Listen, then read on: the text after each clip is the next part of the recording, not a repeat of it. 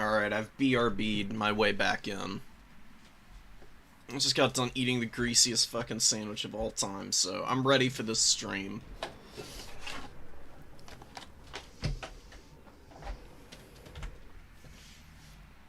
So we've got some Lizardmen action going on here. Who is Shaftesbury playing? We'll go take a look at the, I'll take a look at the bracket. Because I think it's live now. Yeah. Oh, Smelly Monkey. I haven't seen Monkey around in a while. It's been a while. When was the last time they played? Oh, they were here last week. Okay. Were they in a different... No, they were in the last tournament. Alright. But yeah, they've been in and out for a little while.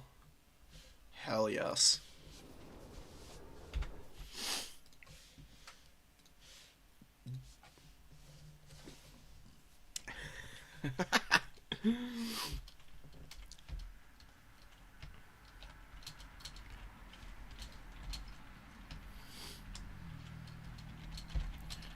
Adam is going up against our Slaanesh player of the day. I really would love to see somebody humble Slaanesh as a faction today. Slaanesh has taken the last two tournaments.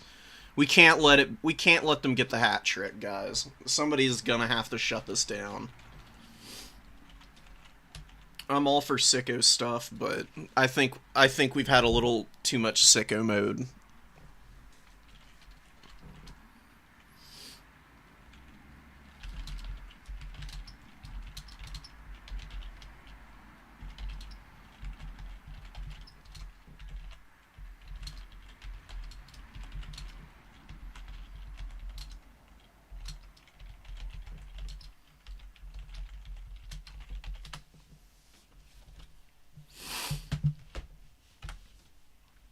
Dropping a little knowledge for Adam, so maybe he can pull it off. Oh, do we really have a Bretonia player? Oh, counts. Okay.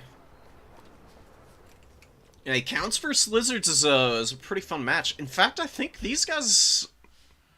No, Shaftesbury did play against vampires last week, but it wasn't against Ninja. It was somebody else who was playing with Manfred on the Dragon a bunch, which was really cool. Dragon Manfred's always a fun option. Very hard-hitting. Gets a ton of magic recharge for himself, too. Full tank for the casting.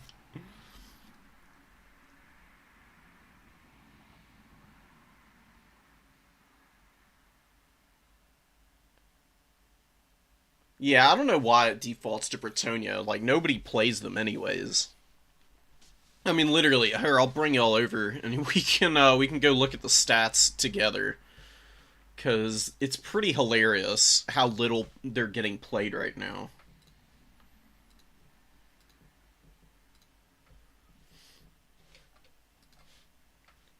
Like, all the way down here at the freaking bottom, man. Absolute insanity. A full 7 or 22 games played with 7 wins and 15 losses. I mean, I definitely think they're weak, but I think they've got some pretty good matchups, especially against some of the demon factions. Like, I can see Bretonia being alright against Slaanesh, honestly. And Royal Pegasus Knights against Khorne can control a lot of space and be very difficult to deal with. Although Khorne's new stuff in the patch probably has flipped the matchup around a little bit. Just because you're not nearly as reliant on Minotaurs. You can actually bring Blood Beasts and some other options, and Valkia isn't just constantly getting gooned by Luin. Maybe it's a little less bad. But yeah. I think Bretonia's weak, but I think they've got some chops. And Dark Elves. Dark Elves are not the worst faction right now. Just ignore this. This is not reflective at all of the actual situation.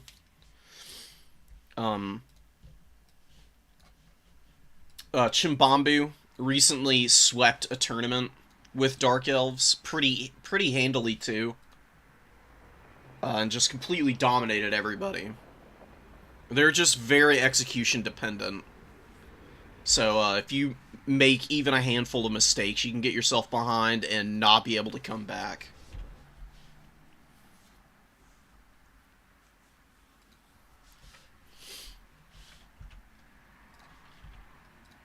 Alright, we're about ready to kick this game off. Dak Ninja is pretty readied up.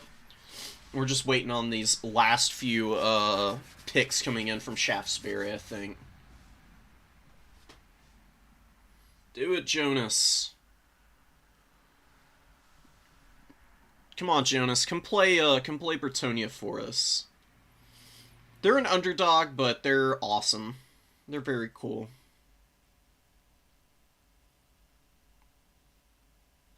Yeah, micro and game knowledge. That's true. Yeah. I mean, most people are just playing the Rush factions right now. Rush builds are very strong. That's why Slaanesh is the #1 faction currently. And Khorne, despite having a pretty even win rate, is incredibly strong. That's another reason why they're getting played even more than they were before. Besides being very beginner friendly. They're just really awesome. Oh, okay. Strigoi Ghoul King with double Necromancer. Necromancers on the corpse cards, maybe? For Forbidden Rod magic regen. That would be really sick. And that's something that I like playing around with, is vampire counts. The Necromancers on the corpse cards, healing themselves and then using Forbidden Rod to get you extra wins, can be really strong. Because one of the things that vampire counts can struggle with in Dom mode is running out of magic. And if you're getting, like, late game invos, like, just full, massive, like, full 4-unit, overcasted invos in the late game, you can just absolutely break the will of your opponent. So let's actually, hold on, let me get checked. Do they have it? Yeah, they've got the Forbidden Rod, baby. Let's go. And you know, it's nice because they've got Regen and Unholy Lodestone when they're on the corpse cards like this, so they actually regen the damage they take pretty quickly and don't suffer too much for it. What's on the Slan here? We do have Flaming Sword of Ruin. We've got Fireball, which is actually pretty good against corpse cards, and Burning Head to clear out chaff. A lot of red-crested skinks, which is very interesting. They're going to be good against these Graveguard, and there are actually a decent number of Graveguard. 2 in the opening is pretty aggressive for the heavily armored infantry. I do like the halberds in this matchup. I don't love the great weapons, but against Saurus they'll do pretty good. I usually prefer the stock standard Graveguard, just because they already have anti-infantry. And they've got pretty good defensive stats with a little bit of a bonus versus infantry, which makes them pretty decent against Saurus. But the great weapons are going to work really nicely against the Temple Guard, and probably be alright against the Red Crescent Skinks, who would do much better against a standard Graveguard, I think. Cohort of Sotek in here, and we're going to be kicking it off. 1 Chameleon Skink, and it looks like just the 1 Javelin Skink as well, with the Saurus Scarvet on foot. These guys are really solid combatants. They've got a great bonus versus large of 30, which is pretty insane. That's as good as the bonus versus large on a Bloodthirster. And you know, this guy he's like a third of the price, with the same, like, combat potential almost, which is kind of hilarious. Oh, Bloodthirsters are terrible. One day, CA will figure out how to make them not Garbo. So, Lizards are just kind of squeaking forward. But, big old Banana Slam.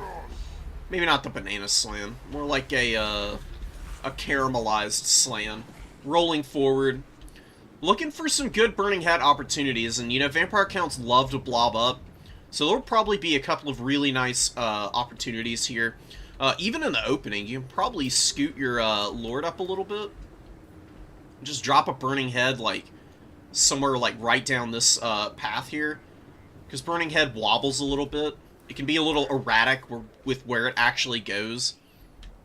Ooh, Fireball going down. Gonna be hitting the Strigoi Ghoul King. Fireball's gonna do a little bit of damage to this guy for sure. It takes about 400 HP off of him, which isn't bad at all. I think you'd be better served using it against a Corpse Cart, or even better against the Crypt Horrors. Because these guys would take a ton of damage from a Fireball because they got really low armor.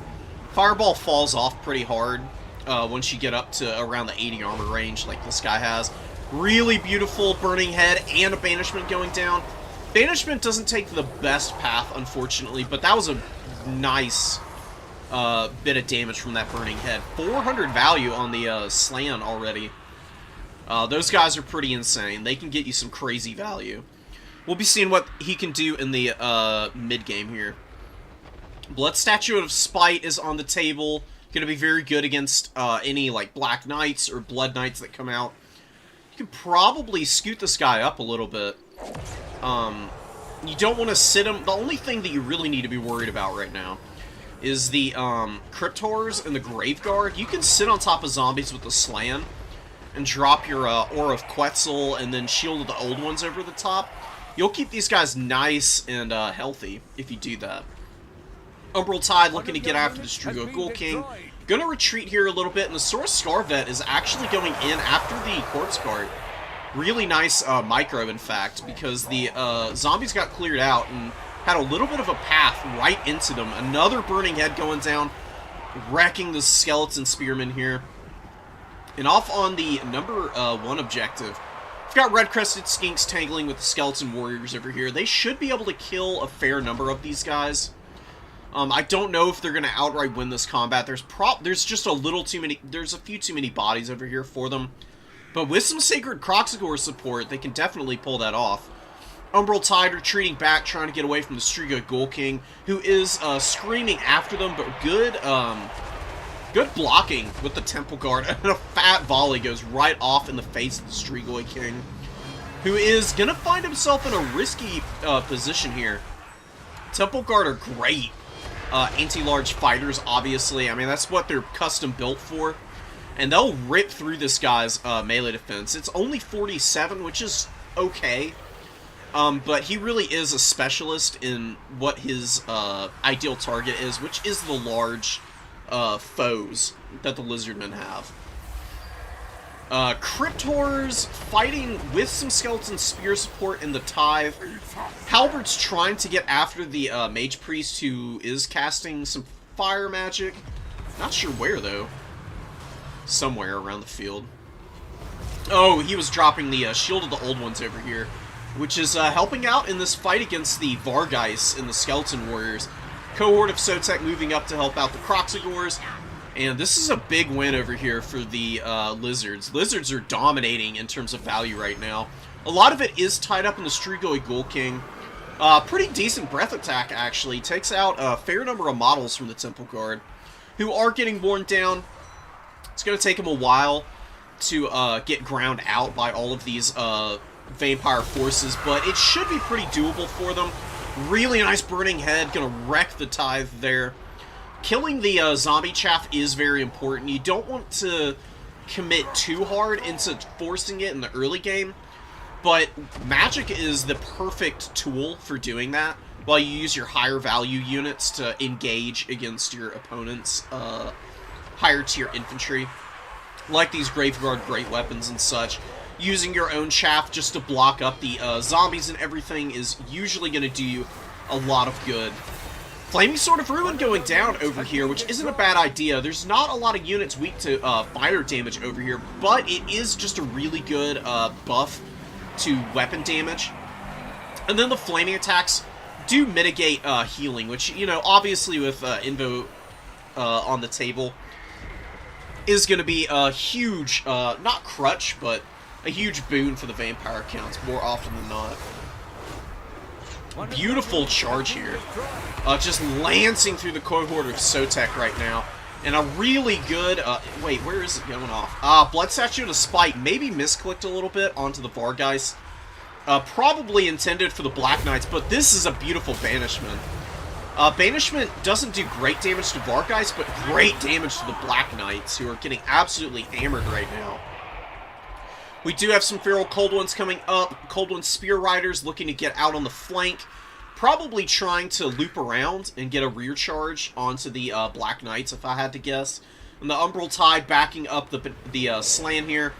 Gonna get some nice volleys off here, assuredly. They've been doing really nice work. 900 value already.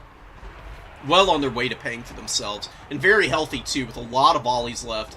Good fire support going down onto the Strigoi Ghoul King there, who does peel out. Really good micro from Dak Ninja. And Ninja's hanging in here. Not hanging on to a lot of objectives right now, though, which is a big problem.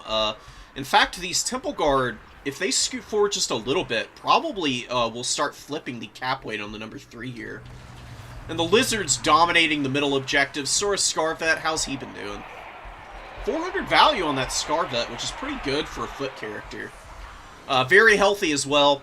Cold One Spear Riders, not in the best situation here. Very isolated against Vargeist and Black Knights with some zombie support and the Strigoi Ghoul King. They do get terrified, but they held up their end of the bargain long enough for the support to arrive. Sacred Croc scores with 274 kills.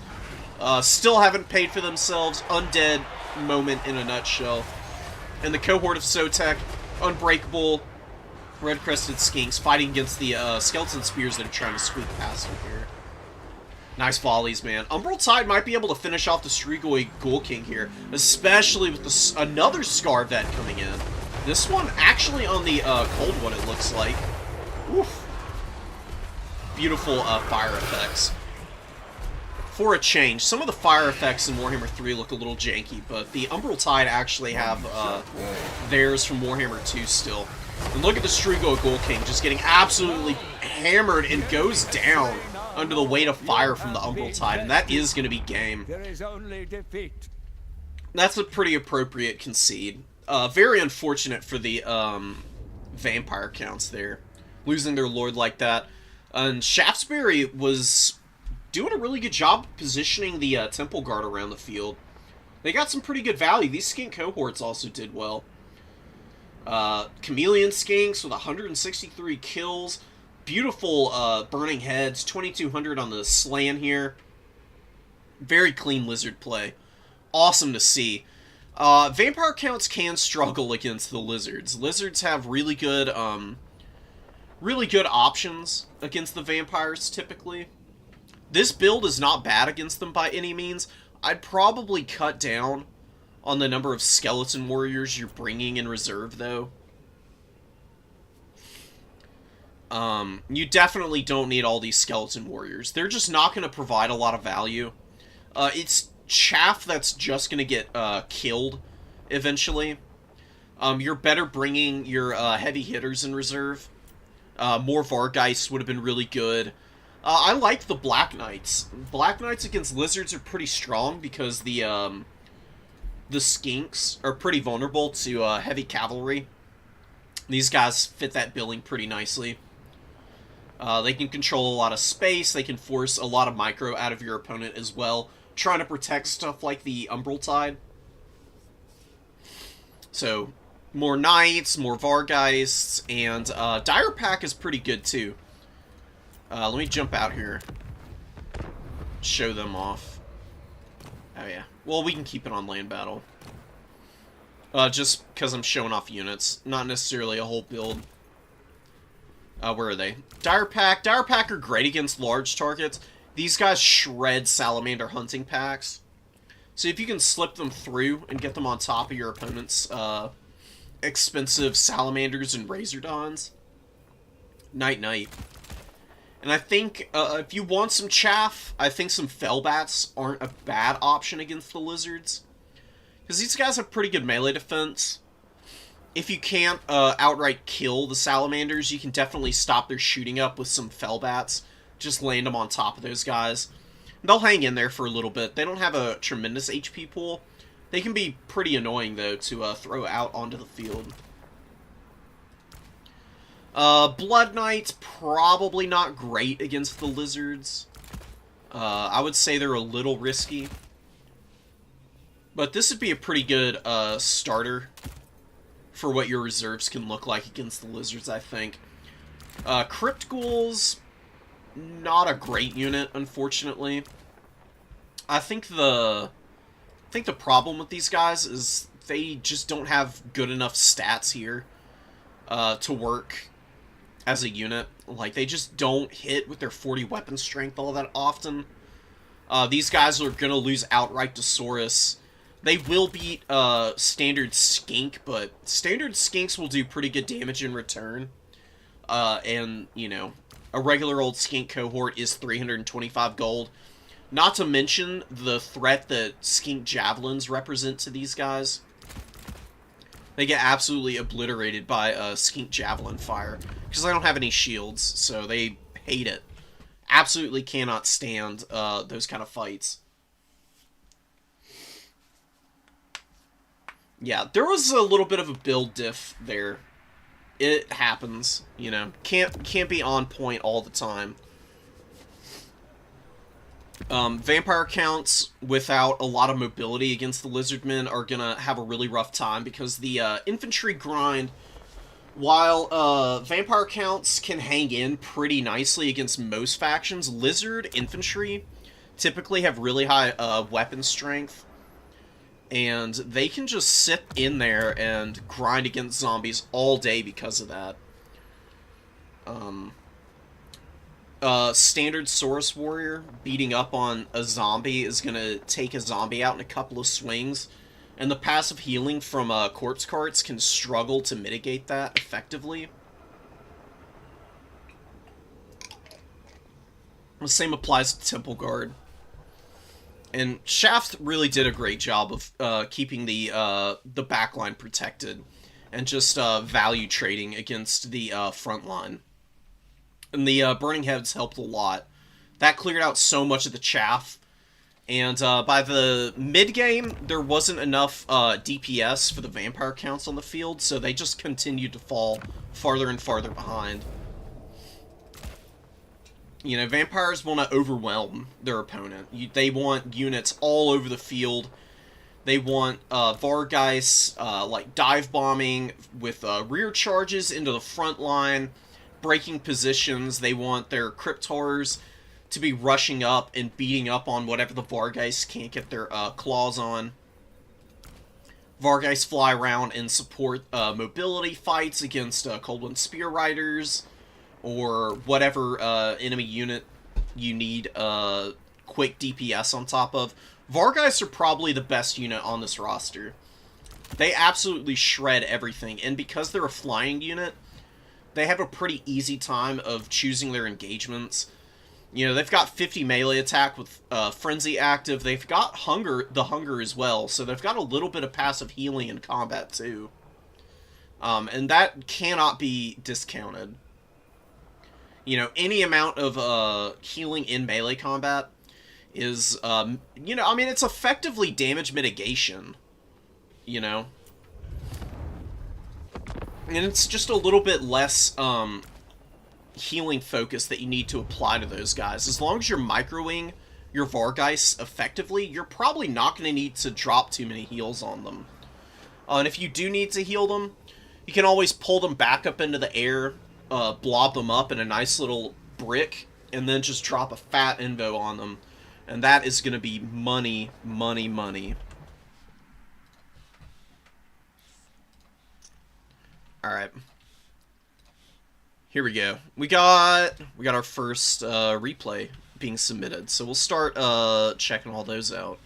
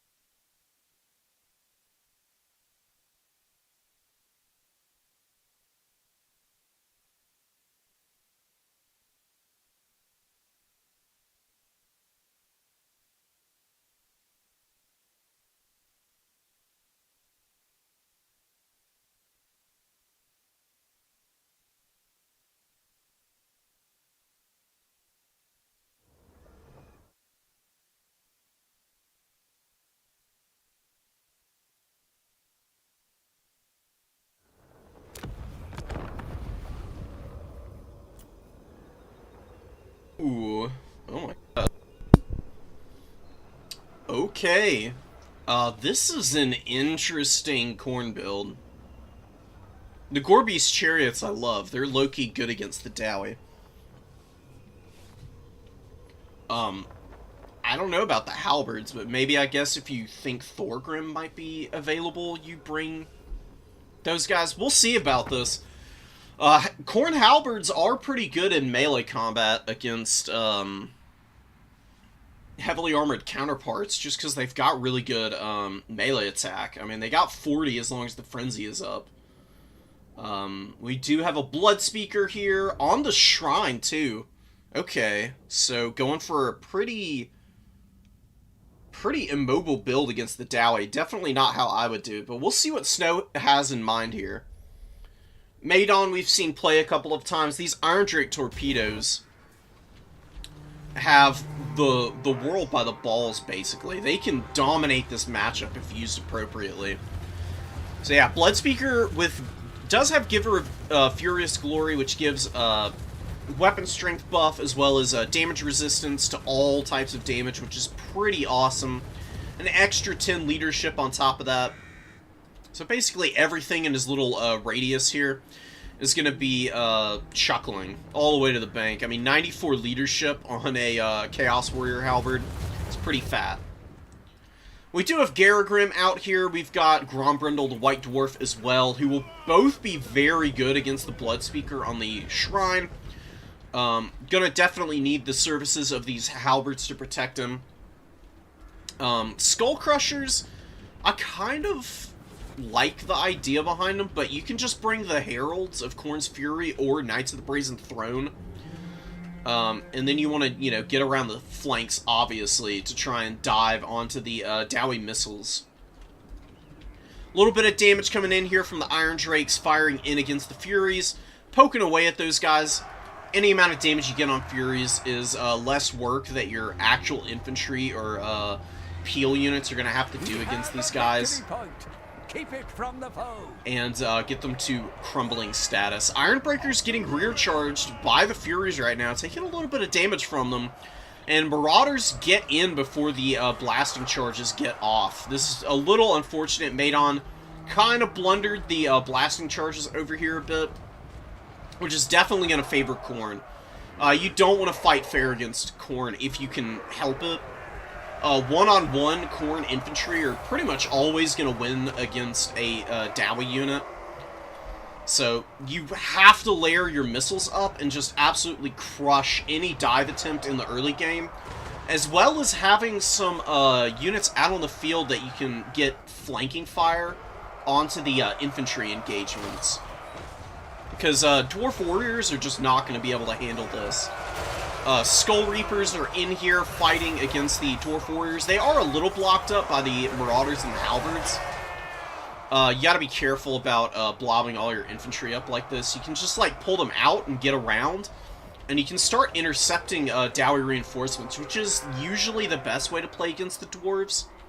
Dowie being so slow have a hard time getting units up the field if you have stuff in the back line just running down their units.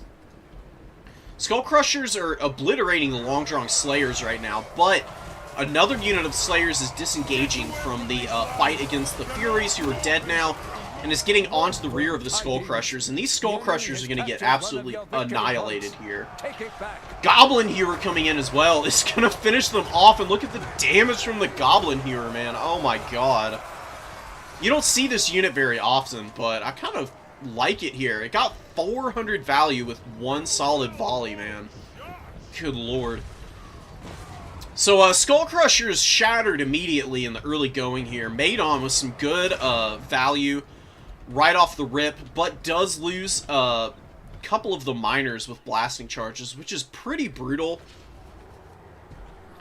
These guys, you know, they're not super expensive, but you would really want to get at least one good blasting charge volley off out of these guys to make it worth bringing them. Otherwise, you're leaving your Ironbreakers completely alone, and they're going to hold against a lot of these units here. You can see they're getting worked down gradually, and being surrounded, I don't care how elite you are, if you're getting attacked in the rear when you're trying to, you know, fight in formation, it's not going to go well for you. Korngors and Furies all over the Warriors of Dragonfire Pass. But Bloodspeaker getting absolutely hammered right now by the Iron Drake torpedoes.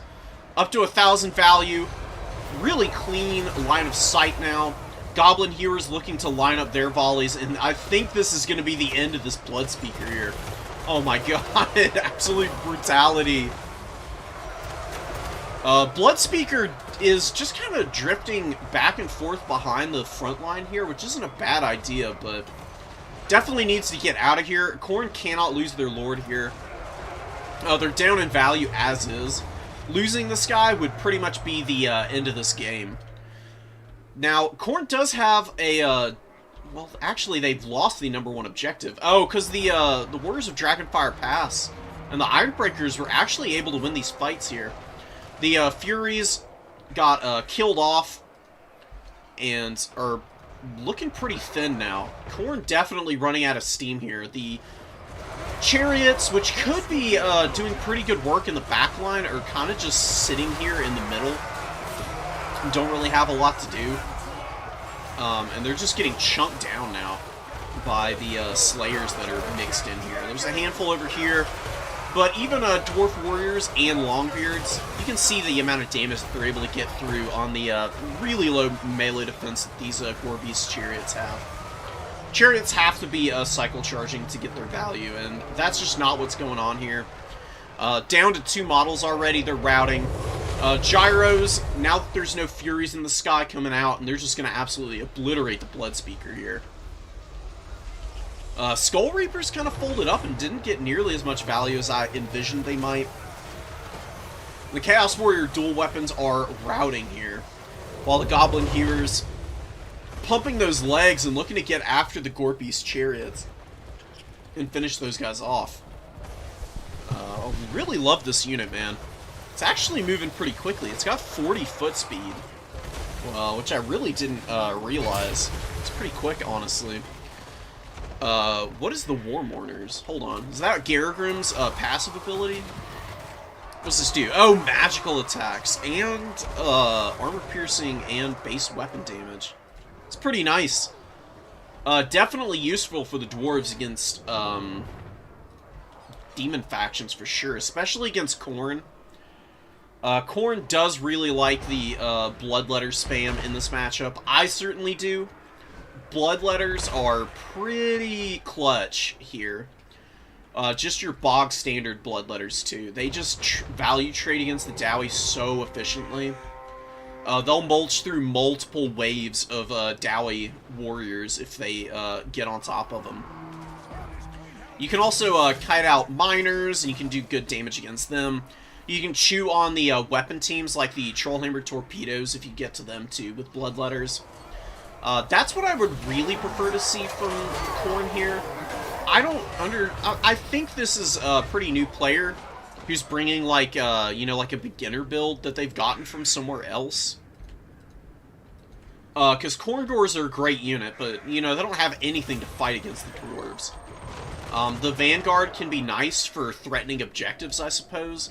And they can probably beat miners pretty comfortably, but they're pretty weak to missile fire. They've got no shields. 60 armor is okay, but a blasting charge volley will get good damage on them if it hits cleanly enough. Ranger great weapons are good against them. Iron Drake Trollhammer torpedoes. And Bloodletters are in a nice loose formation so that Grudge Throwers don't just absolutely body them. As opposed to, like, Chaos Warriors who struggle quite a bit. And the Korngors, they're in a decently loose formation as well, but I've noticed that they seem to get absolutely chunked by artillery for some reason. Rangers chilling on this objective out here. I think we can safely fast forward through the remainder of this one. Chaos Knights with Lances getting absolutely hammered right now. Getting about 500 value, getting a good charge off, but the Goblin Hewer is just going to massacre these guys on the way in. And now that, even though they're fighting an artillery crew, these guys are just a standard Slayer unit, dragging those artillery pieces around, so they actually do fight off the Lances here. Lances are very expensive, and they're kind of hard to utilize appropriately. Usually a regular Chaos Knight's going to be better, just because it's got more melee defense. The charge bonus on these guys is pretty fat, but if you're relying on it, you have to be really on top of your micro to get the most out of your Lance Knights. Fury's chewing on the gyros, and Skull Reaper's just getting pounded right now. Blasting charges, great axe throwing fire here from the Ranger Great Weapons. Really cool unit. I love Ranger Great Weapons. They can be a little bit difficult to get good value out of. I don't think they're very good against Khorne, unfortunately. They're a little too lightly armored, and Furies just absolutely rip those guys to shreds if they get on top of them. Trollhammer Torpedoes hanging in there with 2100 value. Really nice micro from the Dowie player, and a little bit of an inefficient build here from the Forces of Khorne. Way too many Khorne Gores. I don't mind the Knights, and if you want to bring just a big, rock-solid, heavy cavalry unit like the Skull Crushers, the Heralds of Khorne's Fury are your better option.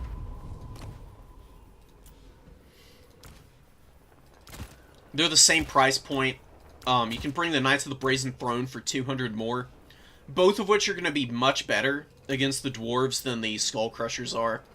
Not just because each of them are RORs with better stats, but Knights of the Brazen Throne also cost Terror. They've got Murderous Charge, which is a great ability. I mean, these guys will one-shot some infantry units. Heralds are really nice because they've got Mantle of Immolation, which weakens everything around them. So you can team them up with stuff that has fire damage. For example, you can team them up with an Exalted Bloodletter. You get a nice charge through the front with the Heralds, weaken up whatever unit you're going in on.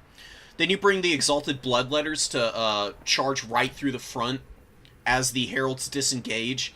And then the Heralds just sit right behind the fight, and they'll weaken the enemy and give the Exalted Bloodletters the opportunity to charge up their Hellblade.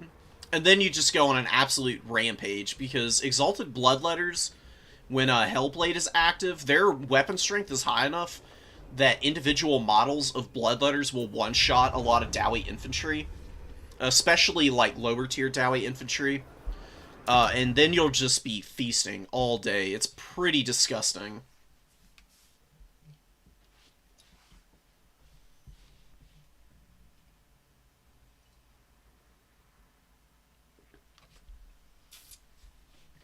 Yeah, the Goblin Hewer was hype. Very awesome.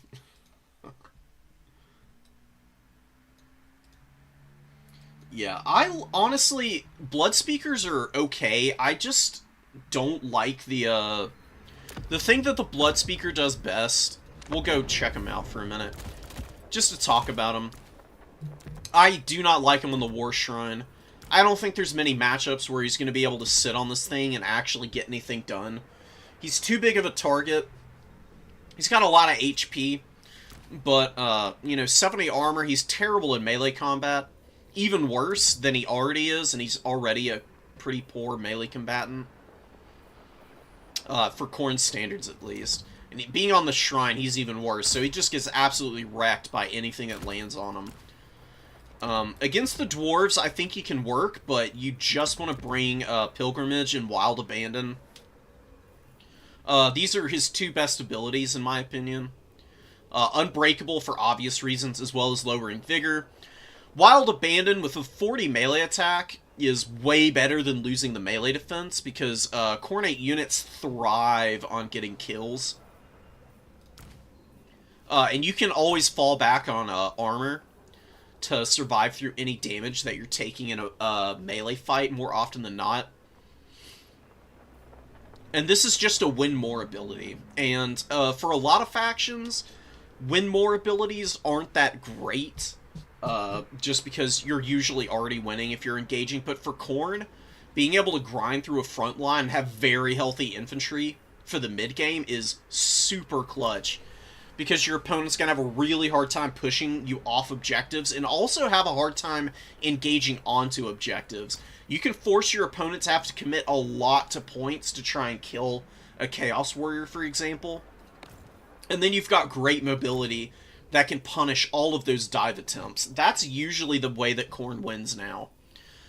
You can split push a bunch, but there's a lot to be said for just getting in there and rolling over your opponent on one particular side of the battlefield, locking down two objectives, and just sitting there and forcing your opponent into bad fights over and over again. And the Blood Speaker can help a lot with that. Just running around, popping the Unbreakable, popping Wild Abandon. You can bring Gruesome Display and help out a little bit. Murderous Exhortations is only good against Cav, not good against the Dwarves. But he's really cheap, so you can bring even more of the fun stuff, like Bloodwake Berserkers, Heralds, just lots of Marauders, and, Chaos Warriors. Stuff like this honestly works really nicely. He's best supporting elite units.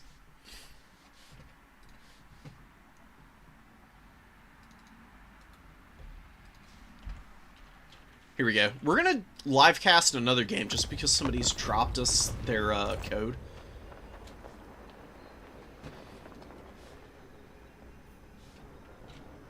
We're gonna go watch Pep. Pep is playing Slaanesh today, and, Slaanesh has been taking all the games up to this point.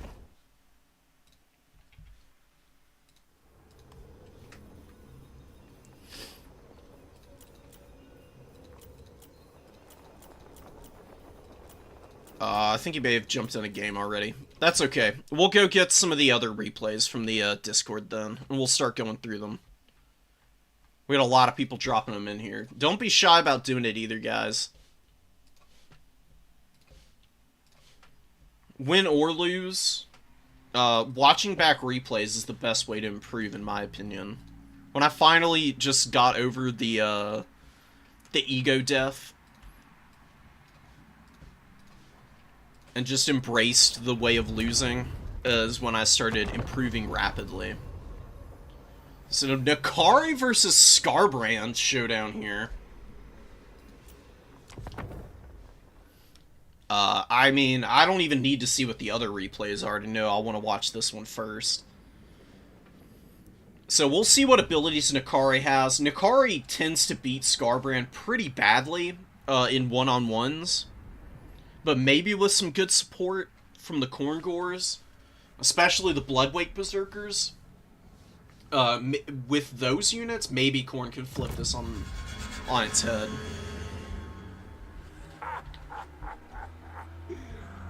Your damnation is inevitable. Your musk shall cease. So, Willing Prey, Wit Stealer's Sword, so all the good stuff for Nakari, basically.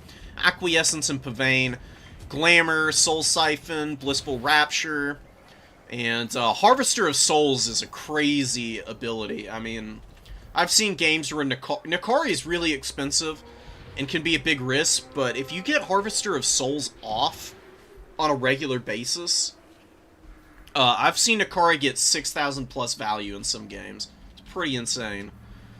Heartseeker's out here on the flank with the Fiends. We've got Marauder Horsemen of Slaanesh moving up. We've got lots of devoted Marauders and the Mirror Guard available on the field. Always a pretty nice unit to have. Blood Reaper coming in. I love Blood Reapers. They're really nice with the Bloody Shackle. That's a big heal. They can persevere through a lot of damage that other foot characters can't. And just keep on ticking. These guys are really good against elite infantry. They'll do really nicely against Devoted Marauders, Mirror Guard, all of these guys. They can chew through those units pretty quickly, actually. They've got very good animations.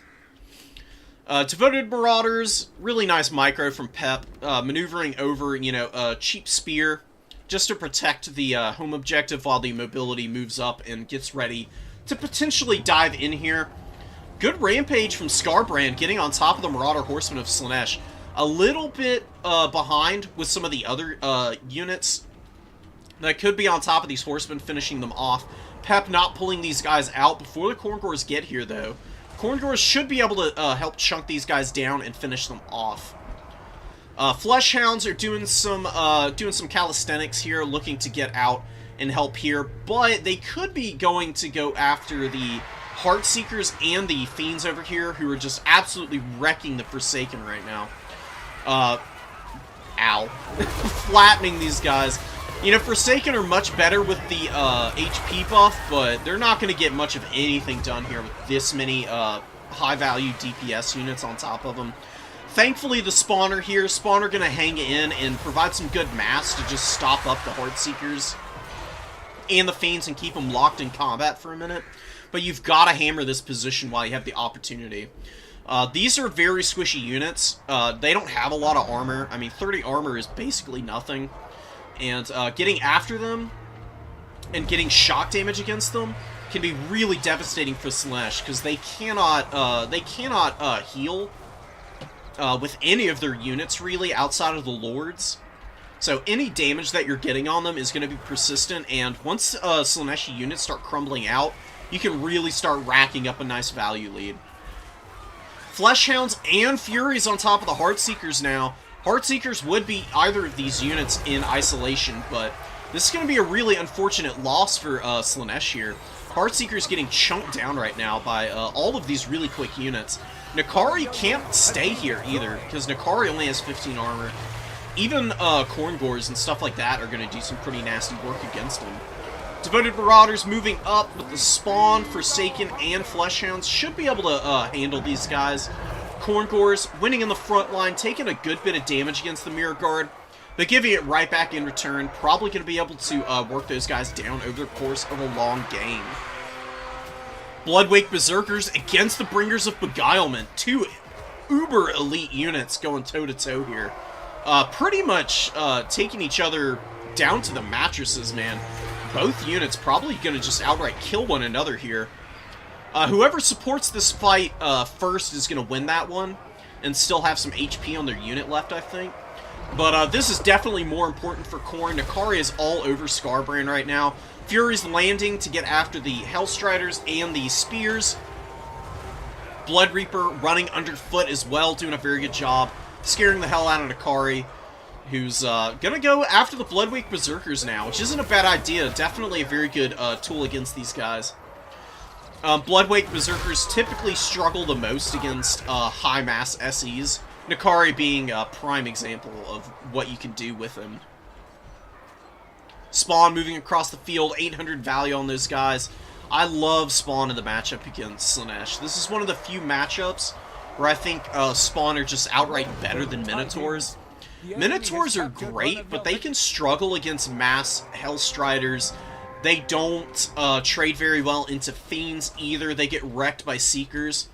Spawn, on the other hand, even if they are in a losing fight, at least they're going to be guaranteed like 500 or 600 value, whereas a Minotaur, if it gets rear charged and your Slaaneshi opponent is all over them in the right way, they'll get next to no value at all.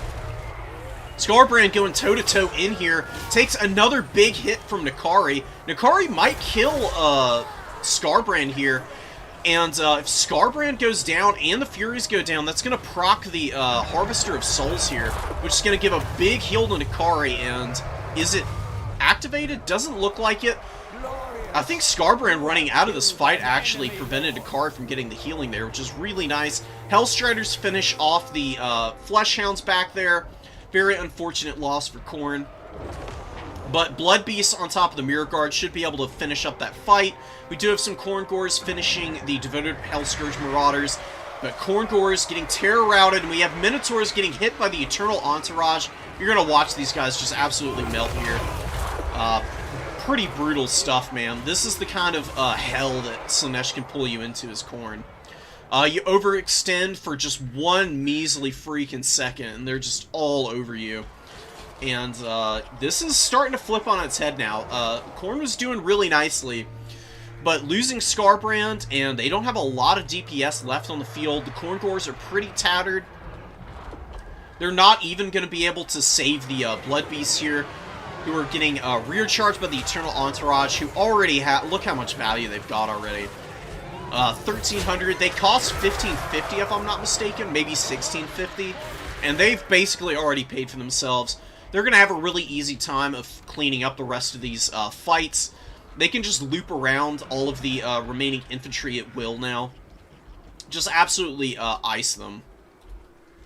We'll see if Adam is going to find a way back into this game, but in my anecdotal experience, being in this position as Khorne, it's basically impossible to have any kind of comeback attempt from. You have to have a Lord on the field so you don't lose your Frenzy on all your units earlier than necessary.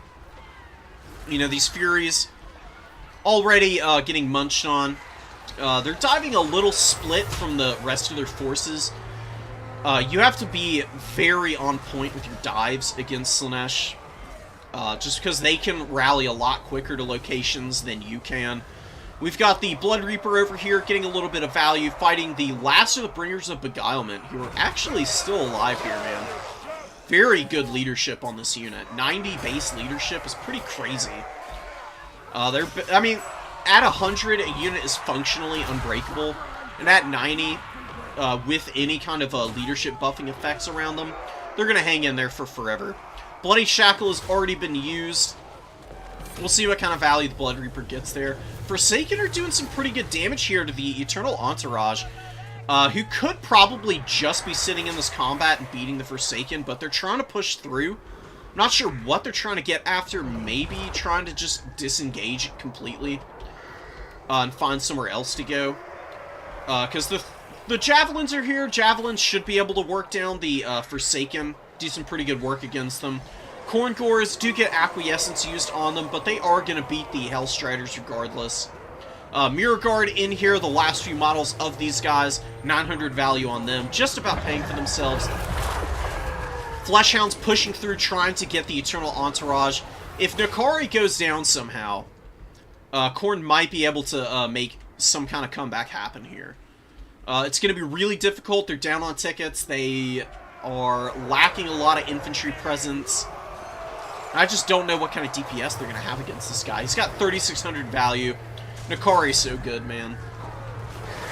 Very underrated Lord. What would have been really good against Nakari would have been Karanak. Karanak shuts down Slaanesh Lords so hard.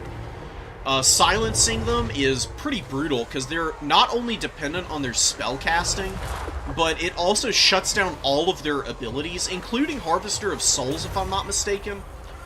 Like, even passives like that get shut down by Karanak. He's just a great unit.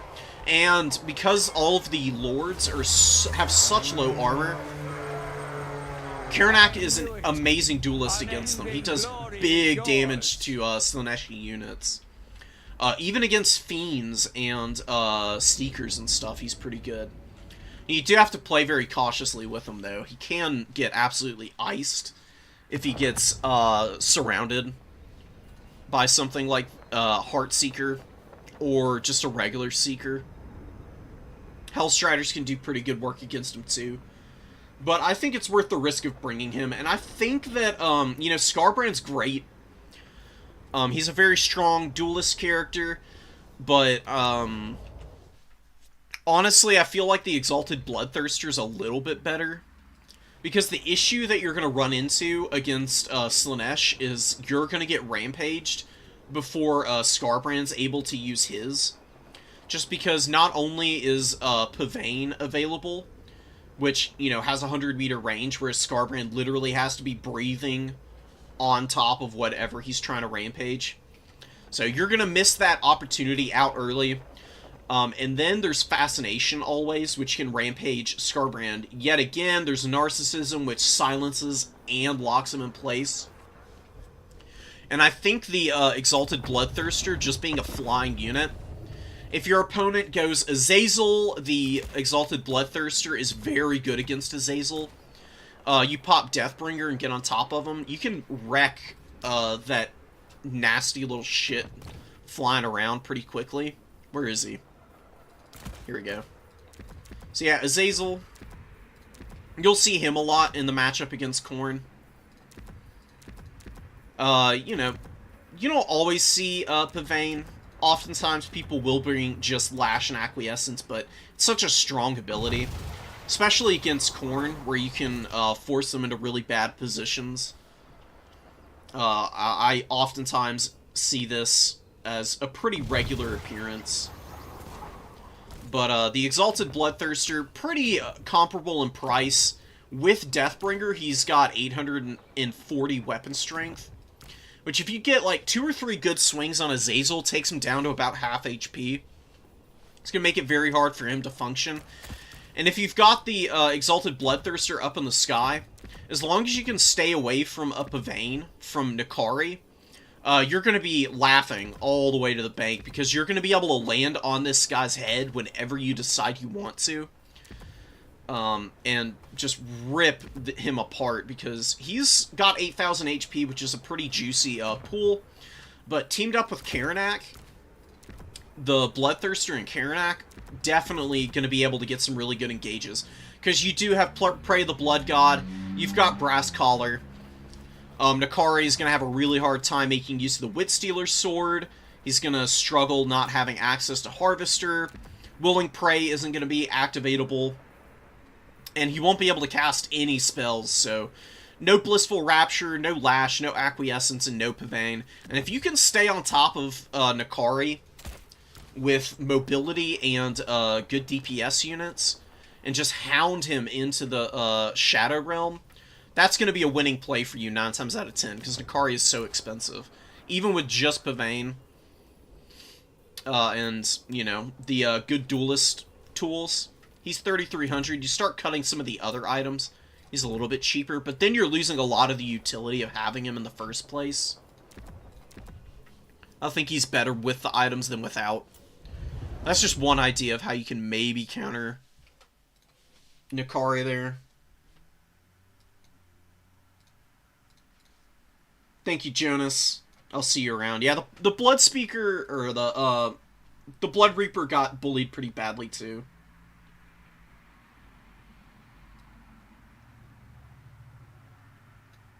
Hey, Tabith, what do you mean you don't know what to look for? Because I can help you out.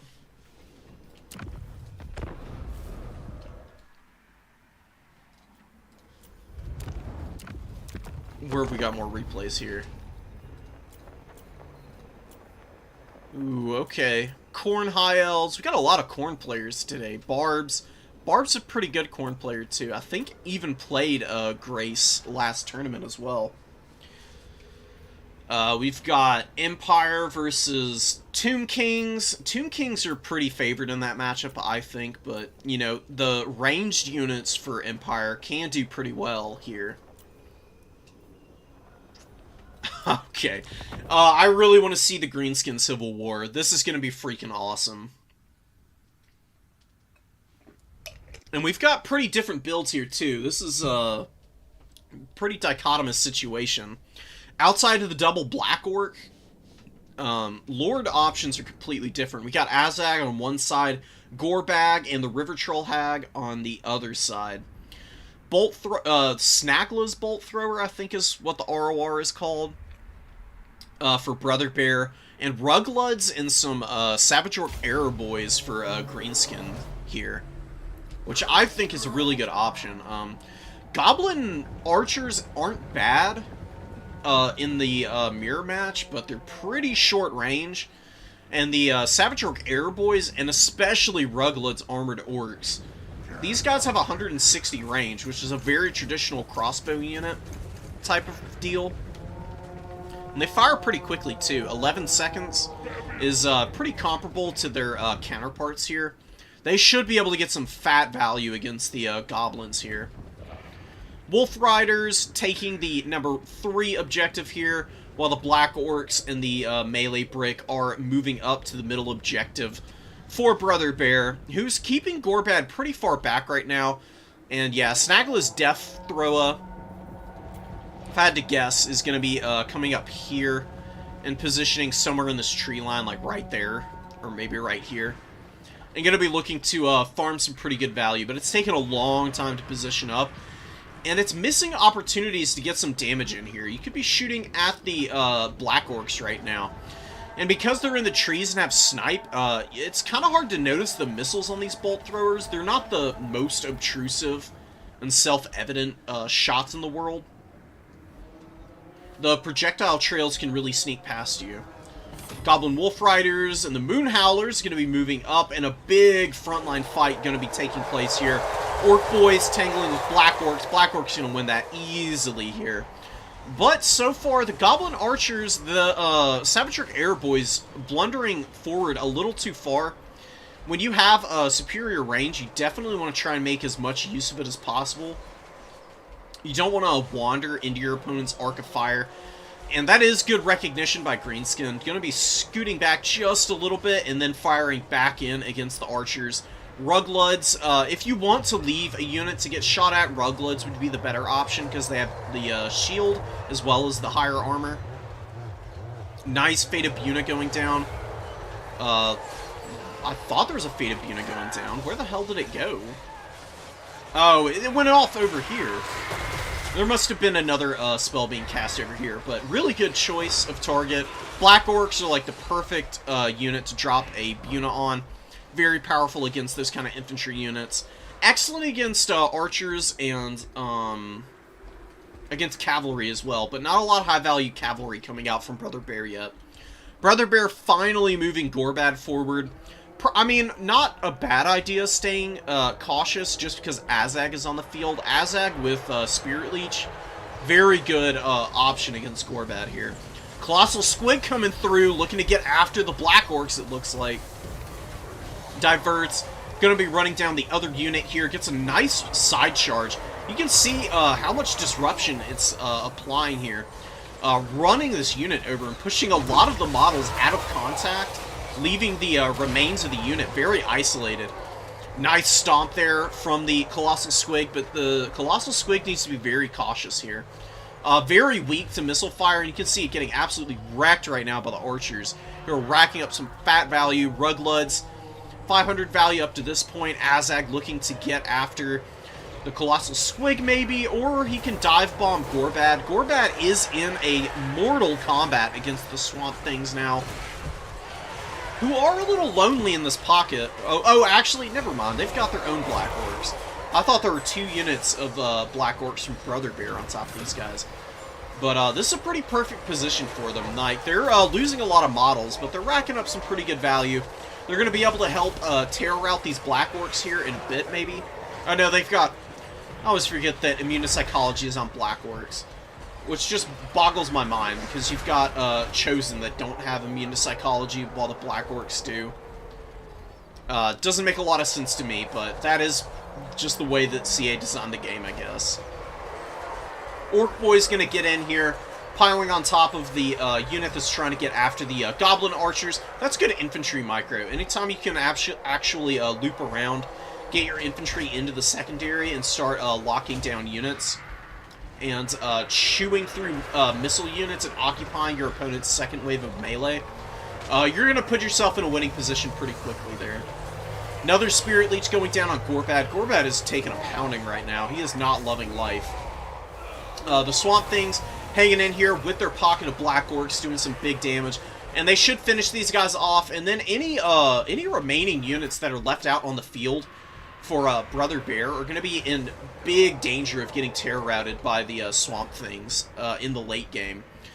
They don't need to have that many models to be able to accomplish a terror route. And Greenskins, being a low leadership faction as is, definitely struggle when their leadership starts to falter. And a big wall going down at the perfect moment. Big damage coming down here against Brother Bear, whose front line has basically been completely flattened at this point. We've got some Orc Boar Boy Biggins escorting the Colossal Squig off, but definitely need to intercept these Manglers Squigs. The Manglers will do disgusting damage against these infantry as they blow up. And even against the cavalry, it'll do some pretty good damage, too. Warlords Boys folding into combat. They do have Armor Sundering.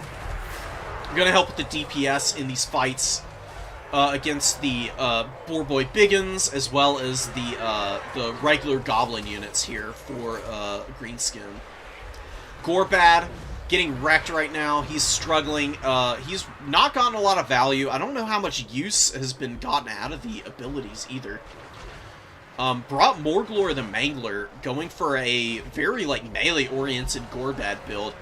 Didn't bring the targeted buff, which I think is a big mistake, because I think that's Gorbad's best ability outside of the Great Leader here. The Great Leader is awesome, but you do have to put Gorbat in a little bit of danger in order to get use out of this. The targetable ability, you can just pop on any unit and instantly make them a world beater, which is really nice for the orcs for sure. Brother Bear, little demoralized, just like the remains of his army here, and is going to be calling it. Losing the caster, routing Lord, very healthy enemy forces, a little too much to deal with there.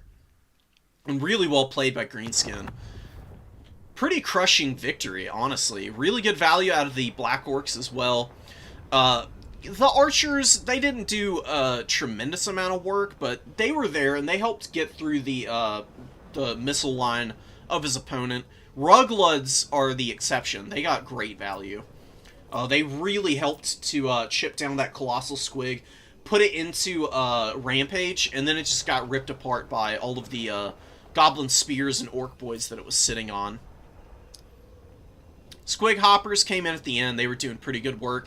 I love swarming plays styles like this.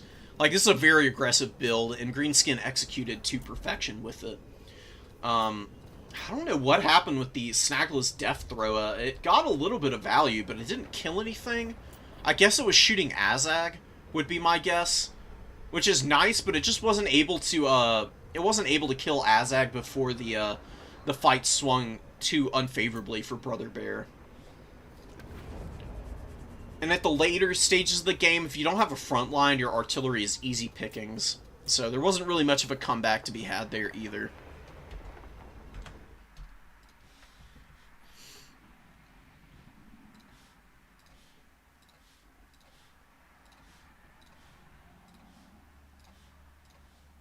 We're going to do some round 2 replays, just so that we're not going over the same map over and over again.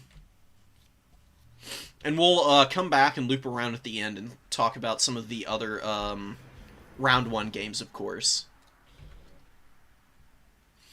Here we go, here we go, here we go. Give me a sec, guys. I'm going to start dropping all these replays into my folders.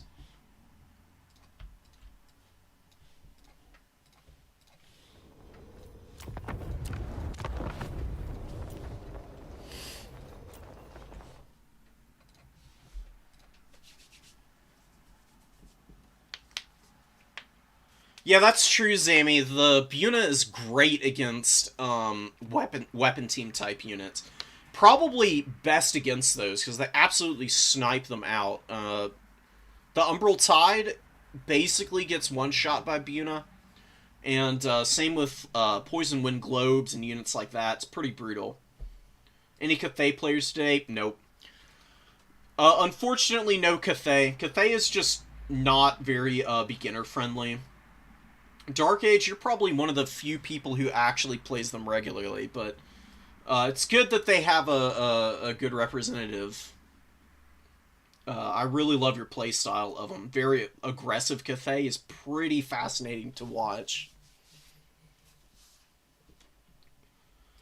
Are Black Orcs infused with Chaos? I mean, I guess they are, because didn't the Chaos Dowie, like, eugenics them into existence?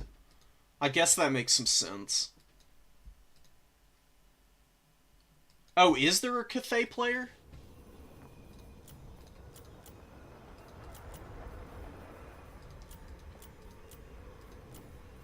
Well, if there's a Cathay player, they need to send me a replay, because I love watching Cathay play.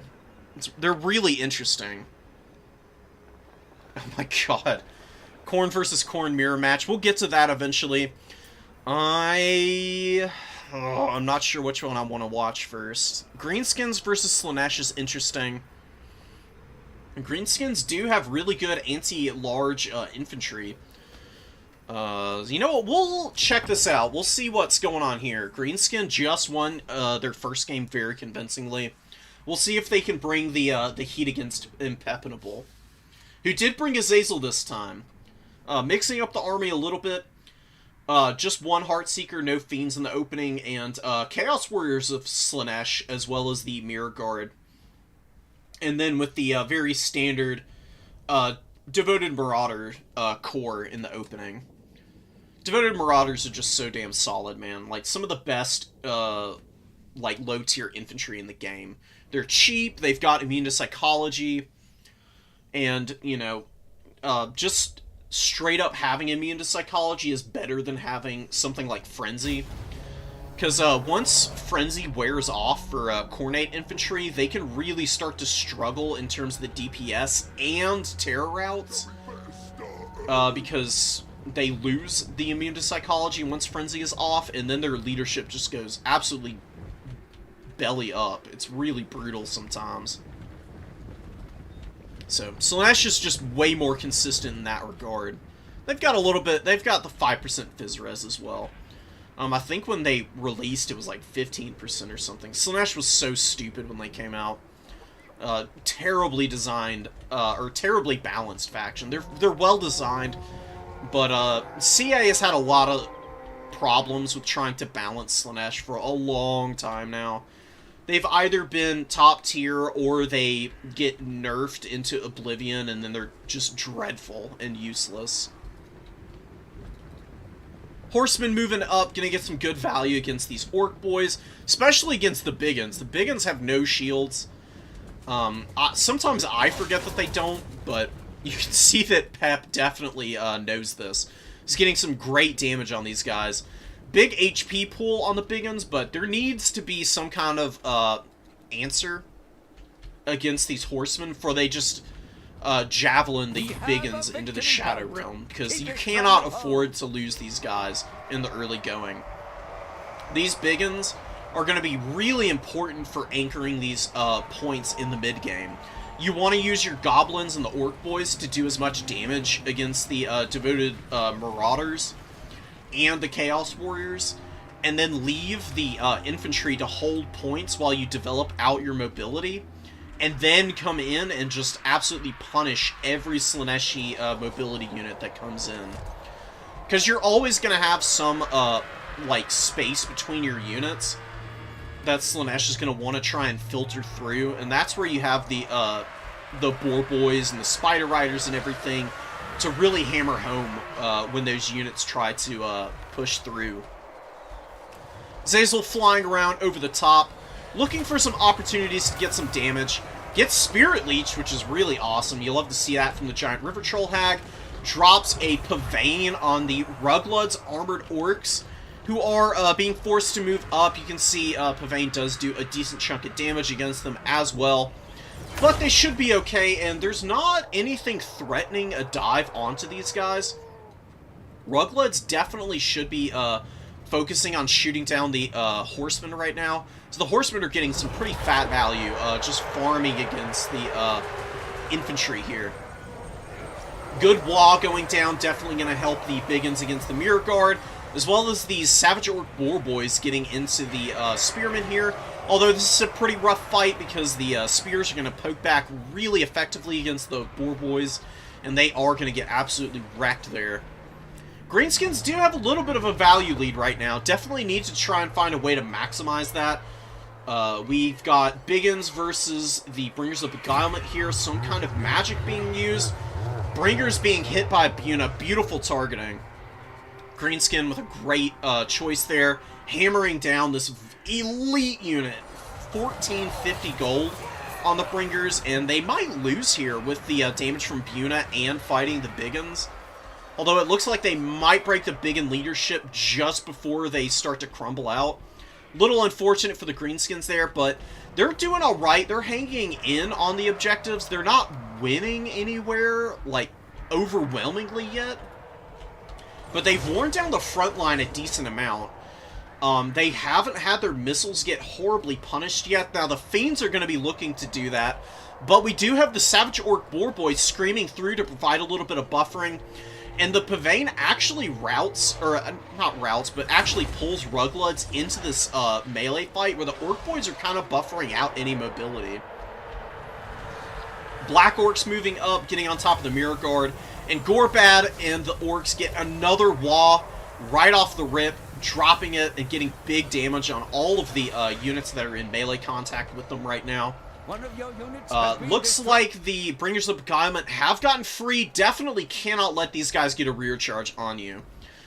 There's 46 models left, and even though they're in a really tattered state with only 1400 HP, Devastating Flanker is a ridiculous ability. It gets so much damage. Really good micro there from Greenskin, turning right around and charging back against the Bringers. Gonna be winning that fight for sure, and Azazel taking another Spirit Leech, slowly working this guy down is gonna be really nice for the Greenskins. Definitely need these Stone Trolls going in against the Fiends, who are just rampaging around right now, getting some pretty big damage. 466 value so far. Orc Boarboy Biggins fighting against the Heartseekers, and that's going to be a really rough fight for them. I would move the Black Orcs up over here just to provide some support. You can't leave the Heartseekers to play their game, or you're going to get absolutely flattened. Spears can fold in there too to support. Rugluds getting freed up yet again and getting some good cost-effective fire on the Eternal Entourage. Ooh, we do have the Giant River Troll Hag taking a bunch of damage here. Oh my goodness. Azazel with the Demon Blade active does actually break the leadership on the River Troll Hag, who desperately needs to be saved here, or it's going to be game blouses for the Greenskins, I think. River Troll Hag needs to drop one more Buna on Eternal Entourage here if the Greenskins are going to have a shot at getting a dub here, I think. Or on the other Heartseeker. The other Heartseeker is much healthier. Might be a better target.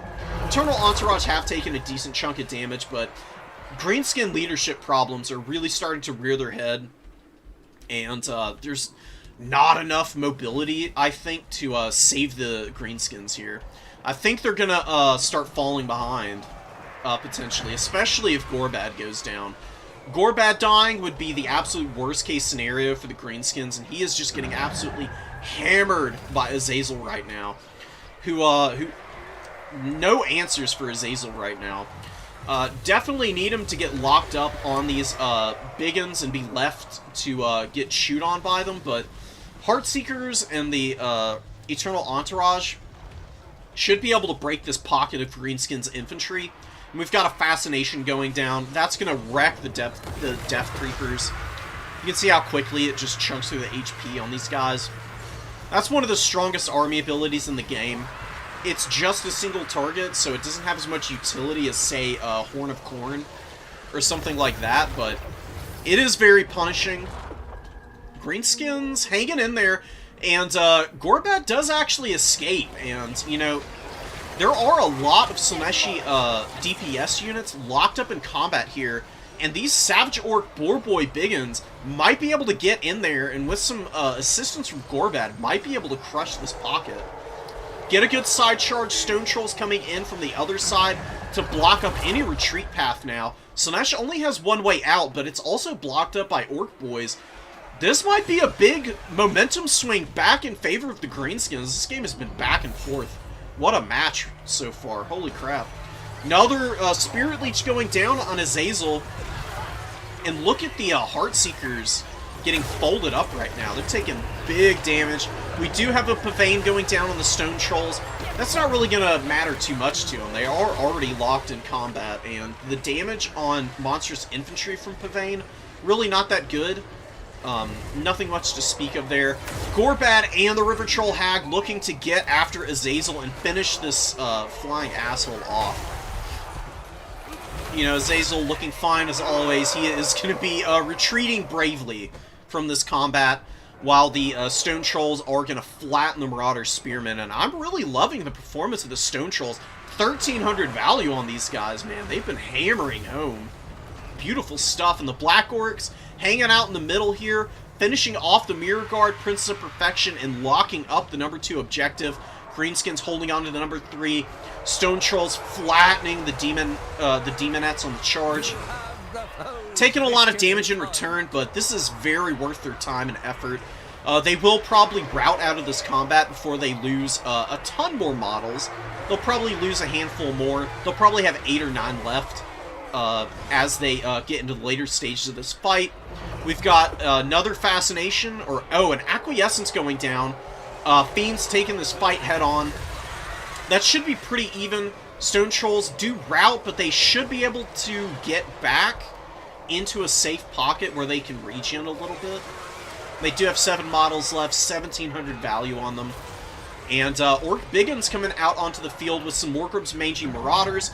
Another Spirit Leech going down on Azazel. This is going to be a big loss for Slaanesh if they lose their Lord here. Demon Crumbling is pretty punishing. And yeah, Exalted Demonettes have great leadership to begin with, but you don't want to be suffering those malices for long. Hellstriders and the Demonettes here do get on top of the River Troll Hag, whose leadership is broken. 2,400 value there. And Temptator active with Demon Blade, somehow hanging in here with 158 HP. If he takes like one more hit, he's probably going to start crumbling. Oh, this is such a big moment for this game. Whoever loses their Lord first is probably going to be the faction that is not going to be able to maintain momentum. And right now, they're both just throwing their mobility units out onto the field, desperately trying to value trade. Fiends hanging in here, 1,500 value on them. Biggins doing pretty nicely for themselves. These guys have about 700 value. That's going to be another Fascination. That's going to finish this unit off. Which really sucks. You know, Death's Creepers, pretty good unit. I really actually think they'd be very strong in this matchup pretty regularly. But, you know, army ability has a little something to say about that. Azazel hanging out in the back. God, I wish there was a flying unit that could get after him. A Feral Wyvern, maybe, would be pretty hilarious. Hellstriders take the fight against the Biggins and get absolutely obliterated for their trouble. Hellstriders are a great anti-large unit, but they struggle against armor, and the Orc Bullboy Biggins have good enough anti-large bonus that they can usually handle these guys pretty comfortably. Good rear charge with the Forest Goblin Spider Riders. And Gorbad needs to get the hell out of here. I know you want to try and provide the buffs here, but I think this is a pretty risky strategy. He just needs like a little bit more damage on him. He'd be routing off, but both players are just engaged in a razor-close death match right now. This is like a Steve Irwin versus a Crocodile showdown right here. Like, nobody is making the right choices, but it's entertaining nonetheless, and how can you resist tuning in for it? Mirror Guard moving up, you know, all 6 models of them. Very brave lads looking to try and get after the Black Orcs. Acquiescence going down, but no follow-up. I don't know. I'm not 100% sure why this is being used right now. Maybe a little bit of panic coming in here from Pep. He is losing the number 3 objective pretty convincingly now. This is going to be a beautiful rear charge from the Orc Boarboy Biggins, I think. Lining it up like he's going to be rear charging the Demonettes here. And this is just a regular Demonette. They're not nearly as good as the Exalteds. They're struggling a little bit to get in against the Biggins cleanly. They've got the Forest Goblin Spider Riders debuffing them with the poison right now, which is really ruining their weapon strength and some of their other stats. Speed, suffering a little bit for it, and Azazel dives in here, trying to help out against the Black Orcs. Maybe popping Demon Blade and thinking that he could break the leadership of the Black Orcs, but he actually dies for his troubles here, and that's probably going to be a big momentum shift again against Slaanesh. Demonettes crumble out immediately. Eternal Entourage back out on the field, and they're doing a okay amount of damage, but without Azazel around to rampage stuff and give them clean engagements, Greenskins should be able to just flood out all of the objectives and just lock them all up in the late game. There's only 3 units left for Pep as well. Greenskins looking much healthier in terms of numbers. Stone Trolls, 1,800 value, 5 models left, and they've, you know, they've regened up to the point that they can get to now. Very nice unit to have out on the field still. Devoted Marauders and the Eternal Entourage taking a fight against Orc Boys and the Biggins. Black Orcs screaming across, looking to get after the Eternal Entourage a little bit. You can definitely start to push some infantry a little farther forward and maybe try and draw a dive from the Slaaneshi army. And then maybe have some skirmishers or something to back that up. Now that Slaanesh doesn't have the Pavilions to pull your units out of position, this is where you can really start to profit against them. Fighting Slaanesh, you wouldn't imagine it to be as attritional as it really is. But just because of the abilities that they have, the army abilities, the type of lords that they rely on, and the nature of their armies, it tends to get into these late game situations where you've just barely managed to survive against them. And then you just flood the field and stop all of their elite units from being able to get anywhere without taking an inordinate amount of damage in the process. Savage Orc Biggins charging down the hill. Get a good collapse onto the Eternal Entourage, who are going to be going down here. Can't imagine that they're going to be able to hang in here much longer. Suffering from the Lord being dead, attacked on the flank, losing, exposed. Very ironic that Slaanesh is worried about their exposed flanks. Just IMO. I mean, The sensation of torment! Exposed flanks aplenty here, if you want my opinion. Biggins need to get this charge off to do well in this fight, but I think this is pretty comfortably in the bag now.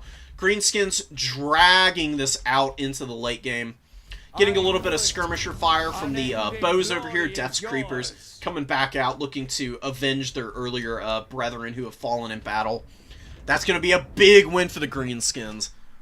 Oh my goodness. Pretty awesome game there, man. I mean, that one was on a razor's edge up until the very end.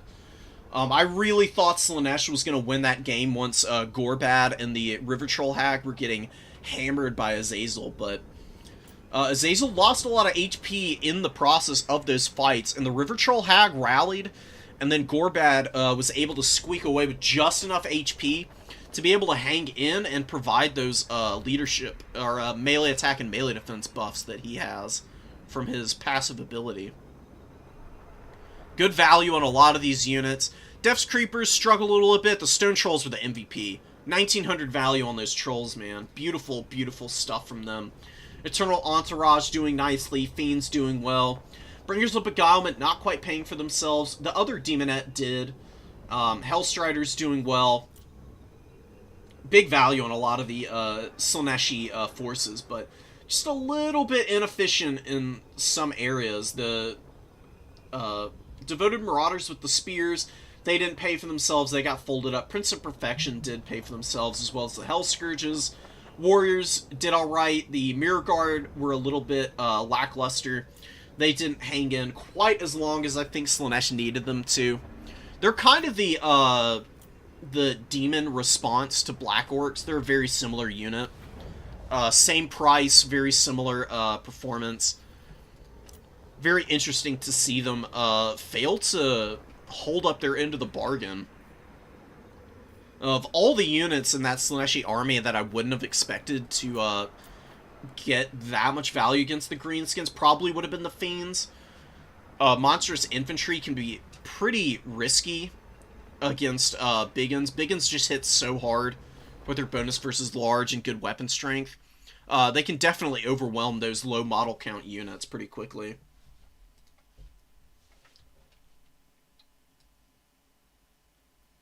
To answer your question, in AoE you can typically find spots where your macro is messed up or how you are out of position. In tactics games like this, I have no idea what's going on. It's the same thought process. It's just a little more focused on, you know, you're not building units. You're not building all of the defenses that you are in Age of Empires and the like. It really comes down to understanding, like, what units perform where, how they're best utilized. Like, let me find your replay, and we can talk about it in game.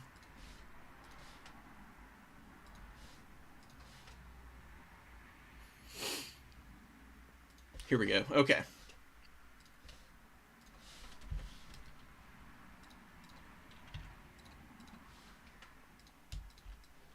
Give me a sec when I'll move these over. And we need to, I need to check bracket real quick. I would really hate to miss live casting semis and grands. And these tournaments do tend to go pretty quickly. People are very on point with getting their games up and rolling. So we're in round 3. We've got time for several more replays. And we'll make sure it's Tabith's turn here. Alright. We've got Tabith facing off against Clone here. Oh man, okay. Grand Hierophant Kotep is a pretty good lord. I honestly think he... You know what? His ability to stop the Dragon-Blooded Shugengan Lord from casting would be pretty clutch here. If Tabith is able to just keep popping the spells consistently and keeping the cooldowns increased, that'd be pretty nice against Cathay, who usually do need the Dragon's Breath spell to clear out enemy chaff. Kemerian War Sphinx here, Chosen of the Gods, Ushabti, Melee Shabti, and some Horse Archers are going to be the Tomb King's army. Grace of Kuai Yin with Jade Warrior crossbows. Moving up, lots of Jade Warriors, couple halberds. The Jade War Drum here as well. Very good unit. Gives a lot of good buffs. Disdain of the Dragon Emperor being the best, but Bastion of the Great Cities and Fury of the Falling Sky, they do have their niches. I mean, giving 24 extra armor might seem like it's not that great, but if you're going up against another, like, bow line, and you have, like, your Jade Warrior crossbows getting the extra armor, that can make a big difference in how well they're trading against the enemy. I mean, I guess the reload skill would be pretty clutch for them as well, though. Grand Cannons coming out for Cathay, looking to square up, and they'll devastate the Skeleton Horse Archers if they're given an opportunity to. I think the Horse Archers are definitely in range. Yeah, they're well in range of this cannon. Horse Archers, see, one of the biggest things you need to pay attention to, Tabith, just to start off here, is, you gotta check ranges of your opponent's units. Like, these crossbows are already in range of your Horse Archers. Your Horse Archers, they've gotten a little bit of damage on the Lancers, but the Lancers have 100 armor and shields. Not a great target. You're better off shooting the Lord here. Lord has 70 armor and no shield. Shields are probably the most important tooltip to pay attention to with your missile units. Shooting into shielded units is usually not worth it. It's going to take forever for your units to get value there. Like, 35% of all damage is already being blocked on top of them having 70 armor and facing a unit that has only 3 armor-piercing missile damage. These guys aren't going to take any poke, as well as the Jade Lancers, who are going to be even harder to poke against with the Horse Archers. So the Shugengan Lord, much more vulnerable, and doesn't have access to healing. This is the target for those Horse Archers to be shooting at. Any amount of damage you can get on the Lord here is going to be pretty clutch for you.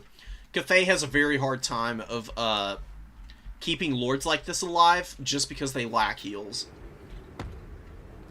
Kemerian War Sphinx moving up. Chosen of the Gods are the unit that you want to be using against your opponent's bows. And yeah, you can see cannons and the bow fire just absolutely obliterating the Skeleton Horse Archers. These guys, these are good units. Like, Skeleton Horse Archers, awesome, and very good against Cathay. But you need to keep them safe. What they're best at against Cathay is counterfiring Peasant Horsemen and Onyx Crowmen. Both of whom Cathay brings out in big numbers oftentimes. And both of which have pretty low armor and can definitely struggle if they're getting poked by good skirmish fire. But yeah, here you didn't kite far enough out of range of the missiles, and they're just right back in range. They're going to punish you really hard here. And you've got to have the Kemerian War Sphinx just constantly cycle charging here if you want it to be doing good work. All of the Horse Archers dead, that's a big loss for you. That's a lot of momentum that you're losing there. A lot of battlefield control that you don't have access to anymore. Necrotect, I don't think you need to bring the Necrotect out now. Like, yeah, the Kemerian War Sphinx has taken about 2,000 damage. It's got 7,500 HP left. The biggest thing you could be doing right now against Cathay is swarming around with all your infantry, you don't really want to engage Jade Warriors. You want to kill the infantry with your missiles that you've got. Chosen the Gods are perfect for chipping down Jade Warrior halberds. They can get after the Grace of Kuai Yin, while the Cimmerian War Sphinx can just like rampage through the Jade Warrior crossbows later in the game. You want to engage missile units before you dive with your melee monsters. Doing it the way you're doing, you're just taking a bunch of unnecessary damage on this unit. It's got the Mark of Yin on it from the Grace of Kuai Yin. Very powerful hex that's going down on this guy, and took a lot of extra damage that they really didn't need to take. That restore is going to be really nice, but it might be a little too late because this guy's already crumbling. If the leadership doesn't get back up, this is going to be a very dead War Sphinx, and that's going to be not game, but damn near, because Cimmerian War Sphinxes are a pretty important unit for the Tomb Kings to rely on. They really need these War Sphinxes to clear infantry, especially if you don't have like just a full commitment to melee Shopti. Melee Shopti can oftentimes be a big risk. This is pretty clean Cathay play, honestly. Doing a very good job of spacing the units. You're fighting on top of the Jade War Drum as well. You can just see how beefed up the Jade Warriors are in this fight. I mean, 36 and 40 with all of the buffs stacked on top of one another. Extra armor, they're in defensive stance, so they're getting a little bit from that. And yeah, this is a big loss for the Tomb Kings here. If you want to overwhelm the forces of Cathay, the first thing you need to do is surround their missiles and their main formation. You want to force them to spread their army apart. Like, they're gonna, if they bring a Jade War Drum, what they want is for you to engage this blob. They don't get any use out of the War Drum once you're fighting away from it, because its effect range is 100 meters, which is pretty far. But the issue with the War Drum is that only covers this one objective here. It's not covering the number 3 objective, and it's not covering the number 1 objective either. Now, you've got a nice force hanging on to the number 1 objective here, but what you could have been doing with your skeleton spears, instead of trading inefficiently into the Jade Warriors, who you're not going to do any damage to with your skeletons anyways, you can just be pushing them all over to the number 3, line them up on the objective, force your opponent to advance into you, and they're going to have to pull numbers from these objectives to try and cap yours. Because Cathay needs 2 objectives to win. You need to be playing the long game against them. Trying to value trade directly into them with skeletons is an exercise in futility because you don't have any damage that can be provided by these guys. They're here to catch arrows. That's pretty much it. And right now, the Grace of Kuai Yin shooting into these skeleton warriors, kind of what you want. You're staying close in this game right now. You're losing the catapult back here to the Jade Lancers who have rallied. If you're going to bring artillery, you got to be very cognizant of where enemy pressure is coming from. Because this unit was routing a minute ago, but they rallied, and now they're just going to get all the value that they've been missing out on up to this point in the game. Keeping a spearman back here, just on top of the artillery crew, can give you the kind of buffering that you need to then bring in something to actually hammer in against the Jade Lancers and finish those guys off. Good micro on the Eyes of the Desert, firing against the Jade Lancers.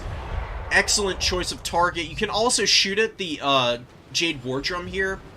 And the Grace of Kuai Yin, man. Not having any way of shutting those guys down has been kind of been the death knell for the Tomb King's army here. And he committed a lot of horsemen to this dive back here.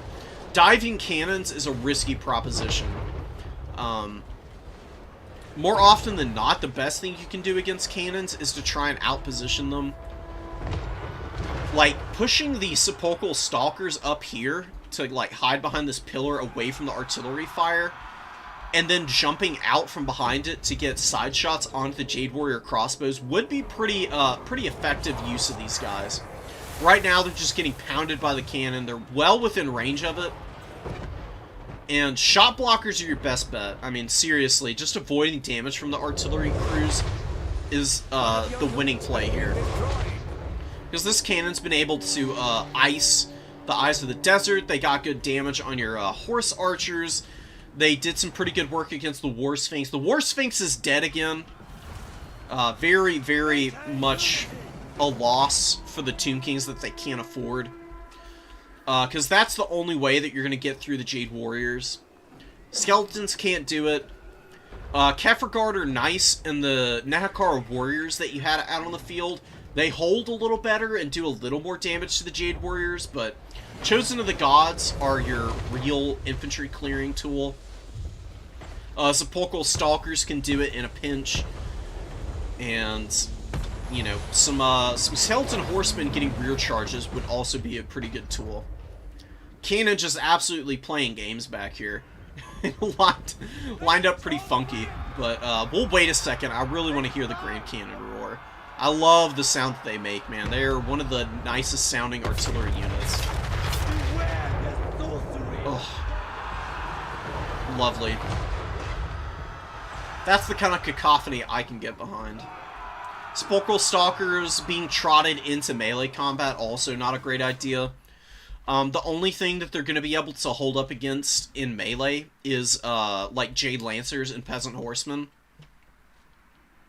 You don't want to engage infantry units in melee combat with Eyes of the Desert. All of the Sepulchral Stalkers' value is locked up in their laser eyes. You can see they've gotten about 800 value here. They're going to do a little bit of damage here in this melee combat just because, you know, these a lot of the units here don't have any armor piercing. But even without the armor piercing, these guys have pretty mediocre melee defense, and they are kind of getting chipped through pretty badly right now. The Sandstorms have been nice. Jaffs and Narrows has been pretty on point. I've seen some pretty good uses out of that. But the stage of the game that you're in right now is basically just running out time until you've lost. You don't have a combat lord that can go after the enemy's lord to get a snipe. You're out of ammo on the Chosen of the Gods, and they're either dead or been unsummoned. No Kemrian War Sphinx to clear infantry. Not a lot of infantry presence yourself to push objectives and try to lock them down. And blobbing up the cavalry like this, usually not a very good idea. Your cavalry aren't going to trade very well into Jade Lancers. They can beat Peasant Horsemen, that's about it. The only thing that your Skeleton Horsemen are going to be able to do is hammer against the halberds and stuff. Getting rear charges, mind you. You don't want to charge directly into the front of them. You can also be charging Onyx Crowmen if you had infantry that the Crowmen were locked in on. And it's just been, you've just been trickling a little too many of your units in. Tomb Kings don't want to, Tomb Kings infantry have very bad cap weight. They're not going to outcap Jade Warriors. You have better missile units, believe it or not. Like, the Skeleton Horse Archers can poke down halberds. You can bring Screaming Skull Catapults in. Screaming Skull Catapults are a pretty good answer to infantry bricks from the Cathayan army, because they're usually going to be very bunched up. Screaming Skull Catapults discourage leadership. They also have really good AP. The missiles themselves do a lot of damage, and they pierce through infantry units pretty effectively. Couple that with fire from the Chosen of the Gods. What you could have done here is value trade with artillery. Like, you can bring the Screaming Skull Catapults up, and then just keep your Skeleton Warriors forward for the cannon to be forced to shoot at something to get value. You keep the Kemrian War Sphinx back. You keep the Ushabti back. You keep the Chosen of the Gods back, and the Horse Archers back with the Nehakara Warriors. You cast your Sandstorms and your Narus and everything just to mitigate damage on all of the warriors while your opponent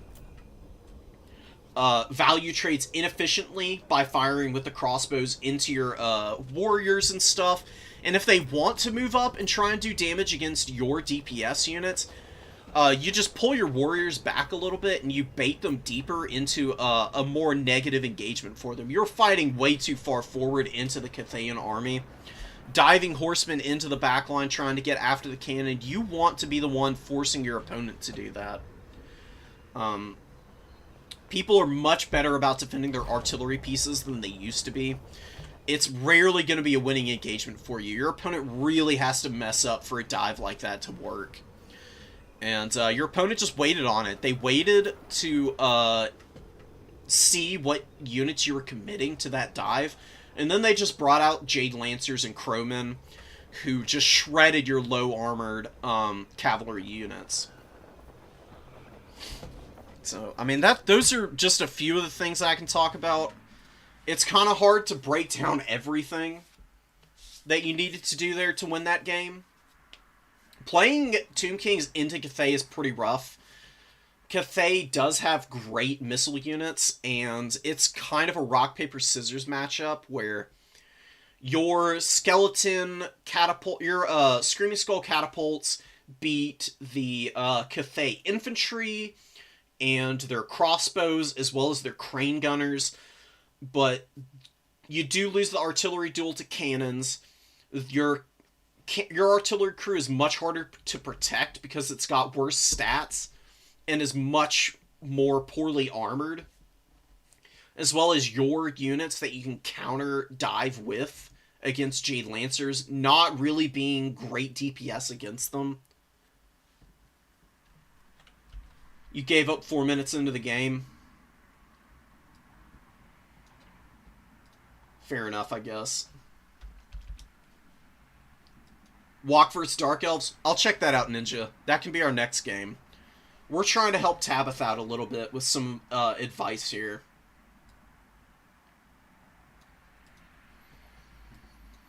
Tabitha, maybe I can do some one-on-one with you sometime, and maybe I can advise you a little bit easier, because that game was pretty messy. I think it's pretty Tomb King's favorite if you go for Overload. See, that's very true, I think. Cathay can do alright against the Tomb Kings, but Tomb Kings being undead counter a lot of what Cathay relies on. Cathay is much better when they're able to get their Jade Lancers running after units and like running down like poorly armored chaff and getting value that way. You can't really do that against undead. The Jade Lancers are really good at hammering the infantry lines, but it gets really rough for them if they're trying to trade into the Ushabti or Sepulchral Stalkers, and there's just tons of counter skirmish out on the field. I'm going back to... Okay, I'll join you on Hello Kitty Island. That sounds like a really good time, honestly. This game's very stressful. You know, sometimes we all need to take a breath and get away for a little while. Can't think of many better resorts than that. Alright, give me a minute. I'm gonna go find the Walk Dark Elves match. Here it is. Wood Elves Nurgle. We've got so many more replays than normal to go through. And we've been a little bit more... I've been a little more meticulous today trying to break down game plans.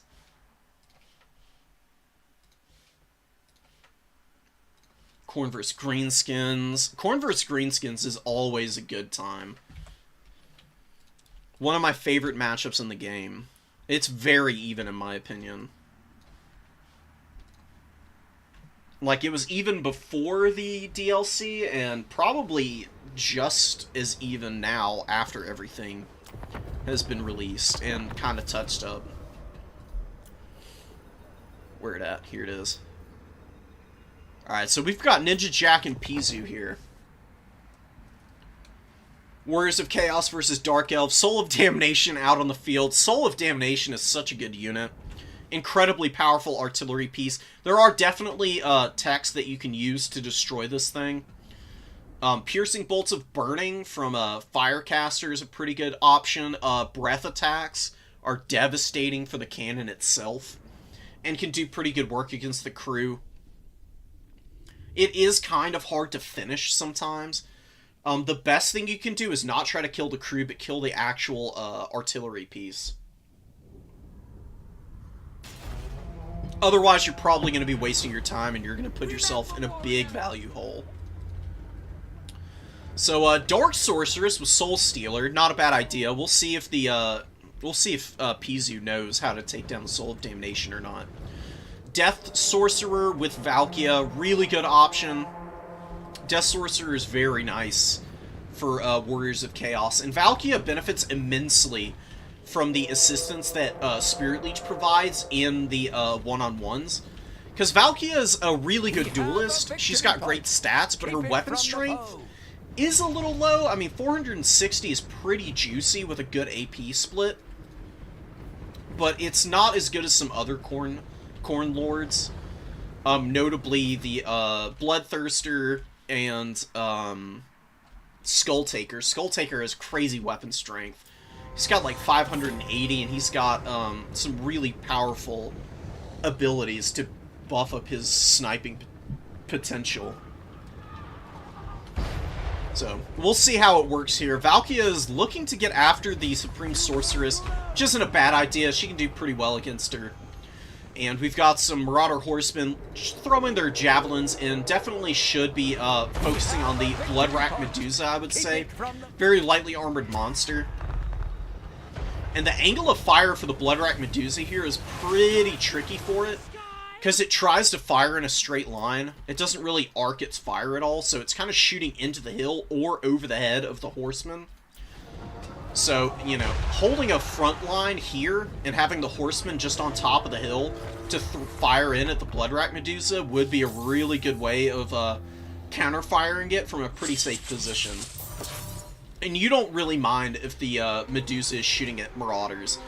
Much better to be taking damage on the cheaper unit, even if it is going to be pretty devastating for them in the long run. I much prefer that situation than having my skirmishers getting focus fired down by the Medusa here.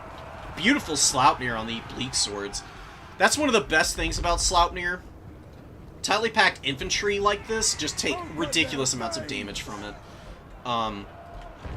If you do ever bring the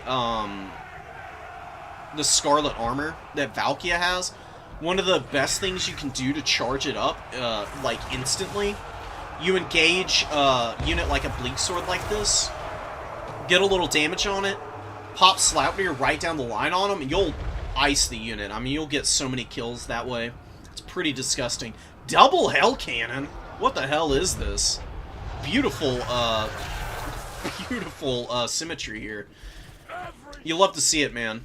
635 value, 407 here, and just absolutely wrecking the Dark Elf forces right now. Bleak Swords engaged against Forsaken. Forsaken are going to do big damage here, but the Bloodrack Medusa is getting some good shots on their flank right now. Hellstrider's moving in, looking to get after, actually looking to get after the Supreme Sorcerers, trying to save Valkia. Valkia is taking a pounding right now. 900, almost 1,000 value, but pretty low now. Only 2,600 HP left. And Supreme Sorceress with the Dark Magic and Soul Stealer looking very sauced right now. Definitely going to be trading very well into the late game, given the opportunity. Horsemen could be moving up and trying to fire in on these Bleak Swords, helping out the Marauder front line, which is having a little bit of a struggle now. Black Orc Corsairs and the Bleak Swords have ground through most of the Warriors of Chaos infantry, and we've got a lot of units back here defending the artillery pieces. We've got one regular Marauder and a Marauder dual weapon of Khorne. This one is moving up, looking to get after the Bleak Swords and the Corsairs here. Forsaken getting peeled pretty aggressively by the Bloodrack Medusa. Got some pretty good damage there. Looking to fire in against the Horsemen now. Another really good Sleipnir, icing those Black Orc Corsairs and actually routs them. It's another really nice thing about it. The HP damage being applied so quickly on units like this. Oftentimes, sends them into a panic state, I guess you could call it. Breaks their leadership pretty effectively. Beautiful shots from that Hell Cannon, man. Nailing the Witch Elves. Hellstriders pulling back after killing the repeater crossbows. Really didn't do too much. This is a pretty bad fight for the Hellstriders, though. Cold One Knights are an excellent unit against Hellstriders. Being heavily armored and having really good combat stats and a good bonus versus large, they should win that pretty convincingly. The Horseman Corps is getting pretty tattered now, and the Bloodrack Medusa is very healthy. You know, this is the risk of bringing in this much artillery, is you can be up pretty significantly in terms of value, but you can be falling behind on tickets pretty badly if you aren't able to get enough infantry up onto the objectives. Now, the Warriors of Chaos do have a big ticket lead here because the Dark Elves have been struggling to rally their forces enough to be able to hang on to these points. The Hell Cannons have just been obliterating their infantry, doing so much damage. It's just so punishing that they're having a hard time being able to maneuver around the battlefield because of it. Cold One Knights getting on top of the Marauder Horsemen here. Losing these Horsemen is going to be a really bad situation for the Warriors, because Valkia can't really duel this Dragon character anymore with the HP situation she's in. She's going to be running for her life most of this game. And the Supreme Sorceress looking to get after the Hell Cannons now, it looks like. Losing them and not having any infantry left on the field, so to speak, for the Warriors of Chaos. Ooh, beautiful breath attack takes out the Soul of Damnation there. Oh, you'll love to see it, dude. Oh, so nice. We'll see where the Supreme Sorceress is going to be going. Probably has magic for another Soul Stealer or two. Should probably focus it up on either Valkia or, honestly, I think the best thing you could do is try and kill this caster. Valkia, being as low as she is already going to not want to fight the dragon. It does actually get dove on. Getting wrecked right now by the Sorceress. Turns around, pops, did pop Demon Shield? No, no Demon Shield. Unfortunately on cooldown, I think. But does have the assistance of the Hellstriders. Punishing shot here from the Bloodrack Medusa. Bloodrack Medusa really hasn't gotten a tremendous amount of value, but the Laser Eyes are getting a little bit of poke in on a lot of these units. Very disruptive at the very least. We do have a Soul Stealer going down on Valkia. Valkia does pop Demon Shield, going to mitigate all the damage, but that's still going to be a pretty nice heal for the Supreme Sorceress, who's trying to escape from the Hellstriders right now. Definitely needs some Cold One Knights or something to come peel for her. But Cold One Knights are occupied on the low ground, trying to help rally up a capture on some of these objectives. We have more Witch Elves coming in. Witch Elves need to get that number 3, although the number 2, or the number 1 has flipped back to the Forces of Chaos. Forsaken just flooding the field. Very quick infantry unit. They've got 46 foot speed. Which does mean that typically they're going to get where they need to go quicker than the Dark Elves are. Witch Elves are a pretty good counter to Forsaken. They can struggle a little bit just because they're very poorly armored, while Forsaken do have 85 armor, but Forsaken have terrible melee defense, and Witch Elves, especially with Witch Brew active, are just an absolute unstoppable, rampaging, slaughtering machine. They are so dangerous, man. Love Witch Elves. And they're rampaging through these Marauders right now, hanging on to the number 2, but Hellstriders do get on top of the repeater crossbows, crushing them yet again. We do have a rout on the Chaos Sorcerer of Death. We've got a rout on the Forsaken up top here. Dark Elves maybe going to flip the number 1 yet again, rallying the Marauders back to the point. They over-pursued out here a little bit. You gotta, just keeping infantry on objectives oftentimes is going to be the best thing you can do for, like, really cheapo stuff. Unless you're chasing off, like, an elite, like, say you've got, like, a Blackguard of Nagaron that's running away from you. All you have are the Marauders that can chase it. That's worth chasing down. Otherwise, you're better off using your chaff to hold points and just bringing your mobility in to try and chase something off. Supreme Sorceress looking for a good fight here. Chaos Chariot's coming out, but getting caught by the Cold One Knights. Cold One Knights is some pretty good value so far.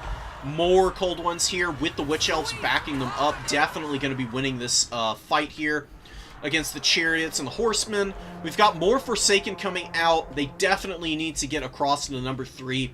This is the last objective for the Warriors of Chaos that they actually hold right now. They're probably not going to be able to hang on to it. Marauders get up here. They're able to hold for a little bit of time, but Bleak Swords moving up. Really good micro from Pizu, getting the infantry forward onto the objectives. And the value is favoring the Warriors of Chaos right now. And you might be asking why that is. Well, a lot of that reason is that the value for the Soul of Damnation and Hell Cannons, killing the artillery piece itself doesn't provide you any value. Killing the crew is what provides you value. But killing the crew is risky because they're unbreakable. And you only need like 3 Dowie to actually crew the piece. So killing the artillery piece is... There's like an invisible 1,000 value in here that's not being accounted for right now. So the Dark Elves do have a little bit of a value advantage right now. A pretty good breath attack coming in here, hitting the Forsaken.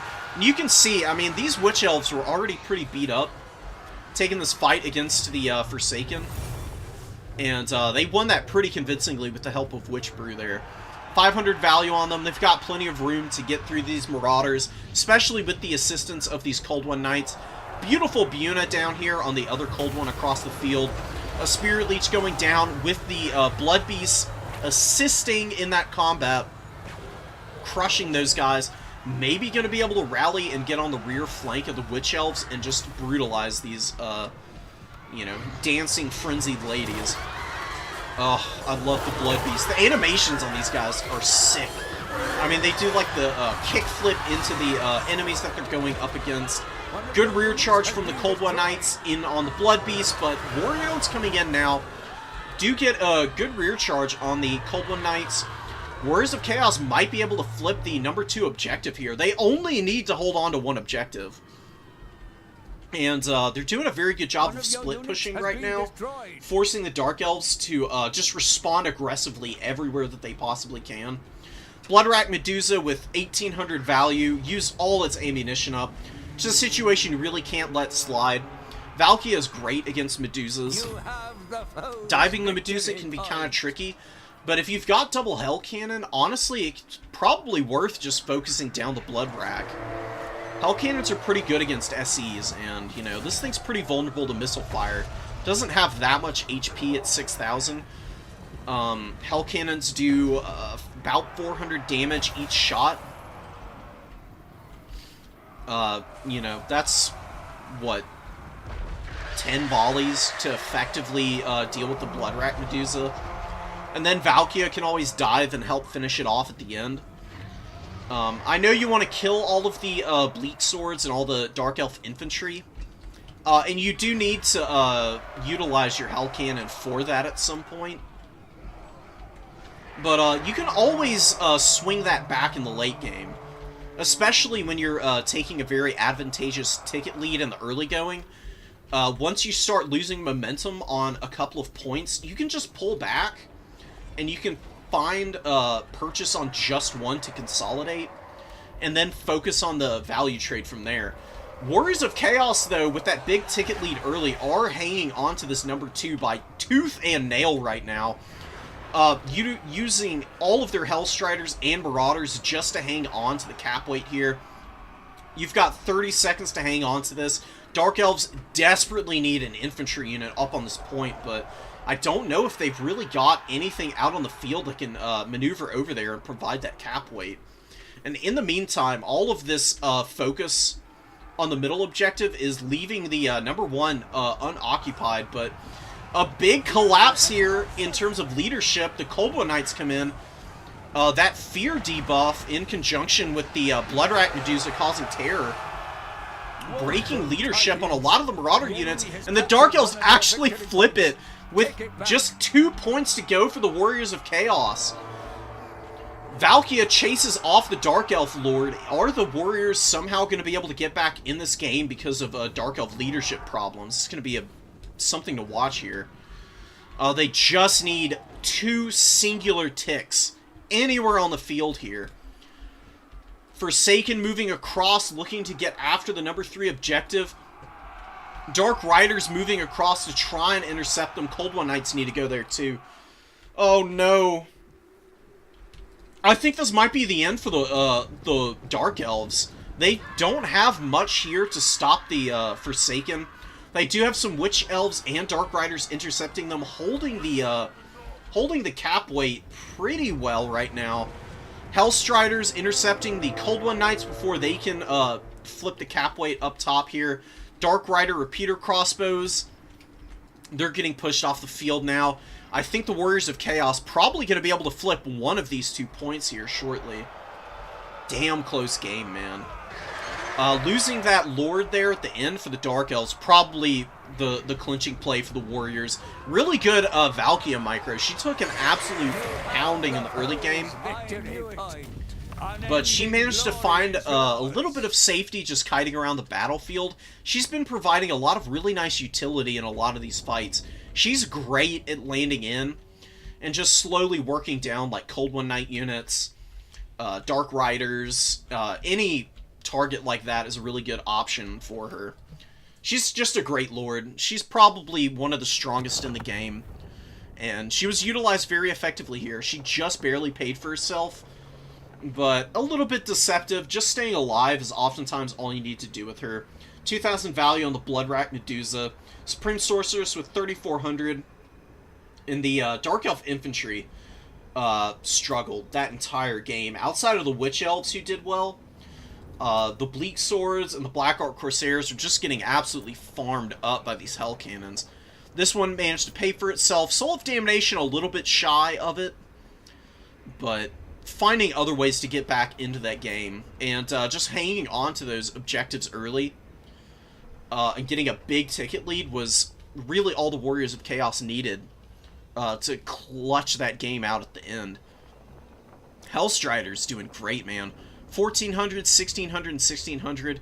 Definitely the MVPs out of all the units that were out here on the field.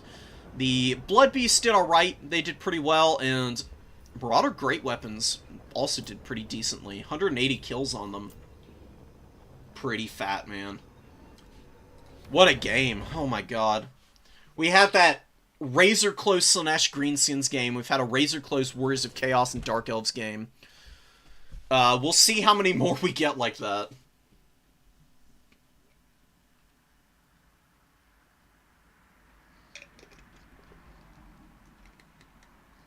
Cathay Player's Discord name is? I actually don't know Dark Age. I think it's Clone on Discord as well.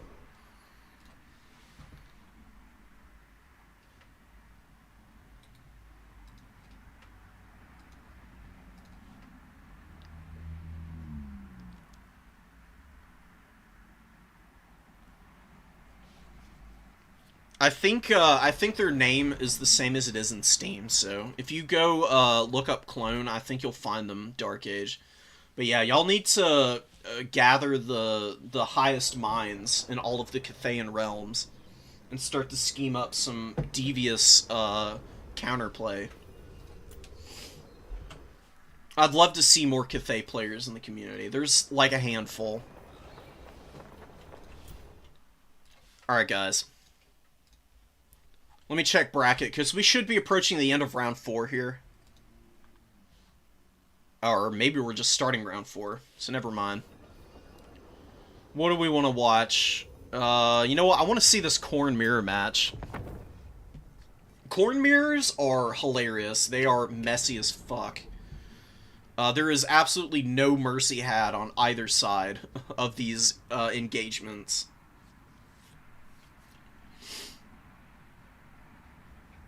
Snow Meadows bringing in the Blood Shrine, Blood Speaker again. We've got the Heralds of Corn's Fury and Skull Crushers this time with 2 Bloodletters and Marauders. A couple of Furies in the sky. Bloodweight Berserkers following around good old Uzul. He's on the shrine here. Sacred executioner. Today, his eye is on you. Skull Taker's insane. Such a good lord. He's even good just on the throne. You know, people are like, I've heard a lot of people dishing on the on Skull Taker's combat prowess on the throne. He's got 63 melee attack on the throne, or 61 melee attack, sorry. Which is better than some actual combat lords. It's pretty insane. If you bring the Slayer Sword gives him 50% weapon strength buff, as well as 24 melee attack. So he can get up to 86 or 85 melee attack with almost 800 weapon strength. It's pretty buffoonish on this shrine. He also gets heals. He buffs everything around him. He's essentially unbreakable as well, with all of the leadership buffing he does for himself and his army. Great choice. I love this guy. He's ridiculous. Bloodletter's moving up. Skull Crusher's going to be advancing. And the Blood Speaker going to be looking for some opportunities to anchor an objective. I actually just noticed that there are no abilities for the Blood Speaker, which I think is a big mistake. Wild Abandon and Pilgrimage are really strong, and yeah, the Shrine gives some pretty good buffs, but you might as well just bring a Cultist on a Shrine if you're going to be doing this. Blood Speakers without the abilities are just a pointless addition to an army. Just IMO. Marauders and Bloodletters getting a good engagement against the Corngores. That should be a win for Meadows. Meadows being very aggressive with the Furies back here, getting all over the throwing axes, and routing them off the field. If your opponent has a bunch of Furies and they're chasing down your Corn throwing axes, the best thing you can do is take the throwing axes and run them into melee combat. Because, especially melee combat backed up with some of your own infantry, because it's going to be really hard for the Furies to land and engage your horsemen in combat. Corn horsemen are also pretty damn good in melee combat in their own right. They've got a bonus versus infantry. They've got a great charge bonus.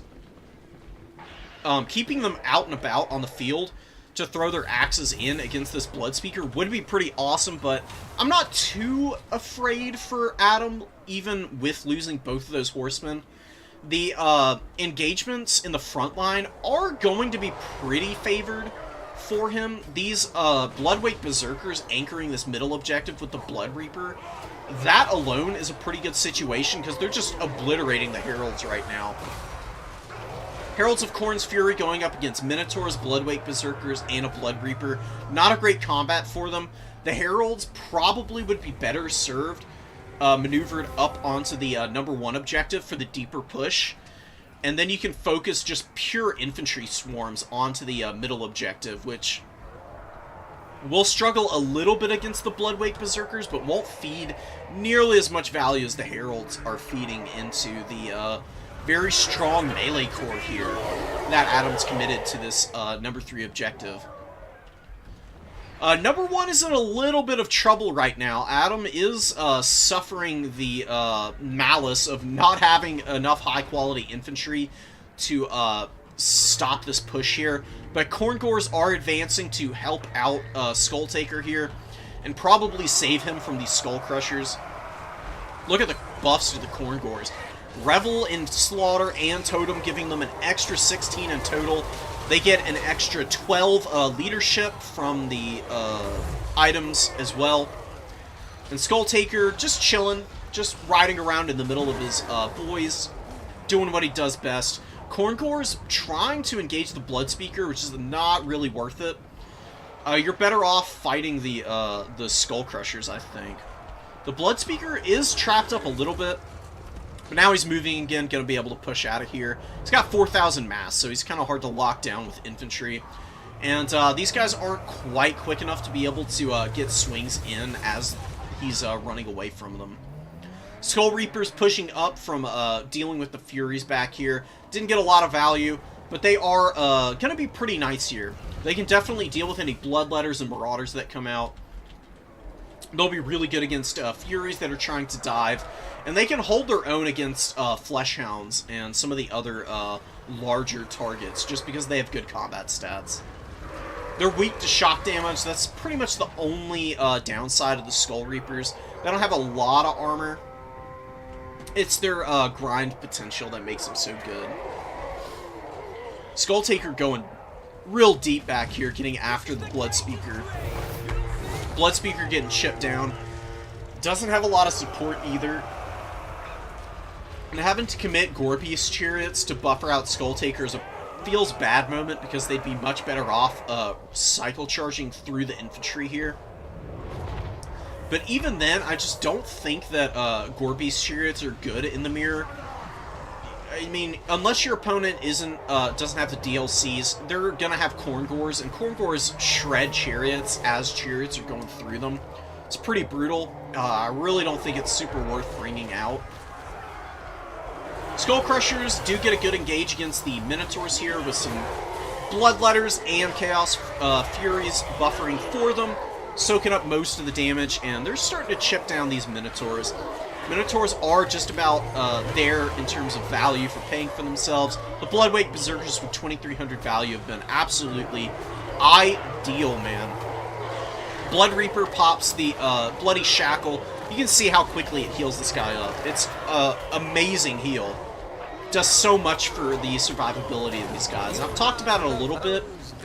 They're a sleeper top-tier unit, in my opinion. They're frustrating as hell to deal with. They can chase down enemy foot characters and just put the bully beatdown on them. They'd even be pretty... Like, double Blood Reaper on foot would be perfect for killing the Blood Speaker, even. Skull Taker does have it on lock, pretty much, with the assistance of the Corngores and the Skull Reapers, but if you're ever in a position where, you know, you don't have Skull Taker to just bully the Shrine, double Foot Reaper would be a pretty good use of time against that thing. They're quick enough to be able to chase it down. They can do some pretty good work against it with their good heals and solid stats. You know, they got 450 weapon strength with Hellblade active. Even without Hellblade, though, 375 is no joke. Gorebeast Chariots not really getting any value, and the Corngores are just slowly wearing these things down. Gorebeast Chariots don't have great mass, only 2,000. They're not that fast either. I don't know what it is about these guys. They just feel so sluggish and unresponsive. If they maneuvered around a little cleaner, they would be a really nice unit, but as it stands, they just are kind of bad. The exception being in the Dowie matchup. They're really good against dwarves. They get a good rear charge here, knock over a ton of the Corngores, getting some nice damage, but now they're trapped in the middle of all these units, so you can see how quickly they're going to get torn to pieces. Skull Reapers and Corngores on top of them, with the 25 melee defense, not going to hold up very long. Skull Reapers with 700 value, getting up there. This is pretty much a table here. Adam's showing absolutely no mercy, as a good Acolyte of Khorne should. Skull Taker taking a bunch of damage from the Corngores, but he's going to be able to survive through the worst of it. And you can see there, mopping up the last little bit of hope for Snow. That's going to be a dub for the Blood God. Blood God v. Blood God. You love to see it. Knights of the Brazen Throne in the reserve there. Pretty interesting.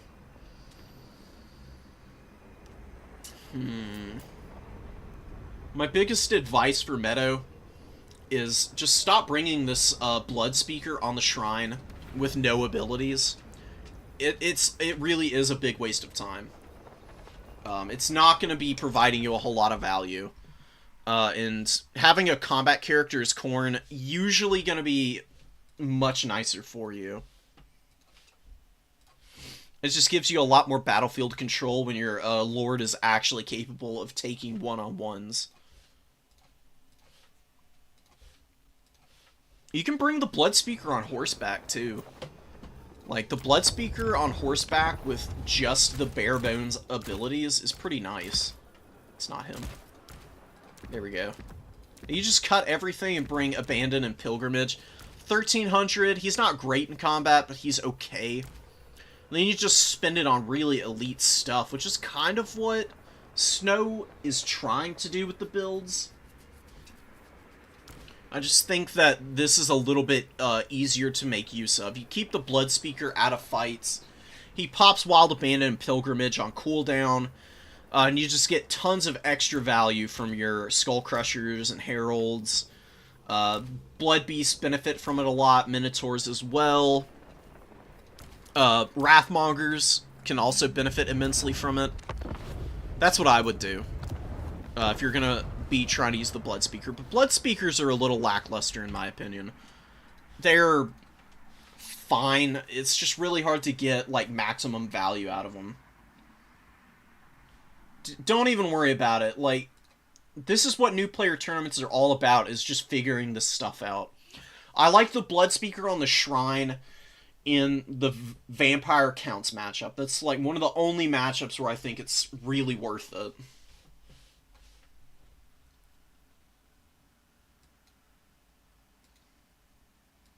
Did you win that rematch, Greenskin? I saw that you got the rematch going.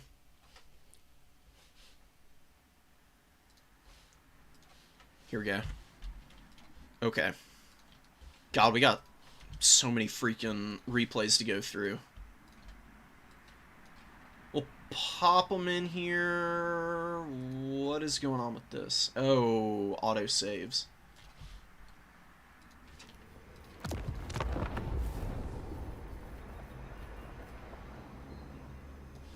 Oh, I'm not gonna go through that right now.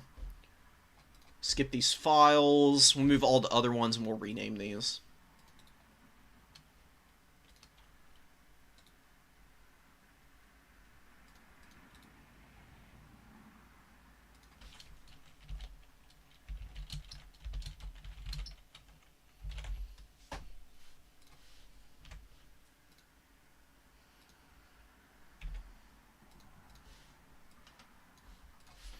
Alright, guys. A lot of the round 4 games are done. We'll be live casting semis and finals.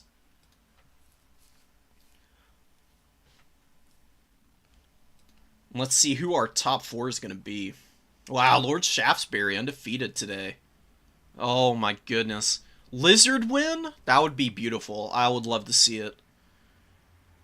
Wow, we got a lot of 3-win players today, man.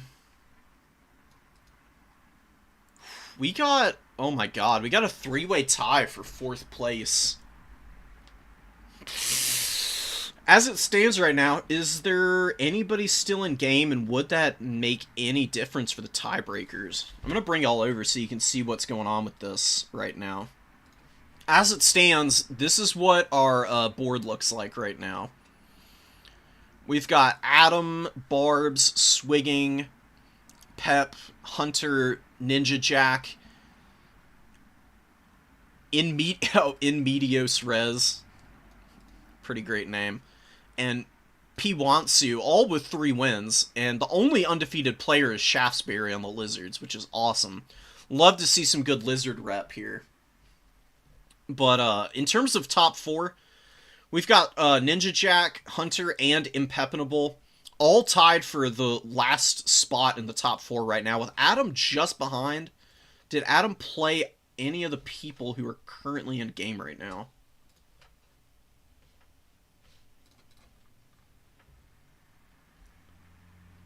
So we've got Monkey, Parker, Parker / Pizza King, Mighty Guck, and Troyo. And Adam played Pep and lost there. Played Snow, which we just watched. Oh, Adam did play some... If Monkey wins, then Adam is going to end up in the conversation for top 4 as well. God, we're going to have a absolutely insane time trying to unwind this, I think. Any of the 2-win players who are still playing right now able to get in? We honestly might need another round.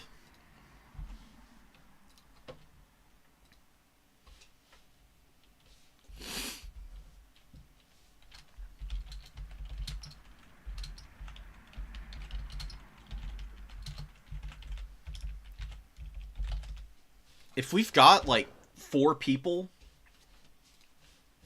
gearing up for the top 4, we can do like a mini playoff to see who gets in. Azag got caught. Yeah, that's unfortunate. Azag is very risky against Slaanesh. He's so fast on the Wyvern, he can actually run himself into death really quickly. I think Gorbat is the better option. Got to play Ungrim. Hell yes.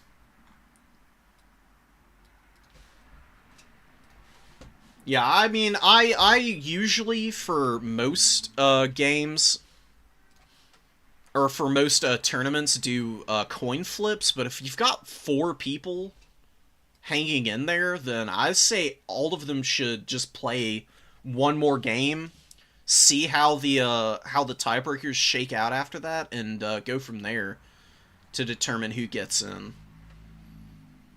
Because one more round between all 4 of those players would probably shake it up enough that one of them is going to have more points than the others.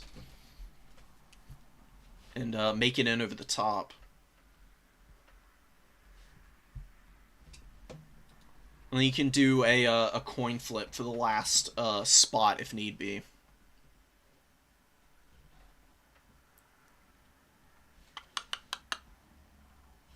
What the hell is this tournament? Oh, okay, here it is.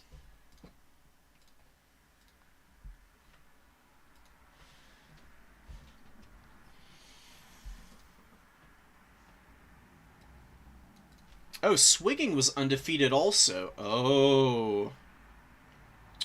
Dang, okay, okay.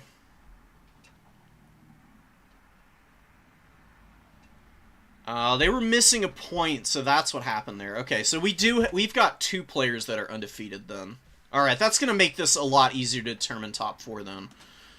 Wow, we've got Shaftesbury and Swigging up top here with 4 wins apiece. Petwansu with 3. And In Medio is looking to be the lucky one of the 3-win players who just squeaks in with the benefit of having better tiebreakers from the opposition points. So Guck and Troyo, is that going to shake it up anymore? Does not look like it. God, how many people did we have in tournament today? We got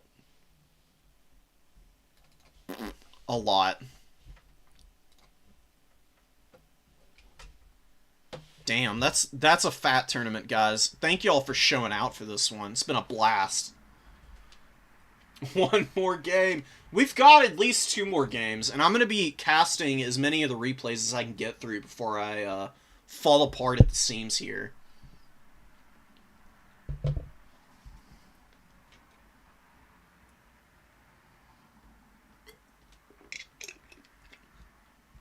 Got really unlucky with the draw. Played 2 of the top 5 then.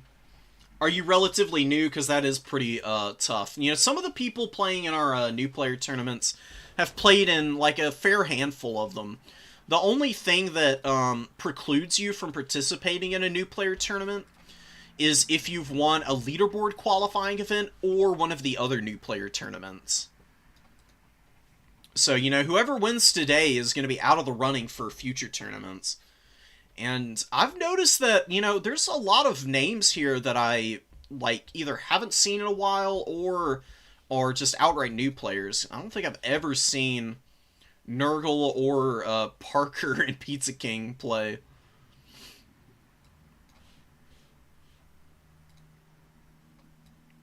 Brother Bear has been in and out for a while. Snuggalicious. Is this a Slaanesh player with a name like that? I'm thinking maybe.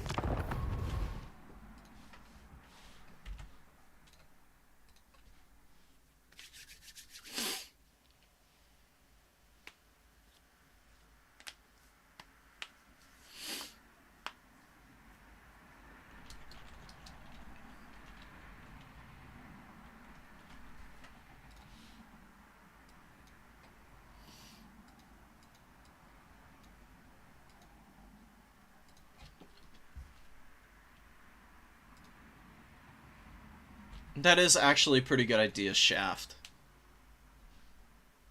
Regarding tiebreakers, if you've played against one of the other tied people and beaten them in Swiss, then you go through. I actually kind of like that idea. That's like, it's like divisional tiebreakers in the NFL for how they determine seeding for stuff. That's a pretty smooth way of handling it. But I think we've actually got it pretty settled now.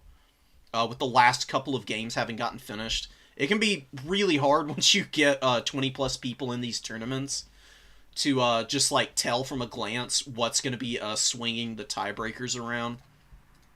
When it's like, you know, 16 to 18 people max, that even then you can definitely have some troubles reading the board, seeing who's going to have a big swing in momentum based on the last few games. When it's smaller tournaments, it's generally pretty easy to tell who will be in the top 4.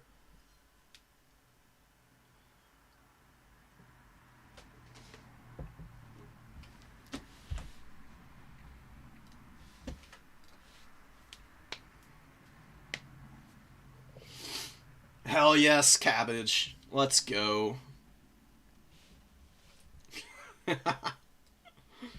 Thanks, guys.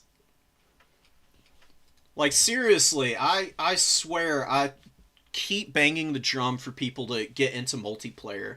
I watched Turin streams for ages in, like, Warhammer... Like, the end of Warhammer 1 was when I found his channel doing all the multiplayer stuff. I'd never been into Total War multiplayer, and I've been playing it since I was a freaking kid.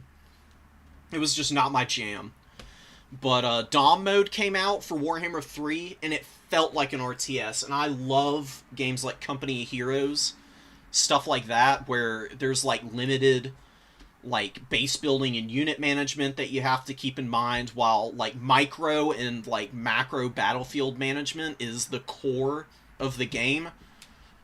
Dom was, like, the perfect mode to add in, and I was instantly hooked when I tried it out. Even when Warhammer 3 released, and it was kind of janky and definitely not as optimal as it is now, it was still a blast.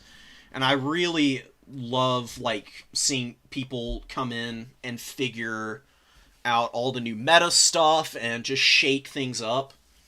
Because there's a lot of new players who come in and just, like, dominate sometimes, you know?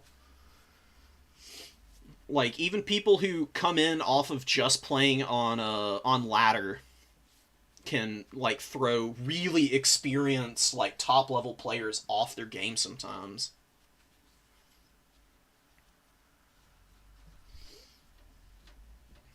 Exactly.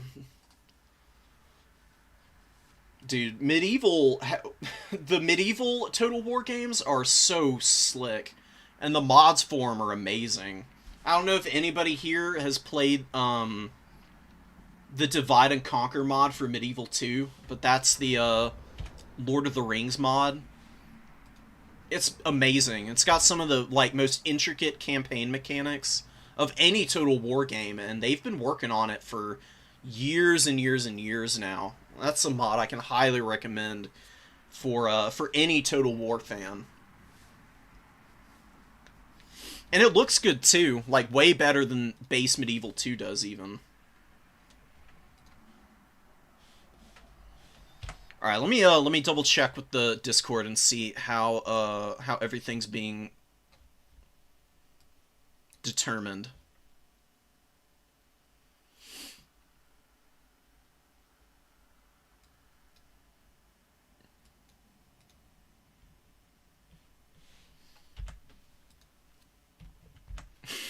No.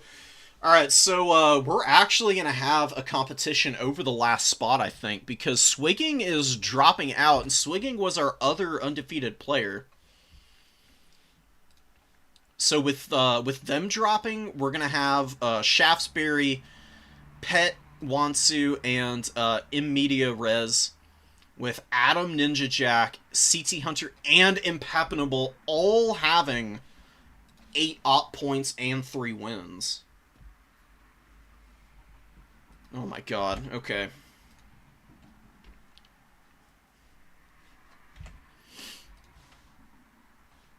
And we still have one game being played. Guck and Troyo are theoretically in game now. We'll see if they're actually finishing up or not. Damn. Oh, let's go, Cabbage. I'm just looking at the wins and everything. I see some of you new players out here getting some big wins. That's awesome. Don't let losses get to you either. It's hard. I lost like 10 games in a row when I was starting out. And then in tournaments, it took me a little while to like figure it out and get to the point where I was playing competently regularly instead of just like going on some crazy streaky run.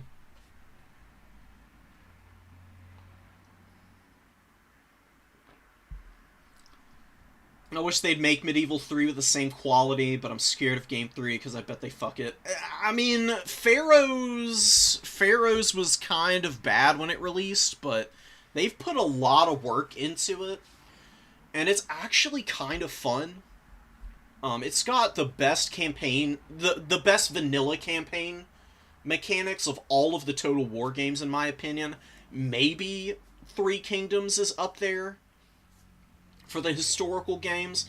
I mean, the Warhammer games are the best, in my opinion, period, just because of the sheer variety of the content and the setting. The actual gameplay mechanics are also probably the most investing, but of the medieval game, or of the historical games, I should say, Shogun 2, Medieval 2, Three Kingdoms, Pharaohs, Thrones of Britannia is low-key kind of enjoyable because it's just a gigantic shit show on the campaign map. Like, that game ends with everybody just having, like, 40 or 50 20-stack armies. It's absolutely insane. But that's, like, my quick rundown of, like, the ones that I really enjoy. I've never enjoyed Rome 2. Rome 2's release was so bad, and the mechanics, and the aesthetic of it just don't feel good to me. I don't know why. I know a lot of people like Rome 2, but I've just not ever gotten into it. And Attila Total War is really cool, and there's some fun stuff in there, but it's got awful performance. I mean, it feels like playing a game in molasses. But the mechanics are cool, and it's got some really chaotic campaigns, so I've jumped in and played a couple here and there since I bought it. I don't know why they ended support for Three Kingdoms as early as they did, because it sold so well, not here in the US, but globally, it's one of the higher selling CA games. They just kind of dropped the ball on it, in my opinion. I think it was a big moneymaker for them, but I think part of the reason why might have had something to do with the whole Hyenas fiasco.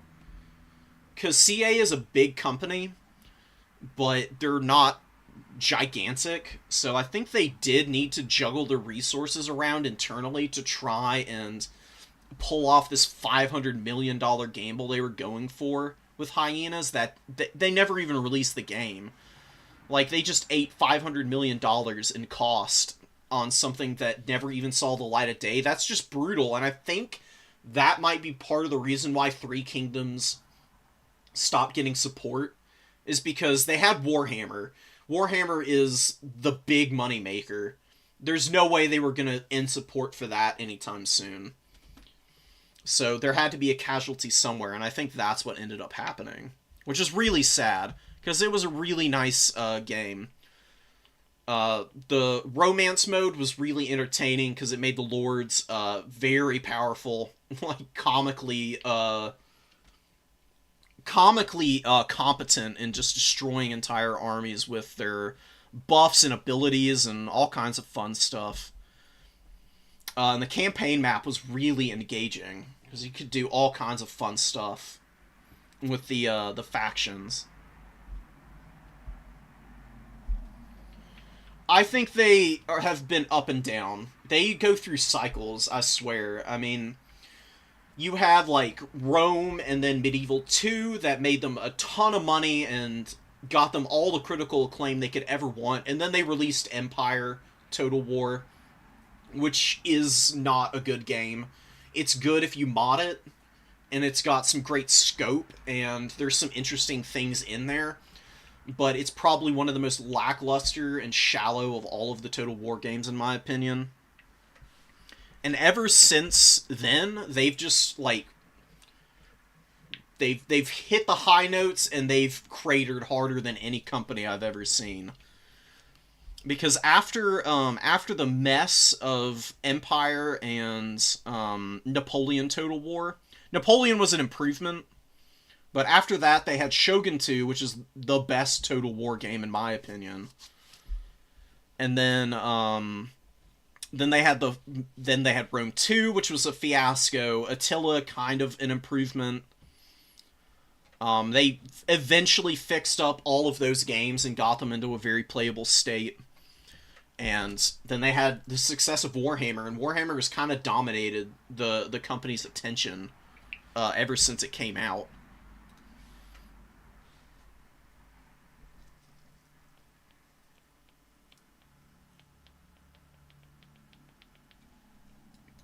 Attila's interesting. Yeah, it's kind of weird that there's two factions that own like a good half of the map, but they don't own it for long. Like, especially the Western Romans start in Attila. If you've ever watched Legend, you probably know how hard it is. They lose like half of their provinces in the first 20 turns. It was, dude, Rome. I had that on Windows 97. I played the hell out of that game. It was amazing. We had an old-ass computer that could barely run the game, but I was in there with all 15 FPS.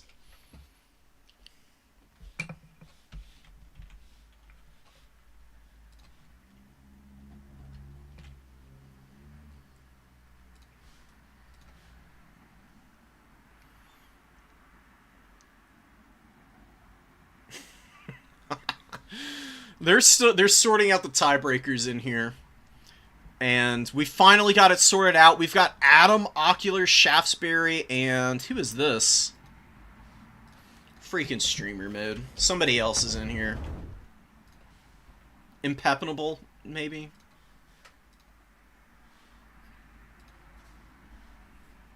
Oh, Pet Wansu, that's right.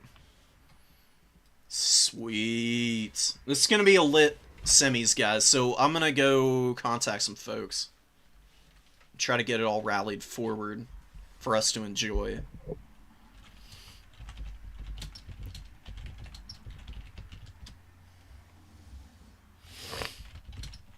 We're gonna watch Adam play. Adam's my boy. I've been coaching him up on Corn every chance I get, and he's improved a lot. So I would love to see him come in and finally get the dub here. I have no problem with admitting my bias.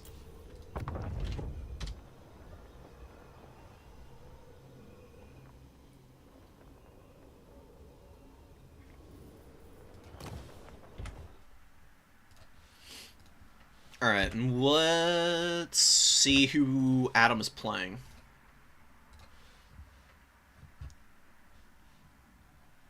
We'll rally over to the top 4 setup. We have 41 people sign up for this tournament. Holy crap. I don't think all of those people actually checked in, though. I think we had close to 30, though. Which is amazing turnout. Like, I think one of Turin's tournaments had 80 people sign up and about 60 check-ins. I think that's the biggest tournament we've ever had. But for this, beautiful.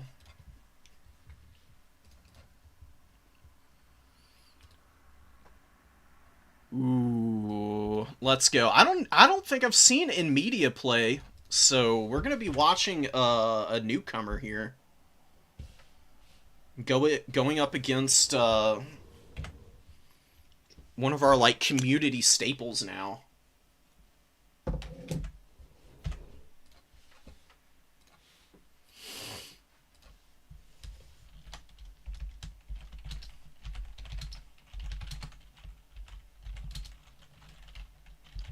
drop me the replay shaft, and we'll do your semis game after we live cast finals.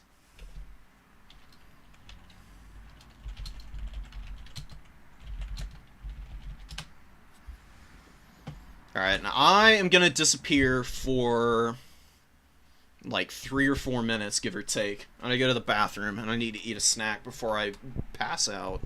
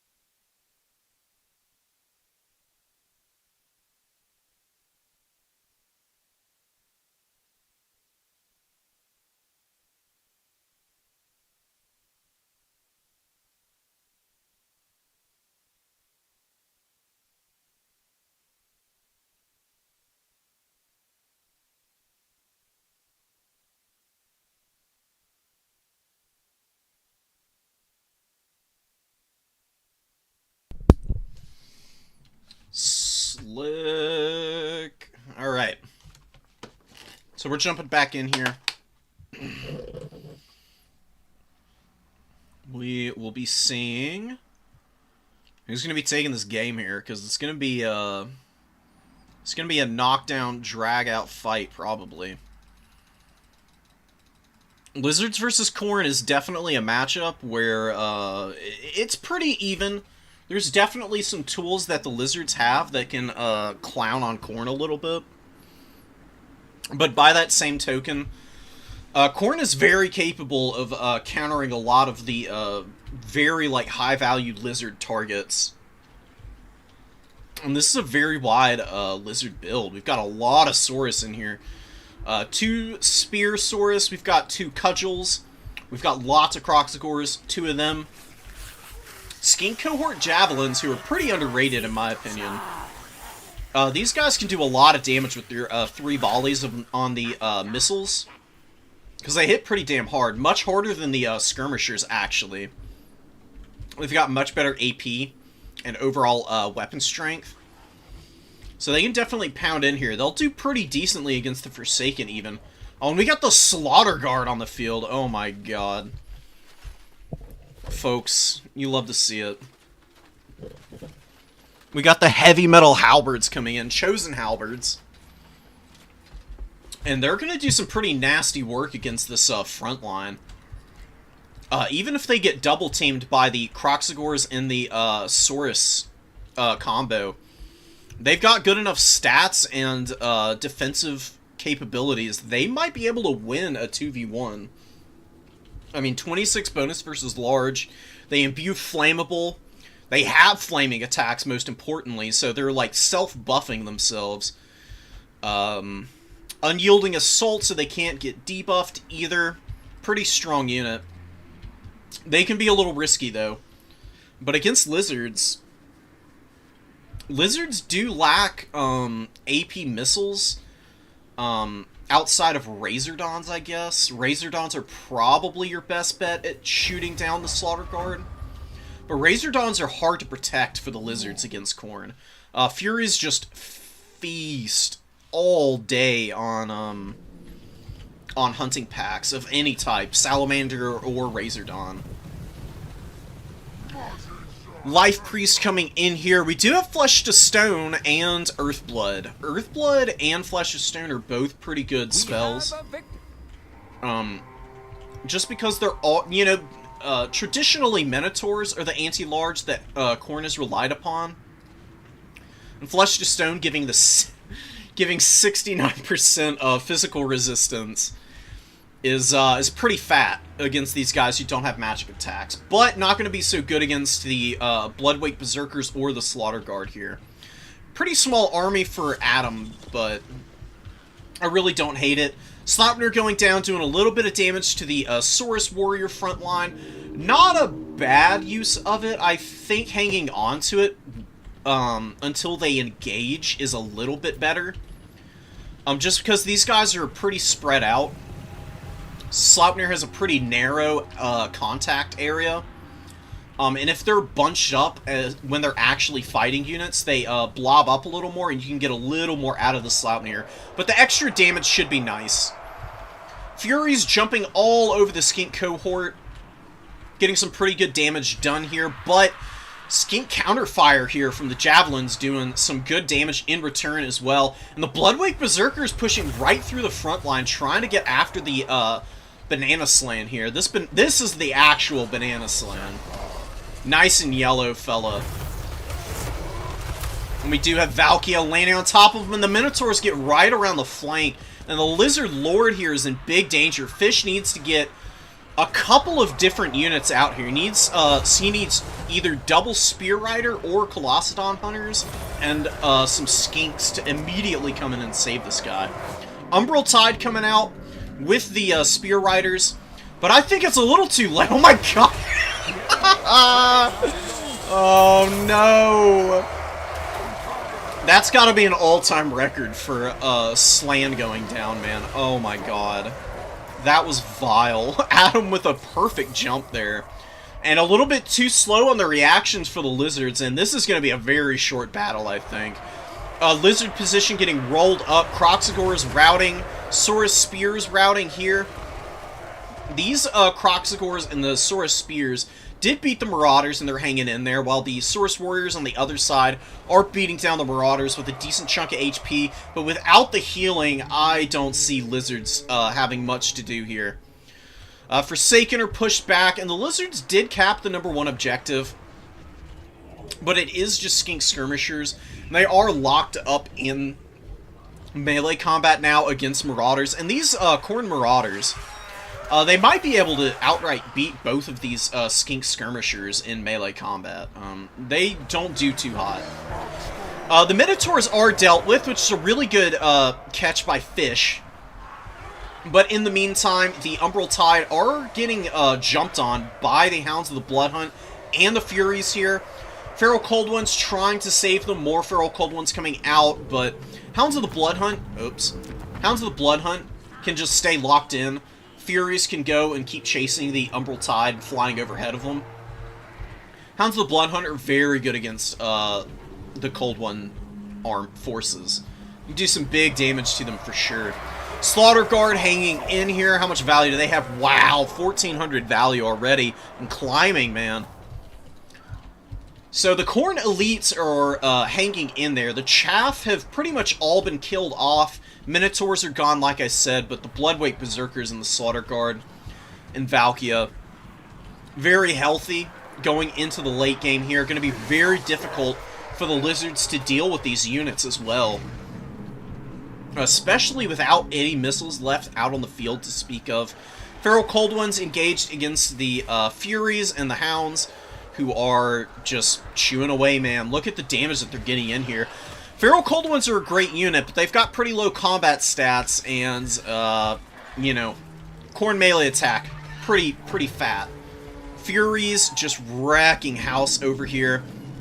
Hounds getting a little bit of healing done, almost getting their value back. They should be able to get there before they go offline. Slaughter Guard with 1,800 value already, paying for themselves. Bloodweight Berserkers looking to push off the Lizard forces that are left out here on the field. Skink Skirmishers got pushed off the home objective. Khorngors and Marauders hanging out back here. Probably can just keep those guys there. And some throwing axes coming out. Very good choice here in the mid-game. This is usually when I like to bring out my horsemen, especially in matchups where the enemy skirmish can be very overwhelming in the early game, like against the Lizards. Lizards, High Elves, Dark Elves, factions that you do want to have the throwing axes against, but can't really bring them in the opening, in my experience. Once you've broken down the front line a bit, and you've got the skirmishers running for the hills, these guys are going to be able to put some big pressure in on the remaining Saurus Spears. They're going to do pretty well against Cold Ones. They can pressure objectives as well. And the Lizards are going to start to lose a lot of momentum as they really are lacking a lot of mobility right now. Bloodweight Berserkers with 1,900 value, wrecking the Croxagores and the Skink cohort here. Umbral Tide trying to find a position to shoot from. Not having a lot of luck right now. Khorngors and the Slaughter Guard just hanging out. Beautiful Sloughnir here. Big damage to the Skinks. A little bit of work against the Saurus. Khorngors going to be collapsing here with the Slaughter Guard on the Saurus, while the Khorngors follow up the route on the Skink cohort and are chasing those guys off. You can probably pull these Khorngors and everything to go in on the Spear Riders here. And this should be a pretty big win for Khorne as well. Diverting, not wanting to fight a bunch of halberds, which is pretty understandable. Valkia does land on the Umbral Tide, is routing those guys. And, wow, big flip back here on the number 3, and a sword comes down, takes a good half of the HP off the Saurus shields here. I would probably just commit the throwing axes to finishing these guys off. They should be able to get through them. You know, the shields are a nice mitigation, but the AP missile damage, when it does actually get through the shield, is going to end up being pretty overwhelming for the Saurus to have to deal with. They should be it should be a pretty easy time wearing those guys down. And you don't even have to commit to hanging on to the number 3 objective. You can, you know, kite back a little bit, prepared to defend the number 1 as well as hang on to the number 2. Then when your opponent pushes off of the number 3, you bring the horseman back around to get back on it. Because then you're just, like, forcing a slowdown of your opponent's momentum, whatever momentum they can rally back after being down almost 4,000 value here. It's going to be really rough for them to recontest objectives when they have to respond to your back cap pressure and then also try and find a way back up onto the middle points. Minotaurs get a pretty clean engagement on the Feral Cold Ones and the Spear Riders here. Trading pretty evenly against these units, but they were both a little beat up before they got engaged against the Minos. The Minos do win pretty convincingly. Should be able to fight off these Spear Riders and hang on to this back point here. Ugh, the overhead swings from the Minotaurs just feel so weighty, man.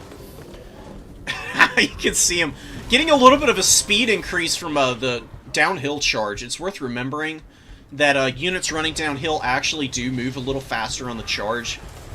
And do a little bit of extra damage, as well as if you're...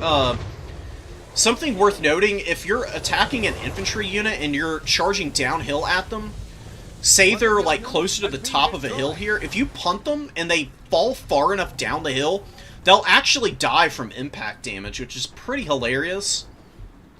There's an objective on Kassar's Cursed Oasis where it's very noticeable. It's in the very Dunish objective on that map, where I've had a Centaur unit basically one-shot a Dowie Minor unit by getting a straight-up charge on the Dowie Minor unit.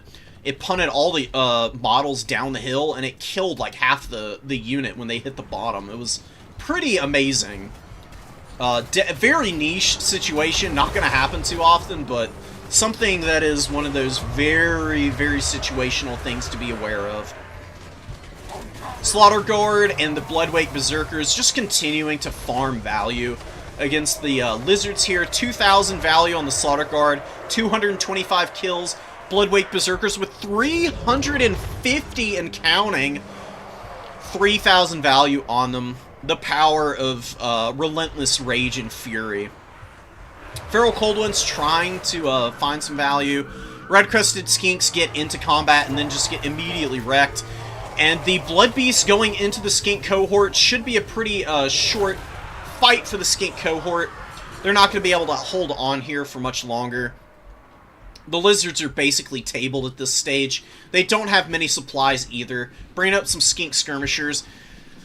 I just don't know what you do. I mean, without the... You know, this army would have been okay with the Lord, but man, Adam's execution on the dive, getting after that banana slam, was picture perfect, and killing that Lord leaves the rest of the army just completely helpless here.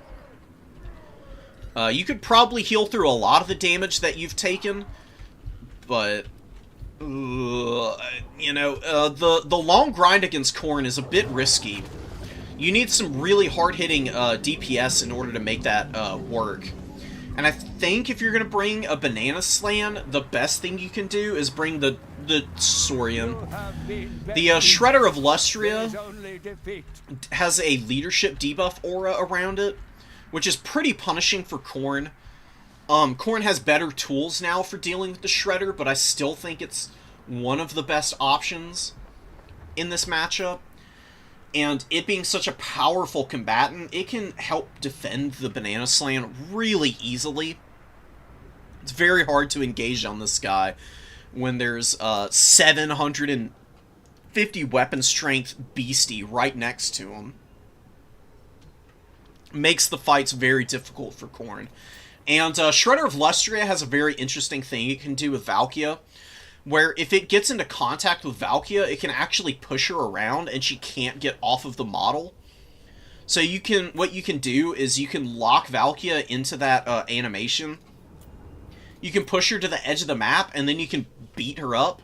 She terror routes right off the field and you just immediately crush Khorne's leadership, and then you just bring the Saurian back in to just dumpster the rest of the army. It's pretty hilarious.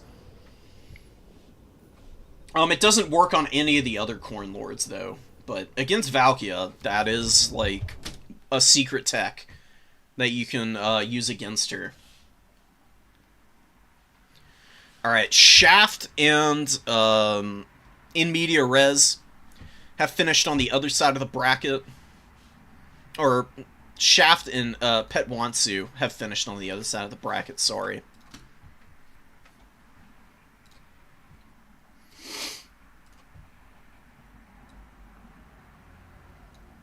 Yeah, if you lose your Lord like that, that's a pretty good call. Like, retreating back to your home objective and trying to hang out there and value trade some probably is the best idea until you can get your Lord.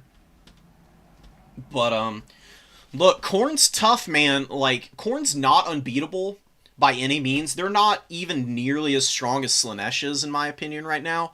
But if you're not prepared for some of the, rush builds that Khorne is able to bring, Khorne has a lot of variety now, and that's probably one of the things that is making them much better this season than last, is you just don't quite know what to expect as much as you used to. Like, before this recent patch, you knew you were going to see Minotaurs. You could count on seeing an Exalted Bloodletter and Chaos Warriors with Valkia flying in the sky. But now you have to game plan for Orbal, you have to game plan for Valkia, or even scarier, you have to game plan for old Skulltaker. You don't see double cultist all the time anymore. You see blood reapers every now and then now, who just run around and cause problems as combat characters. You've got Blood Beasts, Bloodwake Berserkers, and the Wrathmongers in general. Even a regular Wrathmonger is an incredibly powerful combat unit. It's tough. It's really tough. And Khorngors are a pretty good unit. They're counterable, and they're vulnerable. But with all of the mobility that Khorne has, it's just madness. It's absolute madness what you can do with Khorne now. You can pursue into people's deploy zones and just wreak havoc on their armies if they're not ready for the rush builds. It's pretty simplistic in design, but there's something very pure about that. You know? It's one of the reasons why I enjoy Khorne so much.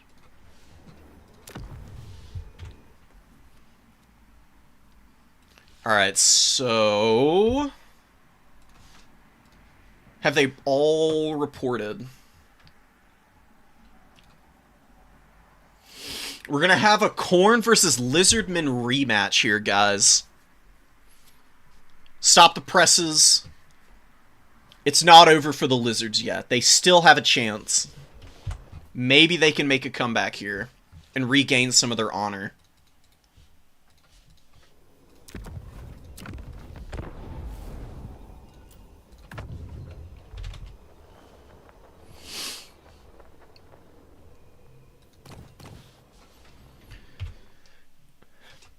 Bordello Landing. We've got ourselves a classic finals match here. Khorne Lizards on Bordello. What's not to like? Perfect map, perfect factions. And, yeah, it's going to be exciting. I mean, Shaft has been playing and doing really well in some of the leaderboard qualifying tournaments. And like I said, Adam, pretty new player who's been playing for a couple months now and has just absolutely leveled up the play over the course of this season. Taking steps every single day to improve, which is awesome to see.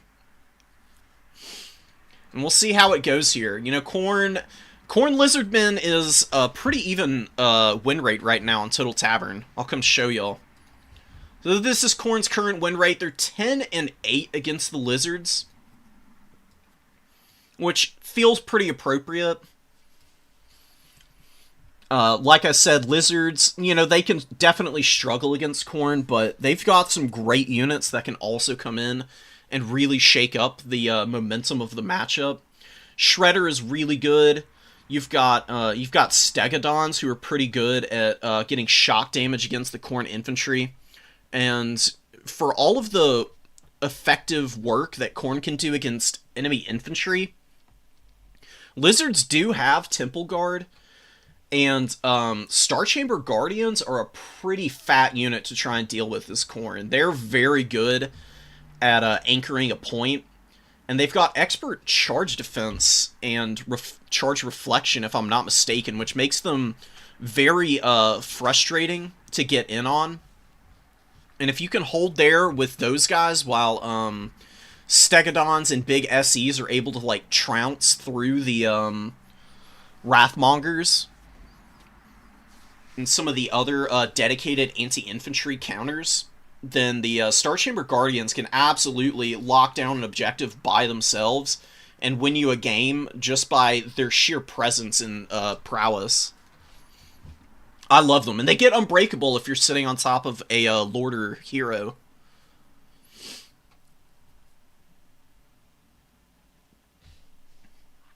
I would have loved this map. Who were you playing, Ryan? What faction were you on? Because Imperial Road is very favorable for gun lines, oftentimes. So if you're playing like a gunline faction, I can see how you would be favoring Imperial Road.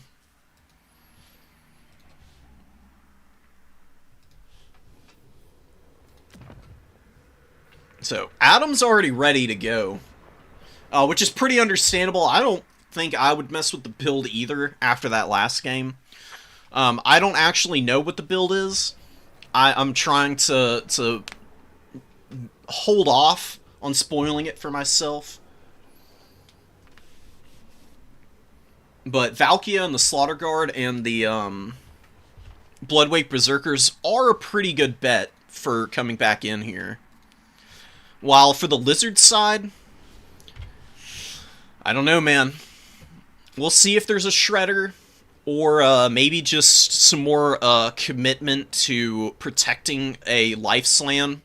Or we might even see, we might see a metal slan. Metal magic is really effective against Khorne because you've got Plague of Rust, which lowers armor, letting your Skink Skirmishers poke a lot better against Khorne. You've got Searing Doom, which is just a devastating spell. I mean, it does so much damage. It doesn't even matter that you've got spell resistance Khorne. It's still gonna just absolutely obliterate the clumped up units that you've got on the field. So you gotta be very careful of that. But it could be anything. It could even be the same build that we just saw.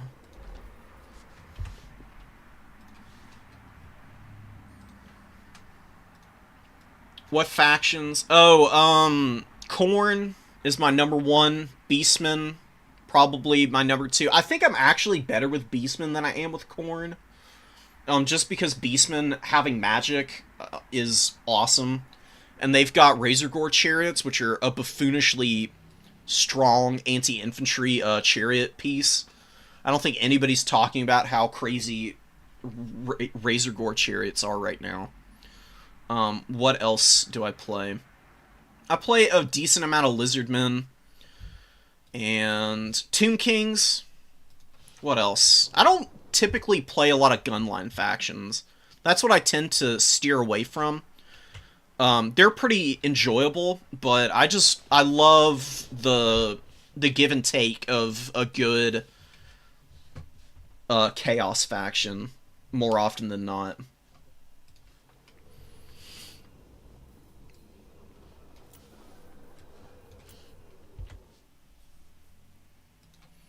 Oh, Wood Elves. I don't play a lot of Wood Elves on stream, but if you ever catch me on ladder, sometimes I'll mix it up and play them.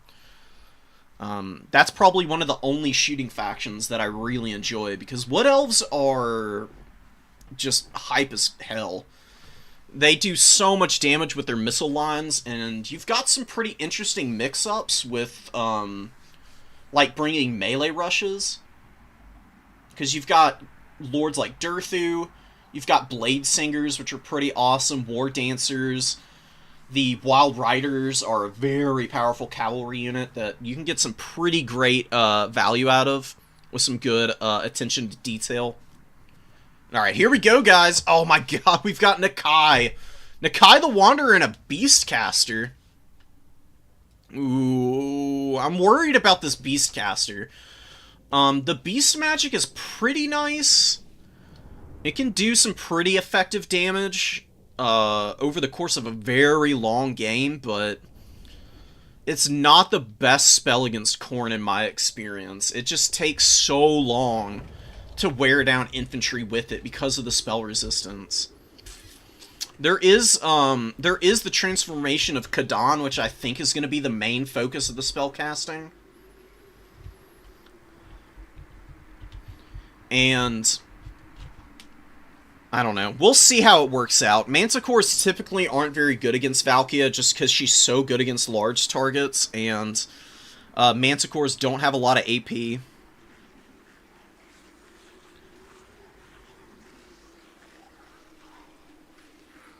So I'm a little scared for that. Lots of Marauders. Maxed out on those, in fact. Couple of one Chaos Warrior actually, so not maxed out on the Marauders. One Chaos Warrior, a couple of Halberds this time, not bringing the Slaughter Guard. Bloodwake Berserkers are here though. Not super surprising, they're just so powerful. It's hard to not take them. Minotaurs hanging out here. Good mass and should be able to save any positions from just getting completely flattened by an enemy rush. Nakai coming in here. He has golden tributes. He gives damage resistance and vigor reduction to everything around him. He's a pretty good combatant. Can definitely go fisticuffs with Valkia a little bit. But, you know, bringing him means there's really not any healing on the table unless you bring Rev Crystals or the Skink Oracle, which on the Troglodon, I think is what it's called, tends to be pretty expensive. Red-Crested Skinks, some Javelin cohorts, which are pretty good, and Chameleons. Chameleons are alright against Khorne, but Fleshhounds and Furies just shred the Chameleon Skinks if they get caught, so Shaft is going to have to be very, very focused on the micro and positioning of these guys, because, you know, they've got the poison missiles, and their foot speed is pretty decent at 48, but, you know, Khorne has Furies with 110 speed, or whatever, 105 maybe, as well as just the Fleshhounds who have 90 speed. They can definitely get caught out if they're not careful. Not to mention Chaos Knights. Chaos Knights of Khorne can situationally be good against lizards, because they're great at clearing skinks. And they can soak up missile fire as they charge in against chameleons. We'll see what Adam has in mind for it all.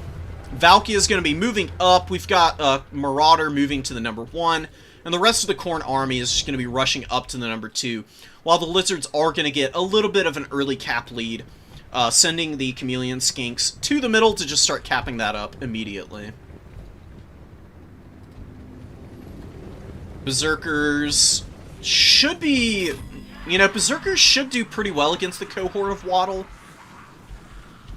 Cohort having the Dazed effect is going to lower the melee defense of the Berserkers, but they're still going to have 51 melee defense if they tangle cleanly with the Cohort. These guys only have 45 melee attacks, so it's going to be a little odd seeing those two clash together potentially, because I think the Bloodwake Berserkers will just outright win that trade. Despite being pretty even in price, you can see how similar they are in terms of their stats. You get a little extra HP on the Berserkers, a little less armor, little more leadership, much better melee attack and melee defense, but less weapon strength, more charge bonus on those guys. Perfect Vigor on Cohort is going to help them out in a long game. I would just try and avoid the Bloodwake Berserkers as long as possible here. Then try and hammer them down in the very late stages. Skink Cohort Javelin on the number 3, taking that position. Furies looking to get after the Chameleons on this flank, it looks like. Certainly lining up for it so far. Cohort do get caught out by the Marauders. These Marauders engaging against red-crested skinks should be a decent trade for Khorne, provided the Chameleons aren't allowed to shoot for free, and the Furies are diving and should be able to push these guys out of position to support this fight. You don't really need to stay engaged here. Adam doing a good job of disengaging. Very nice play right there.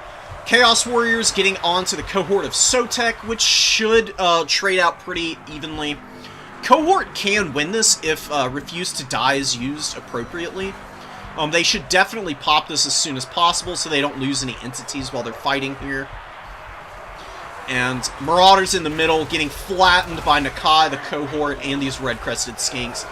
Brutal damage coming in here on these Marauders, who are immediately terrified off. But we do have a secondary force of Halberds and Minotaurs getting in here, going after the red-crested skinks. Bloodwake Berserkers kind of caught out here. They're surrounded by a ton of units.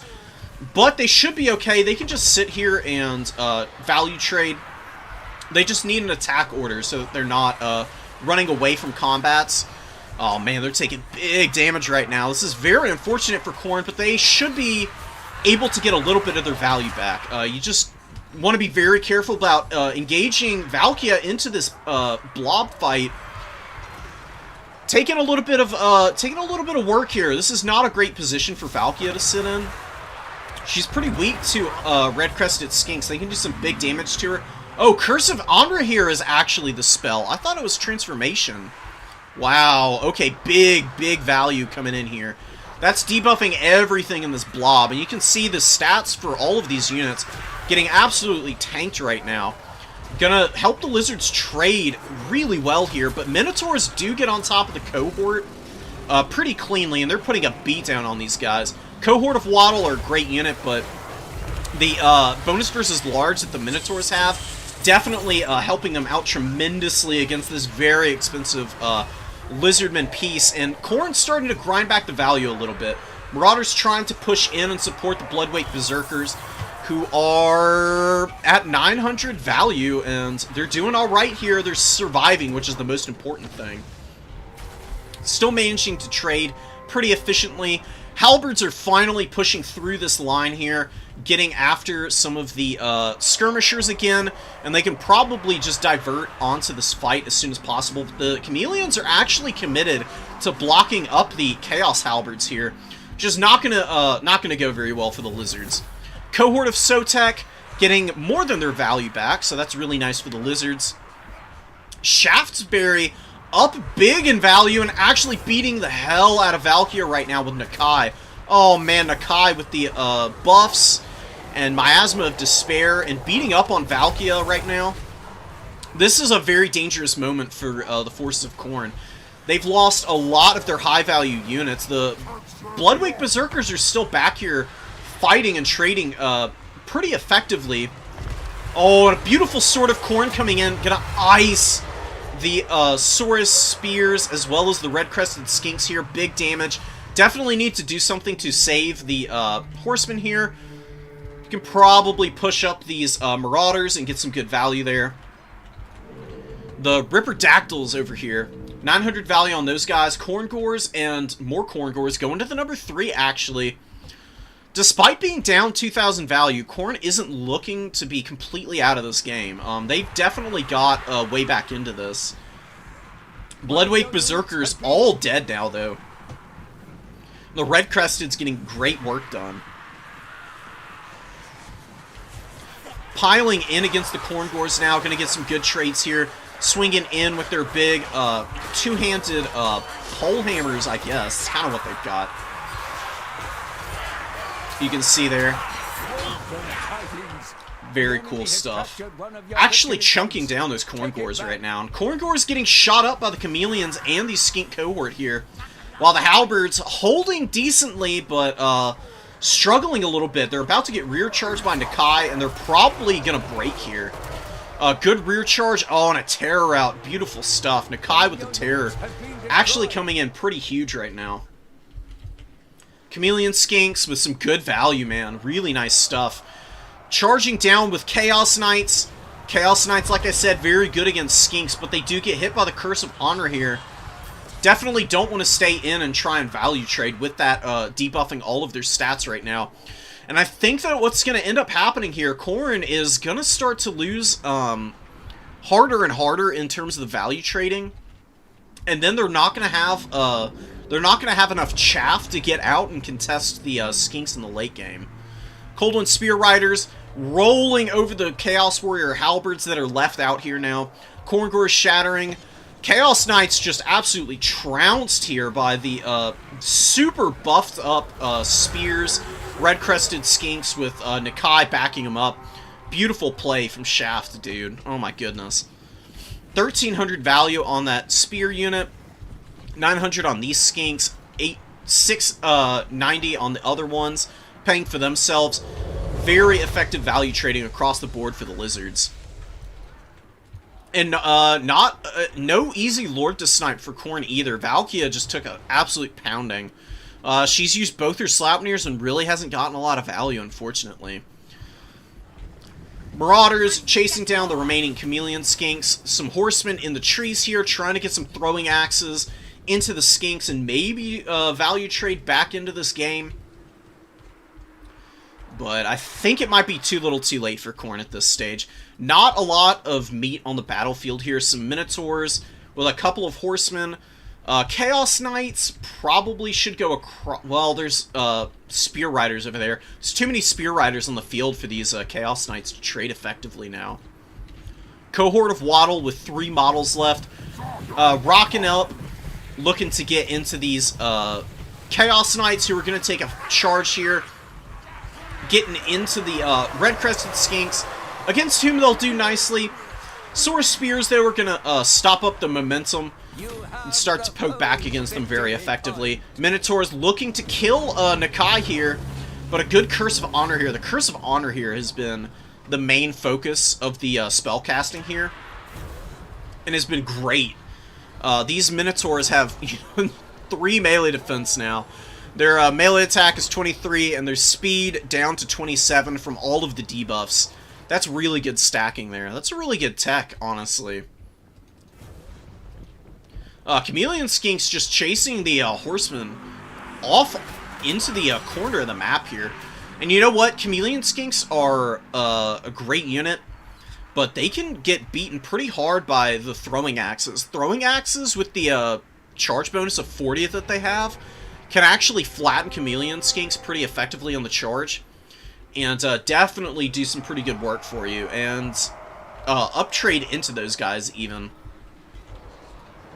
Minotaurs stuck on Sora's Spears, another Primal Roar going down. The Primal Roars have been very clutch here. They've just been buffing everything up so nicely. Look at the Spears, a 70 melee attack right now. Absolutely crushing the Minos. Nakai very happy, and like I said, he's lowering the vigor on all these units, so everything's staying nice and fresh for the Lizards into the late game. While Khorne is coming in here, their Marauders are winded, not nearly as effective as the Spears are. Spear Riders helping run down the other Marauder unit. And the Chaos Knights, the last few of them cleaned up by the Ripperdactyls, who have gotten 200 value already. Wow, the Cohort of Waddle rally in here. 3 models left, 753 HP.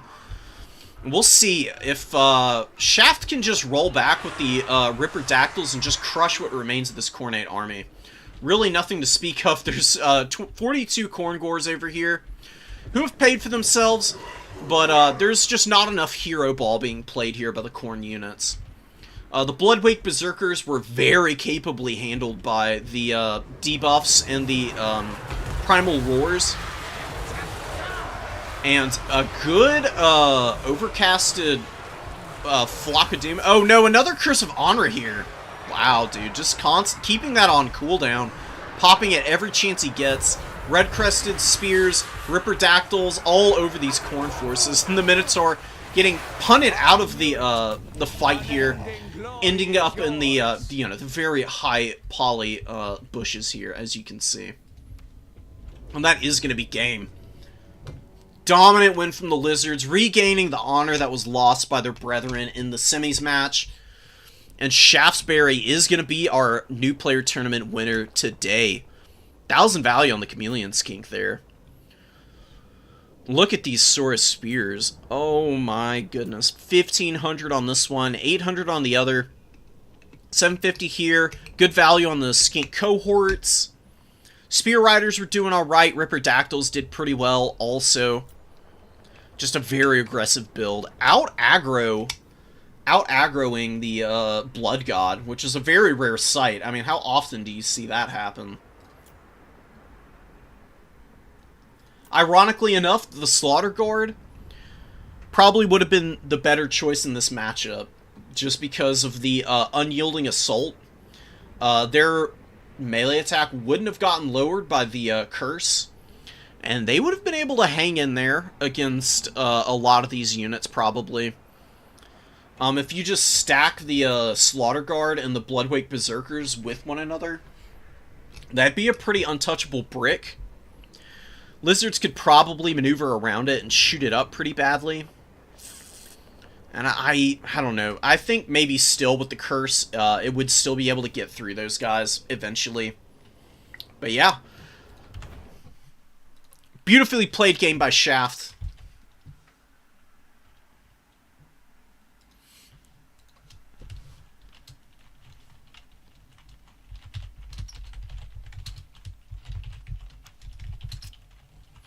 And for Adam, you're right there. You're so close. I believe in you. I think the next tournament is yours, man.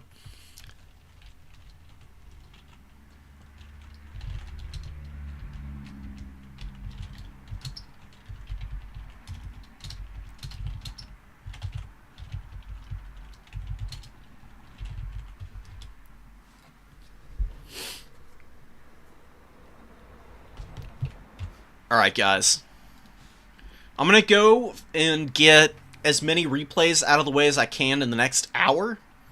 And then I'll be tuning out, and I'll go through the rest of them, cast a few games, and maybe on maybe on Monday I'll do a last roundup of all of the replays I've got. Just another live stream going through them all.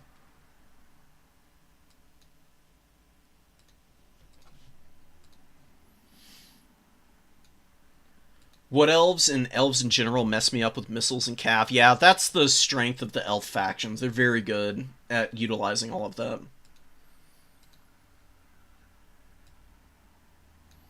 Yeah, Dragon Master, you're making a pretty good point with the Elves. Shields are really... Silver shields especially against Wood Elves are pretty nice.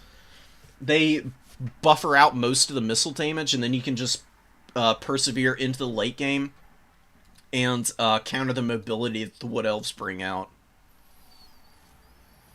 Hell yeah, thanks for joining, Cabbage King. Stay tuned for the last few replays here if you want.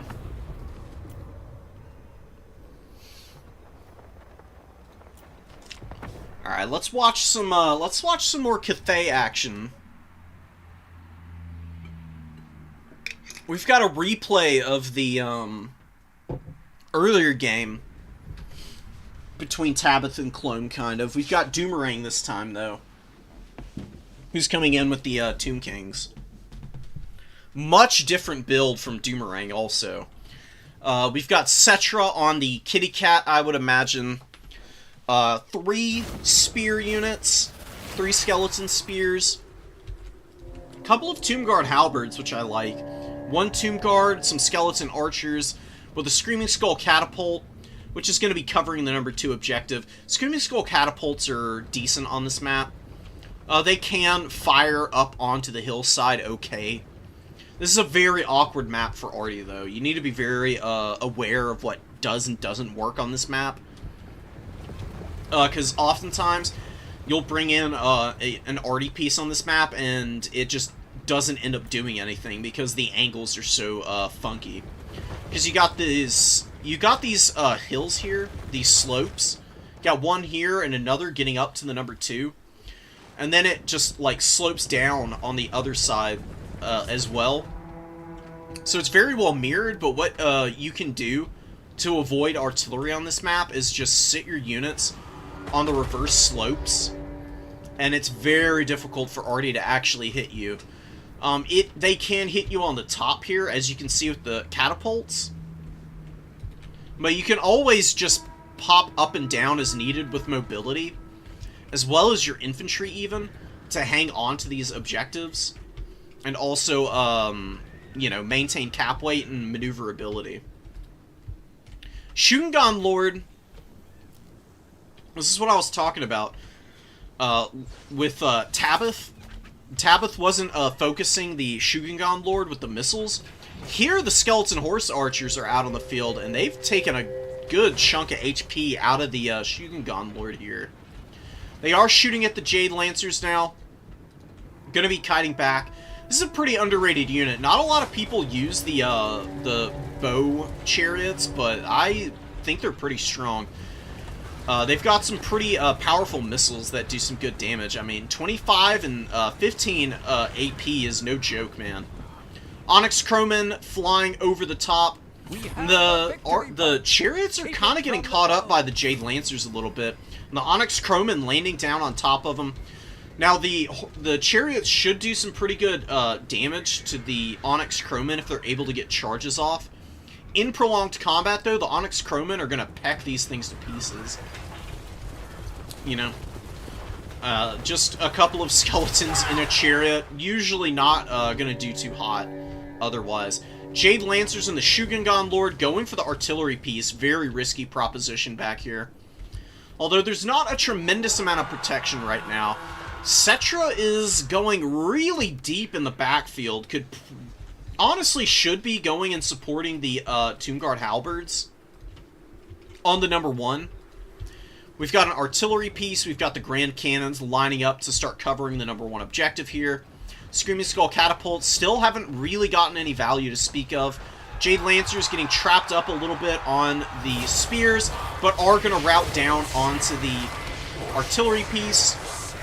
A good Usirian's incantation being dropped on top of the Onyx Crowman. Dragon's Breath going down. Doesn't do a lot of damage, though. And Cetra just trounces the remaining Crowman with a good charge. 20 kills right off the rip, basically. But the Screaming Skull Catapult is going to go down here, it looks like. Crumbling out very aggressively now. My will be done. It does give bonuses to melee defense and melee attack, but no leadership buffing there. Which is very unfortunate for that unit. But I think maybe an okay trade for the Tomb Kings in the long term. Pushing off this Jade Lancer. Just Cetra being so far back here and not supporting the objectives is really rough, because you can see Cathay taking the number 1 and the middle objective very easily, while Peasant Spears are threatening the number 3. Nahakara Warriors should push them off. This is a big loss in the center for the Tomb Kings. It's mostly spears, which isn't the worst thing in the world. But they definitely would be better off concentrating on holding the side objectives and forcing Cathay to spread out. Cathay, yet again, benefiting immensely from their opponent kind of blobbing up here in the middle and taking fights that they really don't need to be. Nahakara Horsemen getting absolutely obliterated by the Grand Cannon right now, with the Righteous Lances of Wei Jin landing in here. And as you know, these guys aren't great in melee combat, the Grace of Kuai Yin, but they've got decent melee defense and a lot of armor. So a very low unit of Nahakara Horsemen are not going to be able to make much happen here. A bit of a Last Samurai charge here, if I do say so. And they immediately get folded up. Righteous Lances looking to get back up in the air and go after Cetra, who's taking some big damage. Gets hit in the face by a cannonball. A couple more come in. A little bit of friendly fire on the Righteous Lances, unfortunately, for Cathay. But Mark of Yin going down.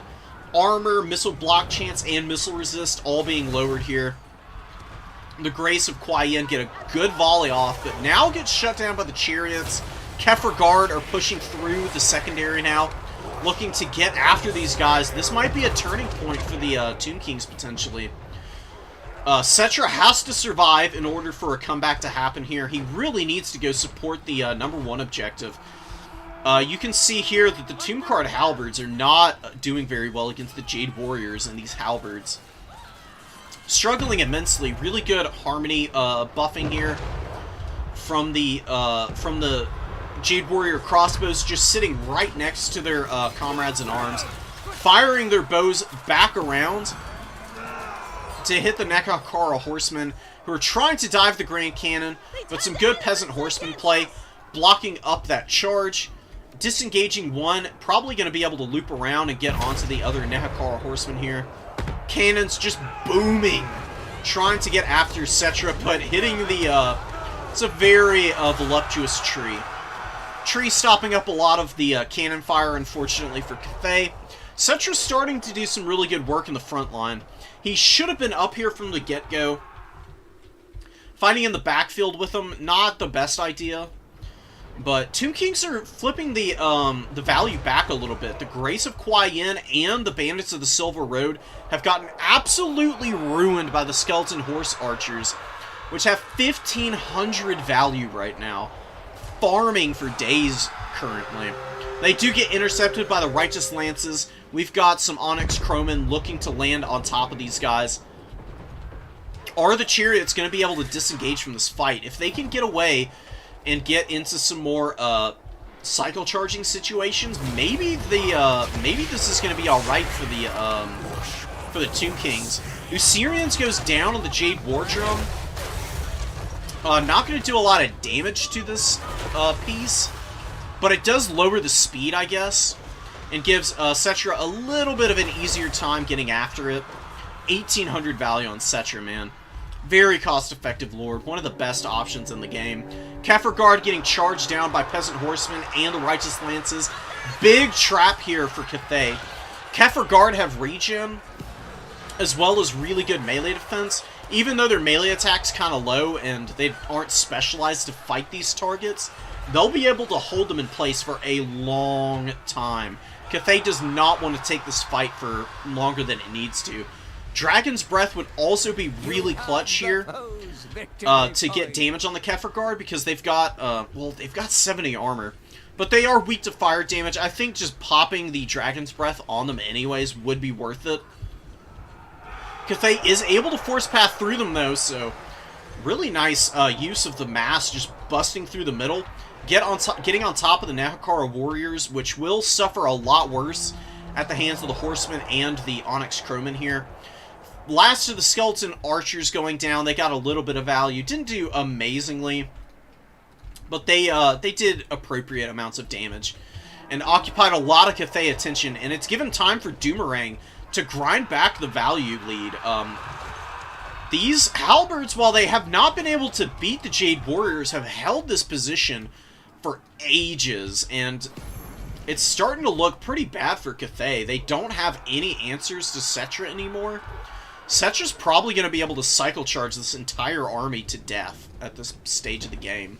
Necropolis Knights with some pretty good value, probably crushing some horsemen, looking to get after the Alchemist or the Shugengan Lord. Shugengan Lord very out of position here. Not quite surrounded yet. Very fortunately able to squeak away here, it looks like. Hopefully doesn't get staggered by any of these attacks.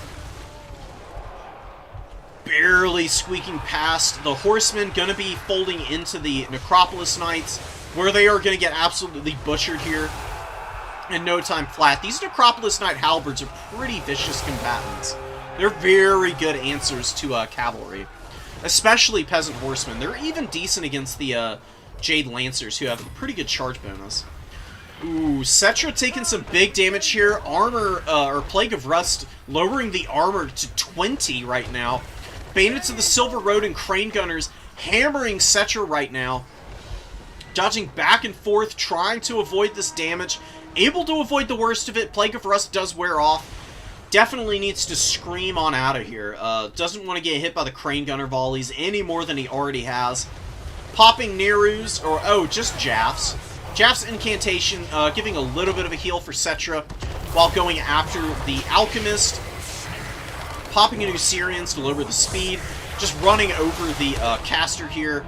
Getting rid of that caster is pretty big, because the Mastery of the Elemental Winds is buffing up the damage that Dragon's Breath is able to do. But with this hero broken, that's no longer applying anymore. And the Tomb Kings starting to lock down the objectives. Triple cap here. Big win for the Tomb Kings, man. And Nikesha's Scorpion Legion way back here, getting shot at by the crossbows. Not too terrible for the Tomb Kings. Kefir Guard and the Nehekara Warriors pushing off what remains of the presence that Cathay had on the middle objective. Righteous Lances flying overhead. 1,000 value on them, not terrible. Probably not going to be enough, though. And we do have a collapse here onto the Bandits of the Silver Road, but a great Jade Shield mitigating the charge damage here, while some Onyx Crowmen maybe going to be able to land on the Necropolis Knights, while the Crane Gunners get some accurate focus fire on these guys, doing some big damage with their AP missiles. And Necropolis Knights have done nicely. They've gotten 1,100 value, just about paying for themselves. They are 1,450. I would push these halberds up to help those guys out, honestly, or just to occupy the Bandits of the Silver Road once that once the Necropolis Knights are worn out and die off. Still think it would be really nice. Cetra way back here in the backfield, 3,400 value. Tossing around the Alchemist, just keeping it on the run. More Horse Archers coming out on the Chariots. They should be able to get after the, not just the Onyx Crowmen when they're landed, but definitely the Bandits of the Silver Road, and most importantly, getting after the Crane Gunners. Crane Gunners, being infantry-sized, are very vulnerable to Chariots. One good Chariot charge can chunk their HP right off of them and just crush them horrendously. And that's one of the only units that Cathay can fall back on to do any damage to the Tomb King's army. We've got Halberds pushing into the back line. They're going right around the Bandits of the Silver Road, although they do get stuck up a little bit. Not pushing past appropriately. And now the Onyx Crowmen landing on top of them. Why is there no harmony on these guys? They're... Oh, because they're all yin. That's right. I always forget that the yin harmony effect is available on the Crowmen, which is part of what makes them so good, because they can fly to positions where you don't have any missiles and apply that harmony bonus to your melee infantry. But here, it's hurting the Cathay forces a little bit. They're going to be able to kill the Tomb Guard Halberds off. Bandits of the Silver Road firing in here. I just don't see Cathay getting back on these points. There's too many infantry to get through. They're taking the number 3, which is great and all, but the number 2 and 1, with the ticket lead that the Tomb Kings have now, is going to be way too much to handle. Take it back. Peasant Horsemen trying to get around the flank, looking to get after the Chariots, I'm guessing. Maybe trying to kill Cetra. Cetra with 3,600 value, just running over Onyx Crowmen. Having an absolute whale of a time. 3,700 value on him. Let's go. Yeah, that's more how you deal with the army of Cathay. I do think that it was a little bit risky taking the fight in the middle against them, but good micro on Cetra made all the difference. He got 243 kills, 3,700 value, and really helped to carry that game in the mid-sections of it, while the Tomb Kings developed out an infantry presence to capture the objectives and force Cathay into some really negative trades there at the end. Kefir Guard with 1,600 value. Kefir Guard are really hard to kill for Cathay. These guys have quite a bit of armor. The regen keeps them nice and healthy. They benefit immensely from the passive healing that is provided by the Lore of Magic passive, as well as the Realm of Souls. Really strong unit. I love the Kefir Guard, especially against Cathay. They beat all the Cathay infantry. They're kind of hard to lance down with the cavalry, etc., etc.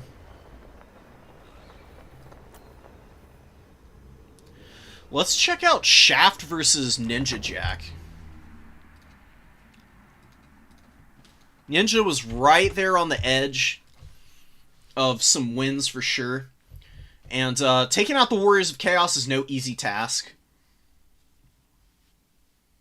Is this final? Oh, no. Final's over and done with. You can go back on the stream a little bit. I'm just doing the other casts that I've got left. Diving Catapult is something you bring Empress Croman for. Yeah, the bombs, that's right. That's so much value to lose for one catapult. That's very true. Oh, you were playing, hold on, let me pause this real quick. Just to read chat for a second so I don't miss these. Yeah, Legatus, the Skaven are a great multiplayer faction, but they are pretty hard to start out with. They're really not beginner-friendly at all. Lizards, Corn, Nurgle. Who else is beginner-friendly? Warriors of Chaos are theoretically a beginner-friendly faction just because of the variety and the quality of their units, but I will say that they're a very overwhelming faction to build for because they have the most variety out of any faction in the game. I mean, if you really get into the nitty-gritty of the Warriors of Chaos, they've got like 150 plus units on the roster when you take all the marks into consideration. So I would stick with Lizards next time if you really enjoy them. They're really nice for learning the game. They're very strong. They can win just about any matchup, and you'll learn build variety with them, because you do need to mix it up pretty consistently with these guys. Shaft advancing up with the Infantry Corps. Lots of what we've seen from them up to this point. A Razor Dawn hunting pack with a Death Slan, which is really awesome. Don't see Death Slans brought very often, in my opinion. But we're going to see how they do here. We've got Aspiring Champions, Marauders, Sigvald, and a Shadow Sorcerer moving up. Marauder Horsemen advancing and taking objectives, which is really nice, but Chameleon Skinks are out-skirmishing them a little bit. Chameleons are so good against Skirmish Cavalry. The only Skirmish Cavalry that Chameleons do not beat is the Corn Horsemen. Corn Marauder Horsemen, if they get a good charge off Chameleon Skinks, just dunk on these little guys, man. It's the missile resist that helps these guys win the trades against the Skirmish Cav. You don't want to be shooting at them. You have to kill them in melee combat, which can be a little tricky, but there's definitely options for it. I think if you're Warriors of Chaos, I mentioned it a while back, but just to reiterate again, bringing Horsemen in the opening against Lizards, probably not the best idea. They've got Salamanders, potentially, they've got Skink Cohorts, they've got Chameleon Skinks, all of which win the trade against your skirmish stuff, and losing these Horsemen early really sucks. That's a lot of gold value that you've already lost. They're much better to bring in the mid-game, out of reserve, or to keep back and just wait for the main engagement when your opponent's used a bunch of their ammo. They've got a lot of openings where your horsemen can flood through, get into the back line. Marauder Horsemen can do good damage to Razor Dawn packs and Salamander packs if they need to. They can also charge down Chameleon Skinks and don't do amazingly in combat against them, but it's a much better proposition for them potentially winning that fight than just shooting at the Chameleons. Because the Chameleons so far have just been feasting on all of the units that they've been engaged against. Sigvald is on this Chameleon Skink unit in the middle. A really good shot from the Soul of Damnation right now would just absolutely ice those Chameleon Skinks because they're so blobbed up. But we do have some pretty good switch firing going down. Not too good blowing up your own units, though. Big damage on his own forces there. Lots of friendly fire. Losing all of the Marauder Horsemen in the early going here. Chameleons getting the last few volleys off on the Horsemen as they retreat. Spear Riders and the Feral Cold Ones coming in. Death Slan just chilling in the back, not committing into the fight yet. Doesn't need to do much of anything right now. Definitely need to swap the Soul of Damnation onto the other infantry targets that are out here. You don't want to focus down something that's routing already. Could probably fire in on these Saurus Spears. That would be the best target. Or the Cold One Spear Riders right now. And man, oh man, these Hellstriders getting double-teamed. Spear Riders with a Ripper Dactyl coming in to support. Shaftesbury's micro is so clean with the lizards. Very good attention to detail, good micro, and a really solid understanding of what units perform best against his opponent's tools. Ripper Dactyls hanging up in the air for a bit. Could probably come in and help crush this Hellstrider unit while the Spear Riders are doing some good anviling right here. Marauders disengaging from the Saurus Spears, getting on top of the Spear Riders. Definitely need to follow that fight up, but I think the Lizards are in a very good position right now. They're grinding pretty effectively here in the middle with their red-crested Skinks. Skink cohorts also doing some pretty good work. Feral Cold Ones get a good rear charge up here. 424 value on them. Gonna kill the Marauders, but the Aspiring Champions will hold there for a little while yet. Chameleons killing more Marauder Horsemen who have decided that they don't need to be charging into melee combat when they're so low. And Ripper Dactyl's getting some damage on the Soul of Damnation, which has crept way up the field here. Not sure what's going on there. Pretty unfortunate for the Warriors of Chaos. They might have a hard time recruiting this now. They are running back to it now. They've got some Warhounds looking to get after the Skinks. Skinks might be able to avoid the worst of this combat, potentially. Although now that I say that, the Hounds are all over them, chewing on their souls, taking them to town. And, yeah, you can see, this is how you kill Chameleon Skinks. Just a crappy Hound unit up trades into them really nicely. You know, these Hounds are 400 gold, I think. Yeah, 400 gold, and they got their value back killing this Chameleon Skink. Probably going to be able to kill the other one, too. And you can see the Skinks are having trouble hitting these tiny little targets, too. Very disruptive. Really good collapse here.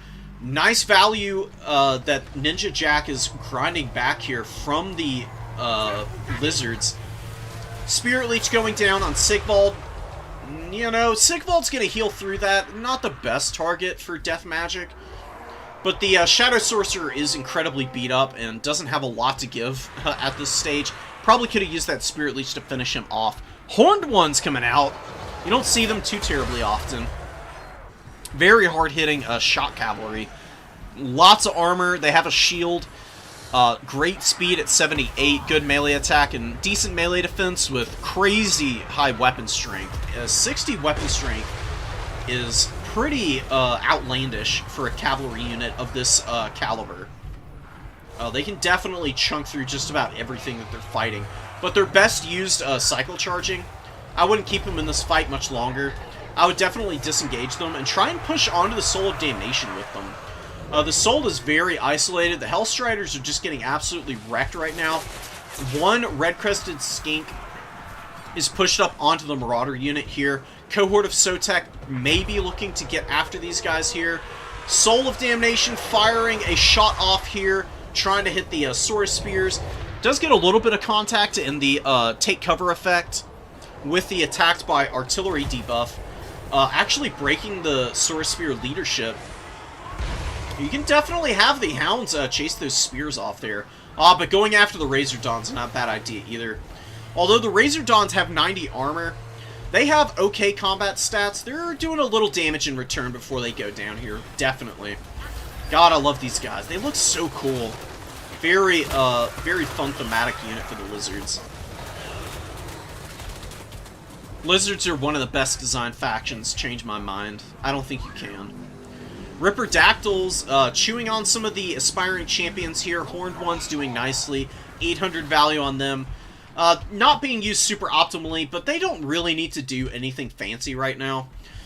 Just locking Sigvald in combat here and doing damage to him over time is going to be pretty nice. And the Ripper Dactyls, with the other Ripper Dactyl unit and the Horned One fixing their foes in place here, are getting some good damage on these Forsaken. Good Fate of Buna on the Hellstriders. Definitely going to crush those guys right quick. They're not going to be able to survive this Buna and the collapse from the Feral Cold Ones. Great shield of the Old Ones, too. Shaft is awesome with the abilities. You have to be able to use all of the spells and items effectively as the Lizards in order to get maximum value. And he's been all over it this entire tournament. I mean, this is why he won the finals match.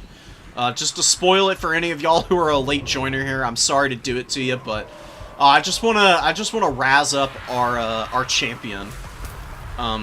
Came in and beat the living hell out of some really strong factions with the Lizards, with absolutely impeccable micro and item and ability uses, as well as good spellcasting choices.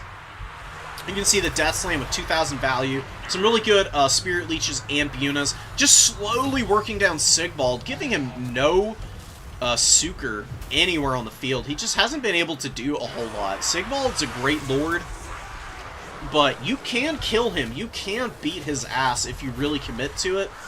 And the Lizards have done such a good job against the rest of the Warriors of Chaos army that they're in a position to kill this guy, and that's going to leave the Warriors of Chaos completely bereft. They're going to get tabled here, in fact, which is pretty brutal. You hate to see it for anybody, but, you know, Ninja Jack played a pretty decent game up to this point. Definitely had some mismicroed moments. Soul of Damnation, you know, just wasn't able to get enough damage to save the front line of his army. Marauders just got completely swamped in like mobile units, feral cold ones, skink cohorts, javelins, red crested skinks. All these units doing really nicely for themselves. Good value on that feral cold one. Skink cohort doing okay, nothing crazy. This Ripper Dactyl with 1,500 value, as well as these Coldland Spear Riders, 1,500 value on them. Beautiful stuff. We'll fast forward through the rest of this, just to see if Ninja's able to make some really good plays here in the late game. Hellstriders, you can see they do pretty well against feral cold ones. They have some pretty good stats, and the boats versus large is usually enough to outgrind the cold ones, despite the 80 armor that they have.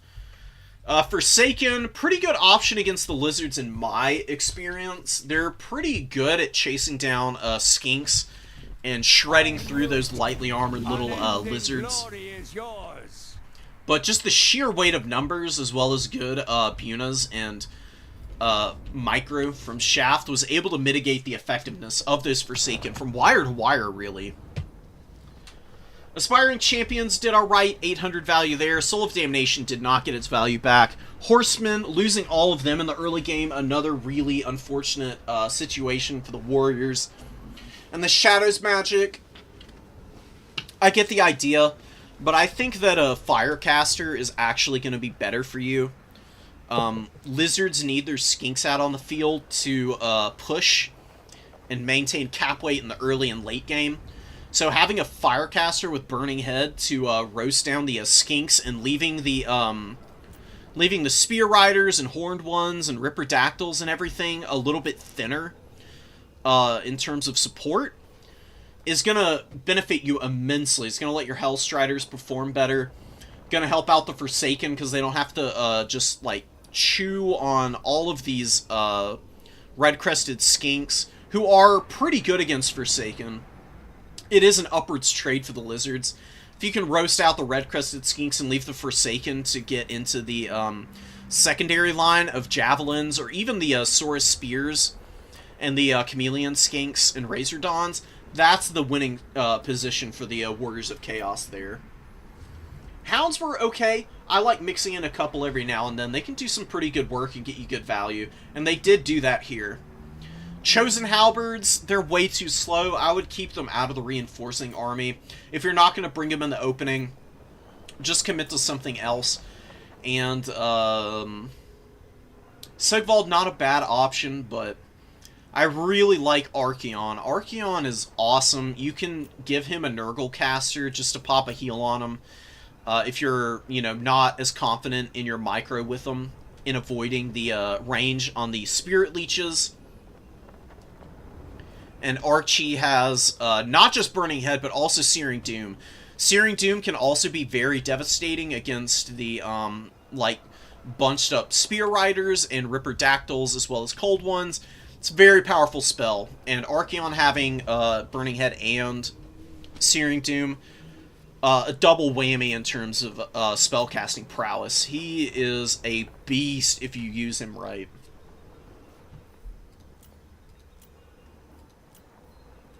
Empire versus Empire is pretty interesting, but let's watch some Khorne versus Greenskins here. We've got Freeboist, and we've got Barbs. Barbs, I really loved the Khorne play I saw from them last tournament. We'll see what they're able to accomplish here.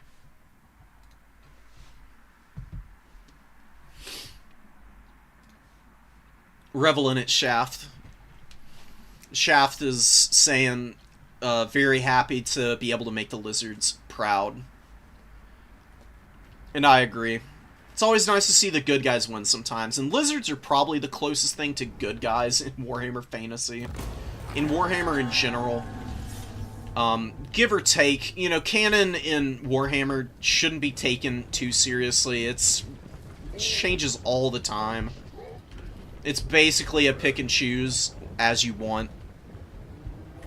But anyways, we'll get away from there. We've got Rusty Errors. We've got Black Orcs with great weapons. Tons of Savage Orcs. Savage Orcs are kind of risky against Khorne.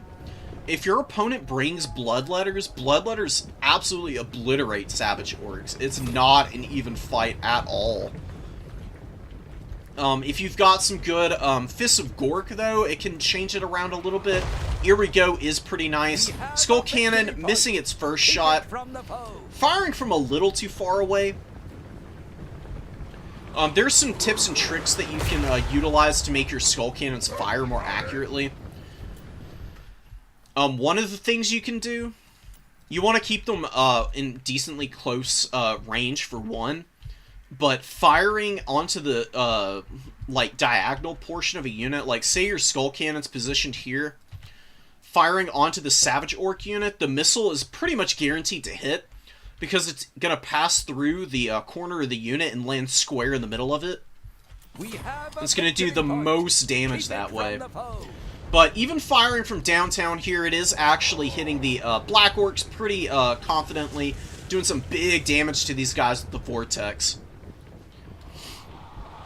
I do like the Skull Cannon changes.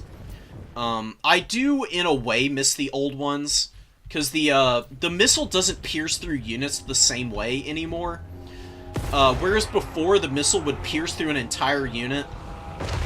Now it, like, hits into a handful of infantry, kills a couple models, and then the Vortex does the majority of the damage, which means it's not as good against cavalry as it once was.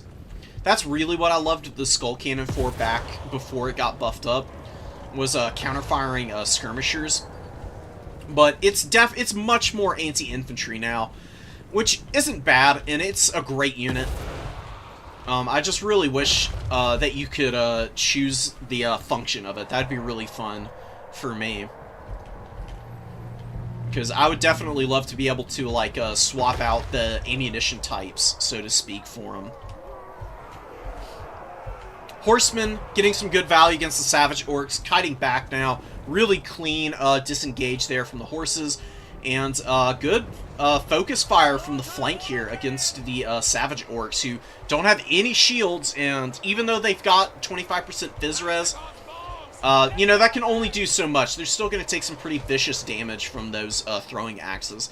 I would actually use the Horsemen to just push through into the backfield here and ride down the Rusty Errors. There's nothing protecting those back here. Skull Taker could also get through and into the back line there.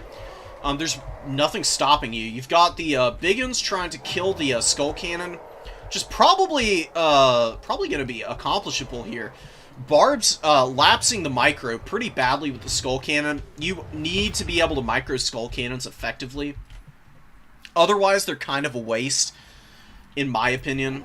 Skull Cannons are a pretty big investment and really lock you into a specific playstyle where you're going to try and kite a decent amount with it. It could disengage and pull back and force the Greenskins to commit even deeper into your deploy zones. Then you can bring out, you know, like Bloodwake berserkers, or you can bring out more horsemen to throw axes and punish the mobility. Doing a pretty good job of rallying back here, but these horsemen are going to struggle against the big uns here. Savage orcs do get broken, but the Wa is on the table and going down right now. The skull cannon is going to crumble out the second it goes into crumbling. These things are impossible to stabilize, pretty much. You can see here, it stabilizes leadership for just a minute and immediately starts crumbling again. It is going to be a very dead skull cannon, which is really unfortunate. That's why you want to avoid engagements like that. They have pretty awful leadership, which is their big balancing factor. Their mobility needs to be utilized to get effective value out of them. Skull Taker's doing alright, but he's taking quite a bit of damage. There's lots of Savage Orc boys out on the field. We have Wrathmongers out here engaging on the number 3 objective, fighting off some Orc boys. Should be comfortable in that engagement for a while yet. Immune to flanking helps them out immensely with value trading against Chaff, just because they have their melee defense active at all times. Beautiful Sword of Khorne's gonna just... oh my god. Wow. That was probably about 2,000 values worth of damage off of that sword. And Chosen out here on the field from Khorne, actually. Very fun unit. Chosen with the shields are pretty awesome. You can see them hanging in here against a ton of infantry that they're trying to grind into. And with Skull Taker on top of them, giving all the buffs, does have Revel in Slaughter and the Totem. Cloak of Skulls active, helping Skull Taker by giving him immune to flanking. And doing some pretty good damage to the Biggins here. Like I said, very capable combatant on top of the Shrine. It does lower his stats a lot, but the buffs and just being who he is with the big weapon strength oftentimes is all you need. Gorbad has not really been able to buff a lot of stuff up. He's been hanging out back here. He is dropping the... oh, wait, no, that's Here We Go in Fists of Gork, actually. Buffing up the Durkat Squigs with 95 melee attack as well as 52 melee defense. They're putting some big damage in on the Bloodwake Berserkers right now. Very nice use out of those spells. I can't help but feel, though, that maybe that's not going to be enough for the Greenskins. They're pretty thin. Khorne is a faction where if they're even or up on you, it is really bad for you. They're very fast, very mobile. Their units trade pretty efficiently across the board. They can definitely, they can compound an advantage on you really quickly. And Greenskins being low leadership doesn't help matters at all either, because Khorne mobility can just chase off your routing units and prevent you from getting any value out of your semi-tattered units. Nasty Skulkers coming in, popping the smoke bombs, trading well into the Khorne Gores, but they do get charged down by the Marauder Horsemen with the throwing axes. As I've said, these guys are very capable melee combatants, and they're getting some pretty good damage on the Nasty Skulkers in this fight, backed up by the Khorne Gores. Really good Fist of Gork, though, before the Orc Shaman breaks. Should be able to get a little bit more value out of the Nasty Skulkers, but it does look like they're going to be going down here. Not able to trade effectively with all of these units just bunched up on them, and their leadership is pretty horrible at 40. They really needed Gorbad around in order to buff up their leadership, and Gorbad just getting absolutely wrecked by Skull Taker, I'm guessing. Skull Taker, great against foot characters. This thing does have a bonus versus infantry of 25, and with the 510 weapon strength, any Foot Lord is a risky proposition against Khorne now. It used to be a pretty meta option, but you can't really risk it with Skull Taker available as an option. The reason you saw foot characters against Khorne so much was Valkia. Valkia was great against... Valkia is great against all large targets. So people tried to mitigate the meta-ness of Valkia by bringing in the Foot Lords. But, yeah. Uzul has a few things to say about that. God, he looks so happy, you know? He's just got that, like, eternal, like, open-mouthed grin going on. He's got his, badass sword, you know? His sword kind of looks like Skull Knight's sword from, Berserk, honestly. Just pretty appropriate. Although I do think, Skull Knight and Skull Taker would be pretty, mortal enemies. Just going on the Berserk canon. Savage Orc Biggins moving up with a lot of Orc boys and the Rusty Heirs coming back out. Didn't get a tremendous amount of value. Fleshhound's probably going to get right onto them. Easy peasy. Kiting around. Very nice micro from Barbs. Big value lead. Triple cap. Orcs are pretty cooked here. I just want to see if they're able to find some engagements where they're able to value trade okay at all.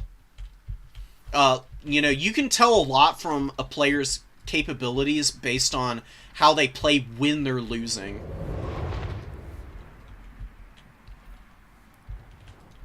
Kind of throwing the Savage Orc Biggins into a very unfortunate situation.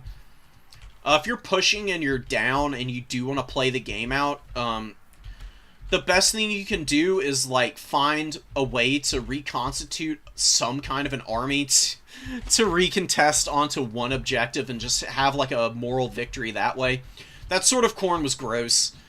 That's super demoralizing. I've been on the receiving end of that, and I've also been the one to be the asshole to drop that onto my opponent and just crush any last hopes and dreams they have of having any kind of army left on the field. Savage Orcs fighting the Wrathmongers, who have 2,500 value. Ouch. Ouchies.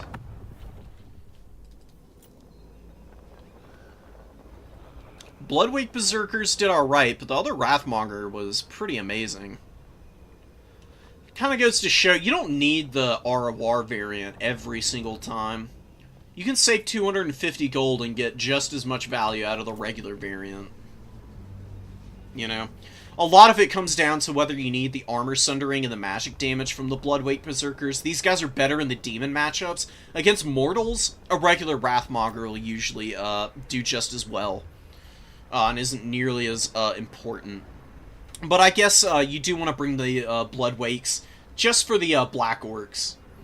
Armor sundering a Black Orc unit and then shredding them even more efficiently, as well as having a like a Fury unit flying onto the rear of the Black Orcs. Pretty good situation for you. Definitely going to help you trade very efficiently there. Nice clean play from Barbs. Great value on Skull Taker. Marauders held in there for as long as they could. Got some good value. Great work from the Marauder Horsemen with throwing axes. Beautiful, beautiful trade there. Skull Cannon. Definitely need to optimize the micro on that. That's my only real complaint from Barbs this game. But you know what? If sacrificing the Skull Cannon means you get better trades elsewhere, I guess it's an acceptable loss. I just really tend to lean on the Skull Cannons if I ever am actually bringing them in a matchup. Khorngors, you know, the Khorngors didn't trade all that great. They were there at the end, though, just to stop mobility, and most of the mobility was dead already for the Greenskins. Khorne vs. Empire. You know, Empire's got some chops. You know what? We'll watch this. I'm really curious. I don't think we've seen the Reich Marshal play today. We did just watch Barbs, but I'm really curious to see how they play the Empire matchup. And then after this, it's going to be my last game, and I'll come back on Monday, and I'll do the rest of the casts then, just so that everybody's stuff gets an opportunity to be shown off and talked about. Yeah, exactly. Really good Generalist faction that has lots of ways to play once you learn them. I'm still learning them right now. I'm trying to figure out the ins and outs of them. Pistoliers really good against throwing axes. They win that trade pretty convincingly.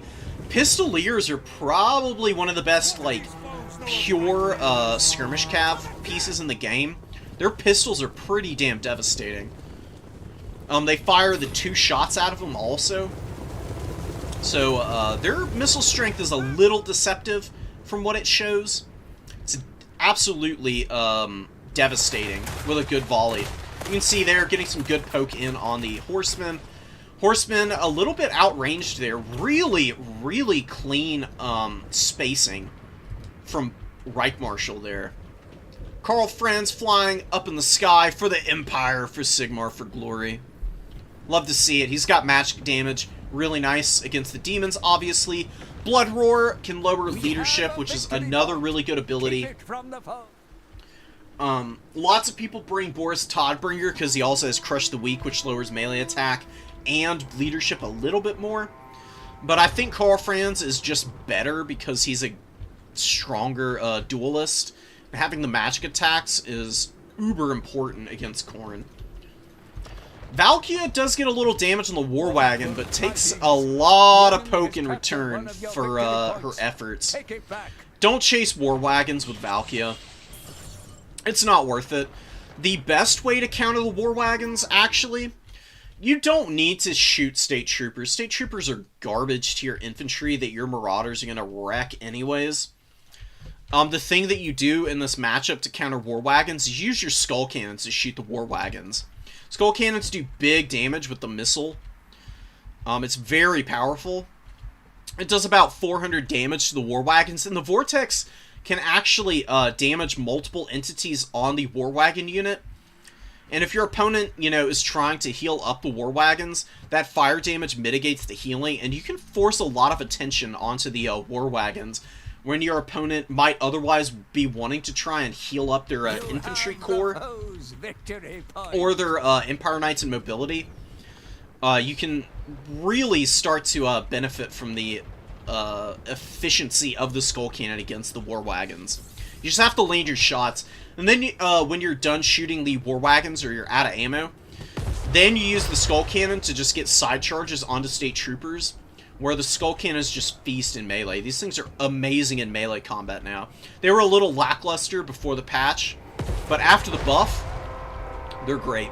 Very unfortunate for Barbs. This is one of the weaknesses of Skull Cannons. They fire on a fixed plane. So if they're shooting over any kind of hill, they're just going to continuously shoot into the ground more often than not. Finally gets a good shot off there. That's the first shot it's hit, though, which is really rough, considering it's used half its ammo.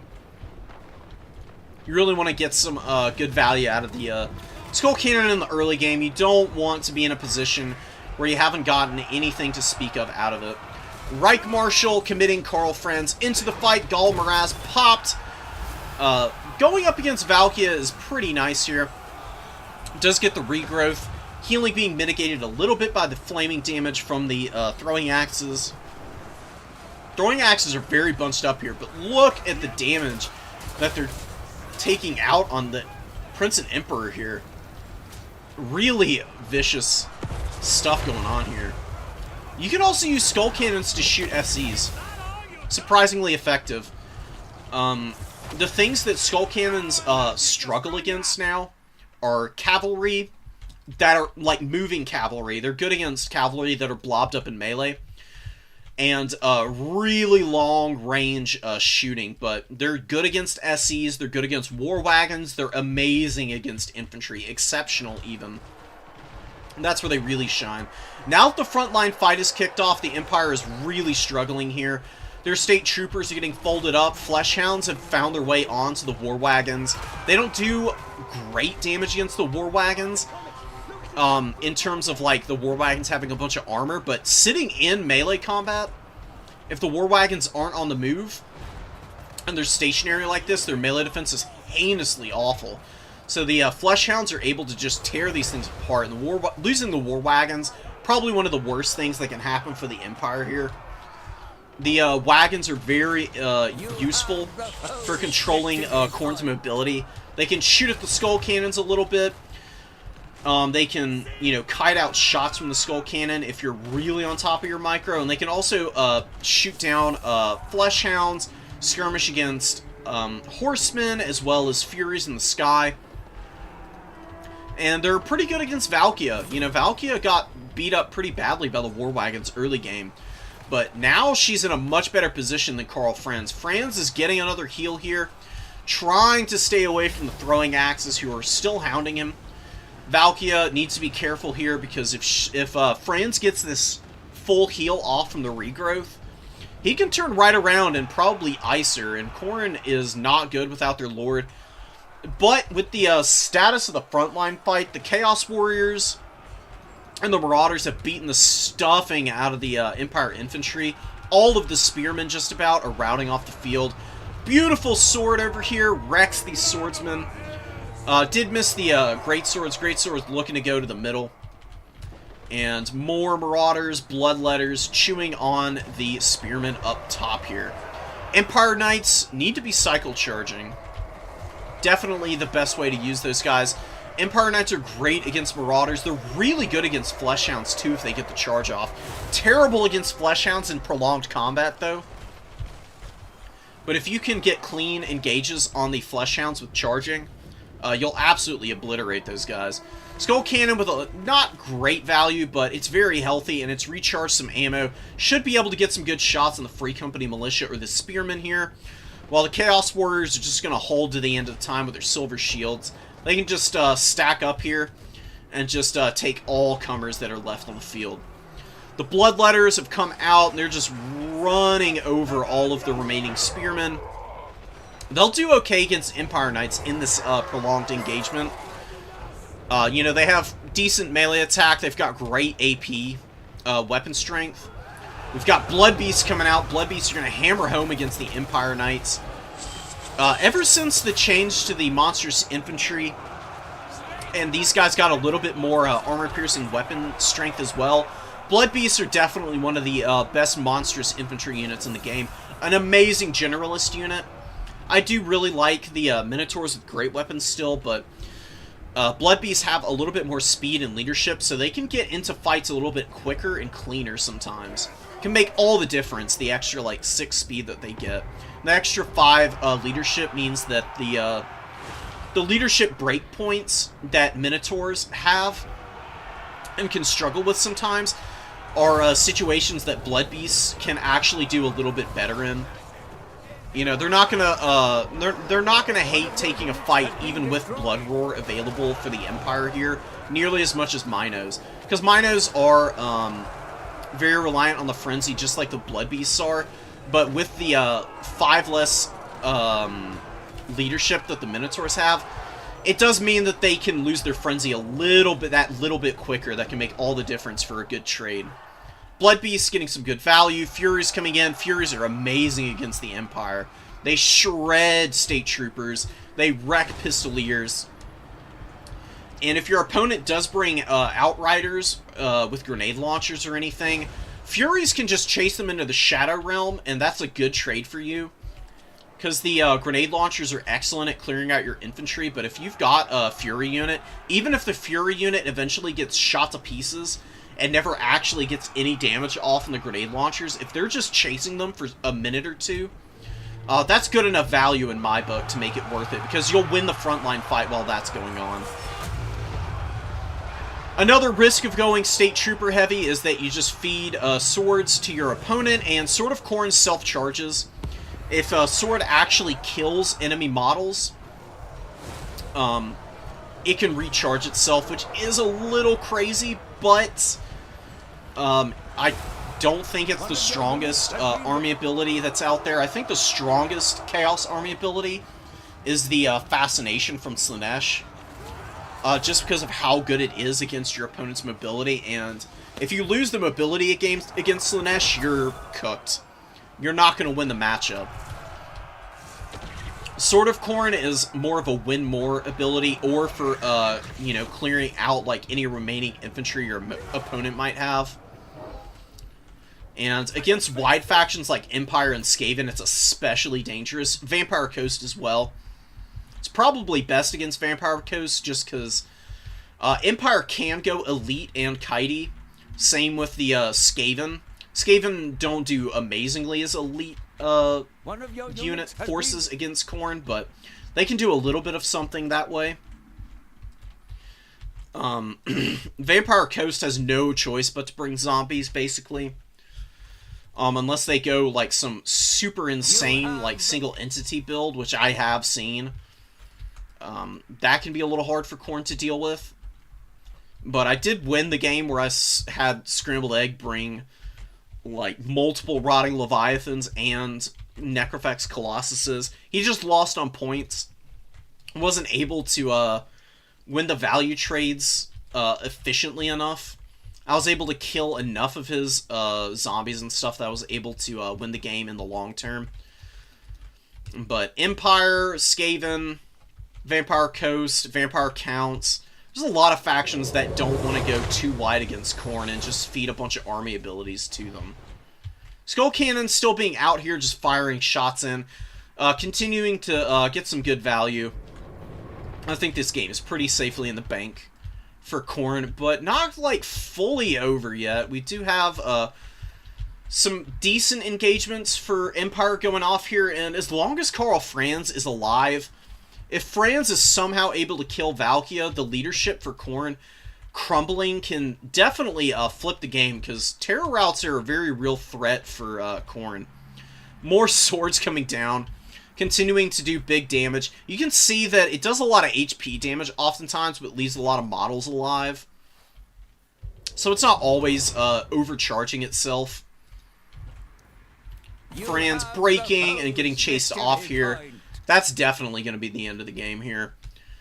But the Empire is doing a good job. You know, they're, like, scrapping in here despite being down on value.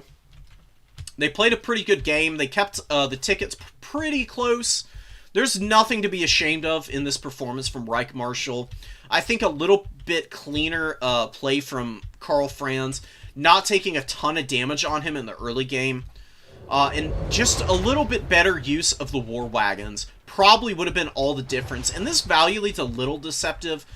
Khorne is definitely advantaged here in terms of the value trading, but a lot of value was tied up in Karl Franz, who got some pretty sick heals. I mean, he was basically heal capped before he got chased off there. Just tons of state troopers getting massacred here. And the War Wagons, man, really rough losing them the way that Reich Marshal did. Just keeping these a little bit safer. You know, one of them got 1,500. This one was kept safe much better for a prolonged period. But the other one was not microed very well. And definitely did not pay for itself at any point. Pistoliers, you can see they did pretty decently. Free Company Militia. This is a pretty good build against Khorne. Maybe a couple less swordsmen. Like, just 2 swordsmen. Maybe some flagellants, actually. Like, great swords are okay, but they lose to most of the Khorne infantry. The only thing that they perform well against, I would say, is Khorne Gores. They don't really even do that well against Chaos Warriors of Khorne. Chaos Warriors of Khorne just have such good melee defense, they can persevere through the worst that the Greatswords have to offer, and by the time the Greatswords are wearing these guys down, or wearing down a Chaos Warrior, they've usually got some kind of backup that can come in and save their bacon, like a Skull Cannon, or Marauder Horsemen, Fleshhounds, even Furies can help peel if they get a good rear charge on Greatswords. I think Flagellants are just a better option, because they're unbreakable. At least they stand, die, and get some kind of value instead of routing and being, you know, farmed like the State Troopers do. State Trooper leadership just isn't stalwart enough. Khorne just loves chasing down routing units and getting kills that way. Reaping and sowing. It's Khorne in a nutshell. You don't want to let them do it. But alright. That's going to be it for this stream today, guys. I will be back on Monday, and I'll be casting more of the replays that I got, so tune in if you want, and I'll see y'all then. Till then, peace out, guys. Take care. I'll see y'all next time. See ya.